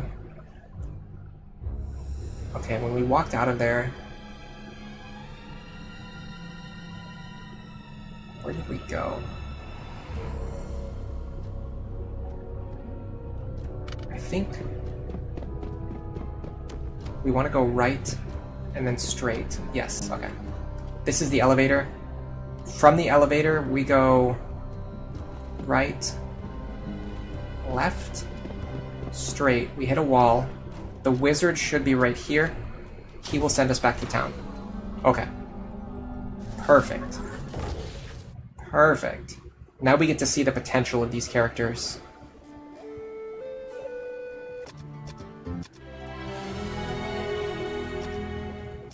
First, we're going to rest everyone up, so that when they level, they'll be at their new max HP values.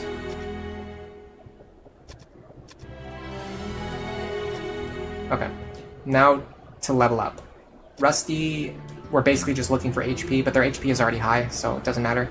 Stats would be good. Strength, piety, luck. Not great, but they actually got a little bit more HP when they're already on high HP, so that's not bad. Pram, you really want HP.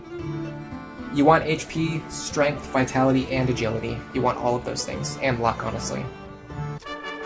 You got strength, agility, and luck. You lost vitality, that sucks.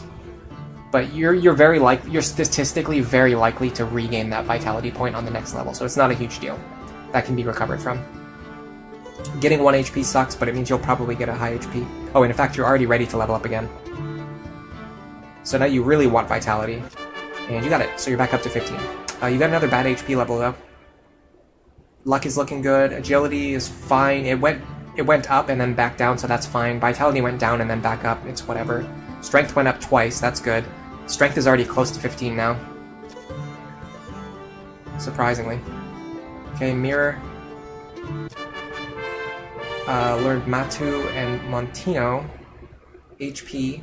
Spell points. Pretty much all their stats went up. No complaints there. And they're ready to level up again. Wow. We should go fight another Murphy's Ghost. Calfo, Manifo. HP went up by a lot. Okay, Miku is going to gain a few levels here. The only thing Miku really gets is stats, so it doesn't really matter. No, the only one level, okay. Nicholas, this is kind of a big one, because whatever spells you learn is going to be important. Because the more levels you gain, the slower you're going to level up, which means if you don't get good spells early on, it's going to take longer for you to eventually learn them, even if your intellect was super high, which it's actually not. It's like... yeah, it's like middling. I'm talking about the character, obviously, I'm not talking about you. Only one level, really. Interesting. Okay. Let's go back and fight another Murphy's Ghost. This is, it's going to go faster. Number 1, it's going to go faster this time. Number 2, it should, because the first fight gave us enough experience to level up a lot, that makes me feel confident that fighting one more time will give us a couple more levels. So this is like a fast way to get our characters back up to speed on levels. I'm not going to sit here and fight Murphy's Ghost like 20 times in a row, but it is worth fighting it like a couple times, especially if you're starting from level 1. We got another 2 group, which is, it's kind of good and bad. It's good in the sense that at the end we're going to get a lot of experience. It's bad in the sense that it just takes longer. And you have to actually go like this and select the target that you want to hit, which is, it takes like a few extra button presses every turn. Okay.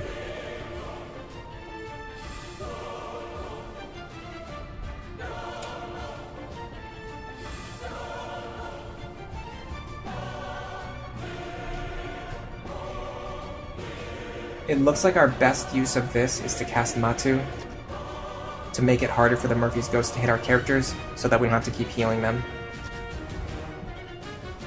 Unfortunately, Nicholas did not get any good spells yet, so we're gonna have to wait on having Nick do anything. You can die of old age of this game. Yes, you can die of old age in this game if your vitality reaches 0. What happens is your chance of your stats going up or down when you level is based on your age. The higher your age gets, the greater chance that your stats will go down instead of going up or instead of remaining neutral. And eventually, when your age gets high enough, your stats will just keep going down and down and down. And then if your vitality reaches 0, you die of old age. That's kind of how they programmed old age into the game, which is kind of cool. It's kind of cool that they figured out a way to like program a mechanic like that into the game. It's pretty clever. Yeah, see, we have to keep pushing the button an extra time just to select the Murphy's Ghost that we actually want to attack. I need Chris to get a big hit. There we go. 14 damage.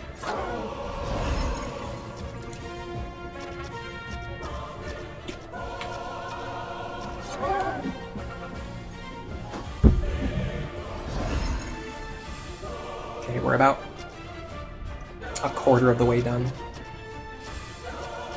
But we can start to accelerate when we get closer to the end. We can have Nick start casting damage spells. Even though the enemies will likely resist them, there's a chance that it will get through. A 40% chance to deal some extra damage each turn. The reason I'm not doing it now is because they have regen. So I want to wait until they're close to dying before I start bursting. Otherwise the damage that we deal can just get healed off. Nice, another 13 damage hit. Yeah, because we cast that shield spell at the start, and because our levels are a little bit higher, our chances of getting hit and taking damage is lower. Our HP is also higher, so we just don't need to heal as often, which is going to make this fight go a little faster. Okay, this is a good time to start spamming Badios and Halito. He's likely to resist it, but we have a chance to stack on some extra damage. And we have nothing else to do with these spell slots other than healing. Well, let's heal Pram. But other than that, we can just start spamming to get rid of the last Murphy's Ghost quickly. I will save a Doom Epic, so that I don't get lost again like I did last time. Alright, so now we're going to Badios. And we're just praying for good accuracy checks now. Yeah, unfortunately most of our Badios actually missed. It is what it is.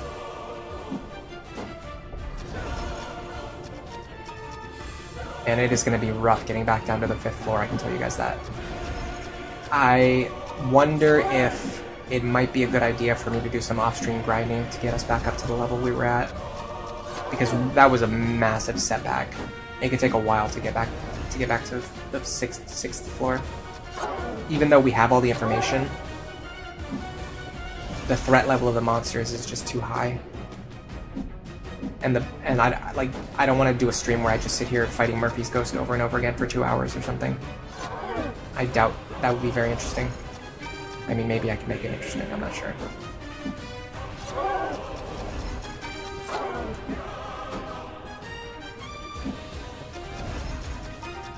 Starting with high stats isn't really that important though, as long as your age is going to be low.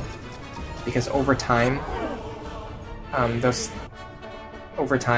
your stats are more likely to increase rather than decrease. So basically your characters will eventually have high stats, even if they start with like middling stats. The tricky part is characters with a higher age. It's harder to keep up with them because it's more likely for their stats to go down. And if their stats are already middling, they're not very likely to cap them. So starting with a low age is a huge advantage. It's the big downside of multi-classing is that it increases your age. Alright, we got Pram and Nicholas ready to level. And Rusty as well. I want Pram to get a good HP level on the next one. At this point, he could have up to 40 HP. And he's still setting on 10. That's like crazy. Even if you consider the average to be 20, he's well below average on HP now. Well below average.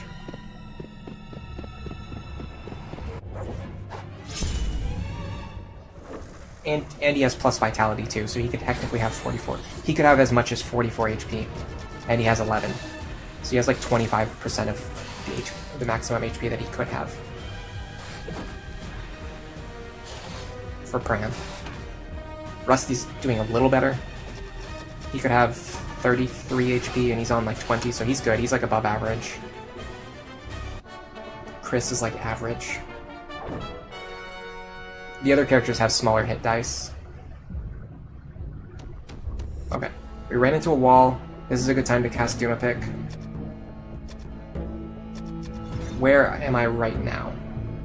I am right next to the door that the wizard comes from. So I'm going to turn around and just walk through that door. There you go. Send me back to town. Thank you.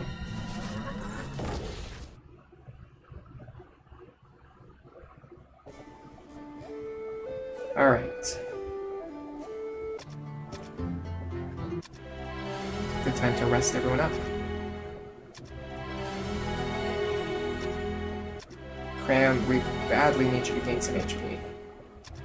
We need a thicker front line. Let me also rest the characters who beat spells. Okay. Rusty. Pretty bad level. Pram, this is the big one. 17 HP, there you go. I knew you were going to catch him eventually. Unfortunately, really bad stat rolls. That is very unlikely to happen at your age. Very unlikely.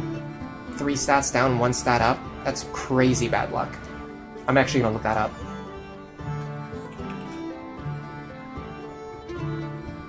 Age.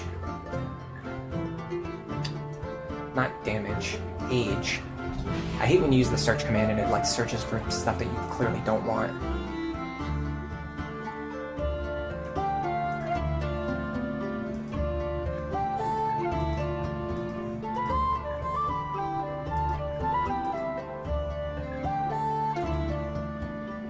Can't find the section on leveling up.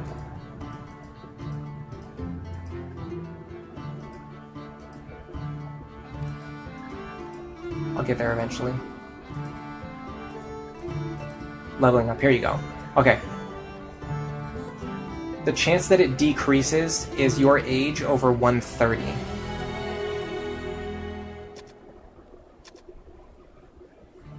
So 21 over 130. You had a 16% chance for a stat to go down.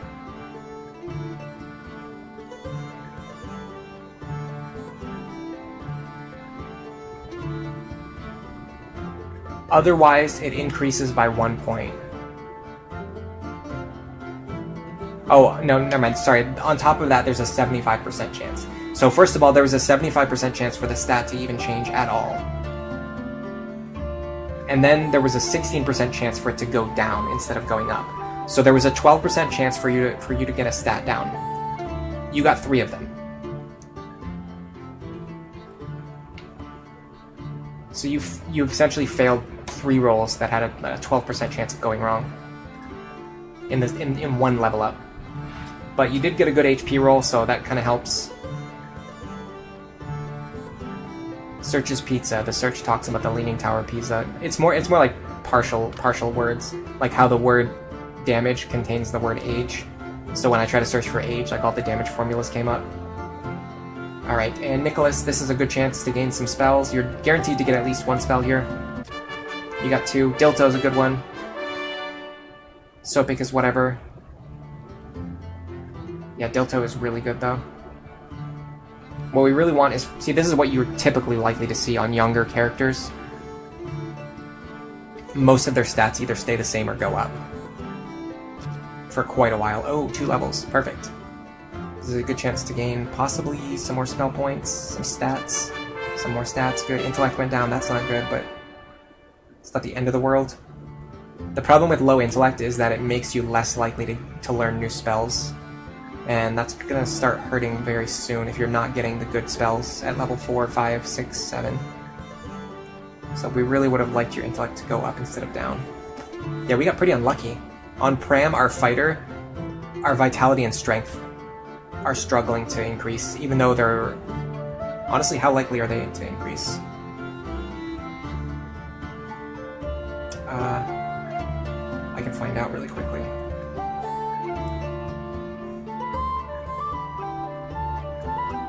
Okay, so Pram's, your stats are about 62% likely to go up each. But it's just not happening. Like, your strength and vitality are just not going up. And then on Nicholas, our arcane spellcaster, his intellect's not going up, it's going down. Losing luck is always bad. Yeah, it's rough. It's rough out here, guys. But we got a decent mid-level party set up. We can either fight Murphy's Ghost a couple more times or start trying to make headway into the dungeon. I personally feel ready to end the stream, though, so I'm going to save that for next time. I'll just say thanks to everybody who stopped by. If you pressed the like button, it definitely helped. If you chatted, it was nice to have you here to keep me entertained. And it probably also helps when you chat. I don't know. YouTube. I don't know how the YouTube algorithm works. Oh, by the way, the poll is completely tied right now. 31%, 31%, 31%. That's awesome. I'll end it here. End it up. Well, it's completely tied. But yeah, thanks to Chris, Noesis, Mirror Fanboy, Pram, Marseos, Charmander, Nicholas, Laura, and I thought someone else showed up at some point.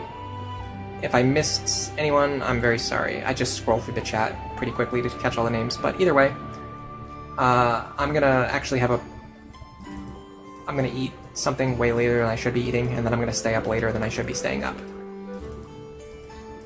You guys try to do a better job of taking care of yourselves than I'm doing tonight. Taking care of myself. And for now... Hold on a second. Actually, there's something I want to do. Don't leave yet. I mean, you can leave if you want, but please don't. I just remembered something.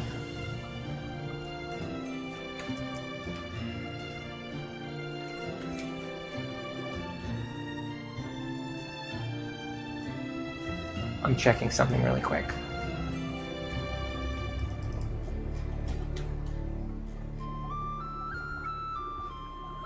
I'm seeing if anyone else is streaming any RPGs or anything like that. It's mostly Hollow Knight. People are mostly streaming Hollow Knight. What about Fire Emblem? This is theoretically a Fire Emblem channel.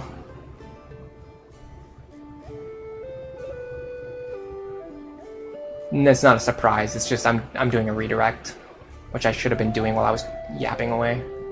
Okay, nobody's really streaming anything, honestly. Randomizer, Fire Emblem, the Sacred Stones. Okay, so somebody's streaming a Fire Emblem Sacred Stones randomizer. I'm gonna send people there. You can go if you want.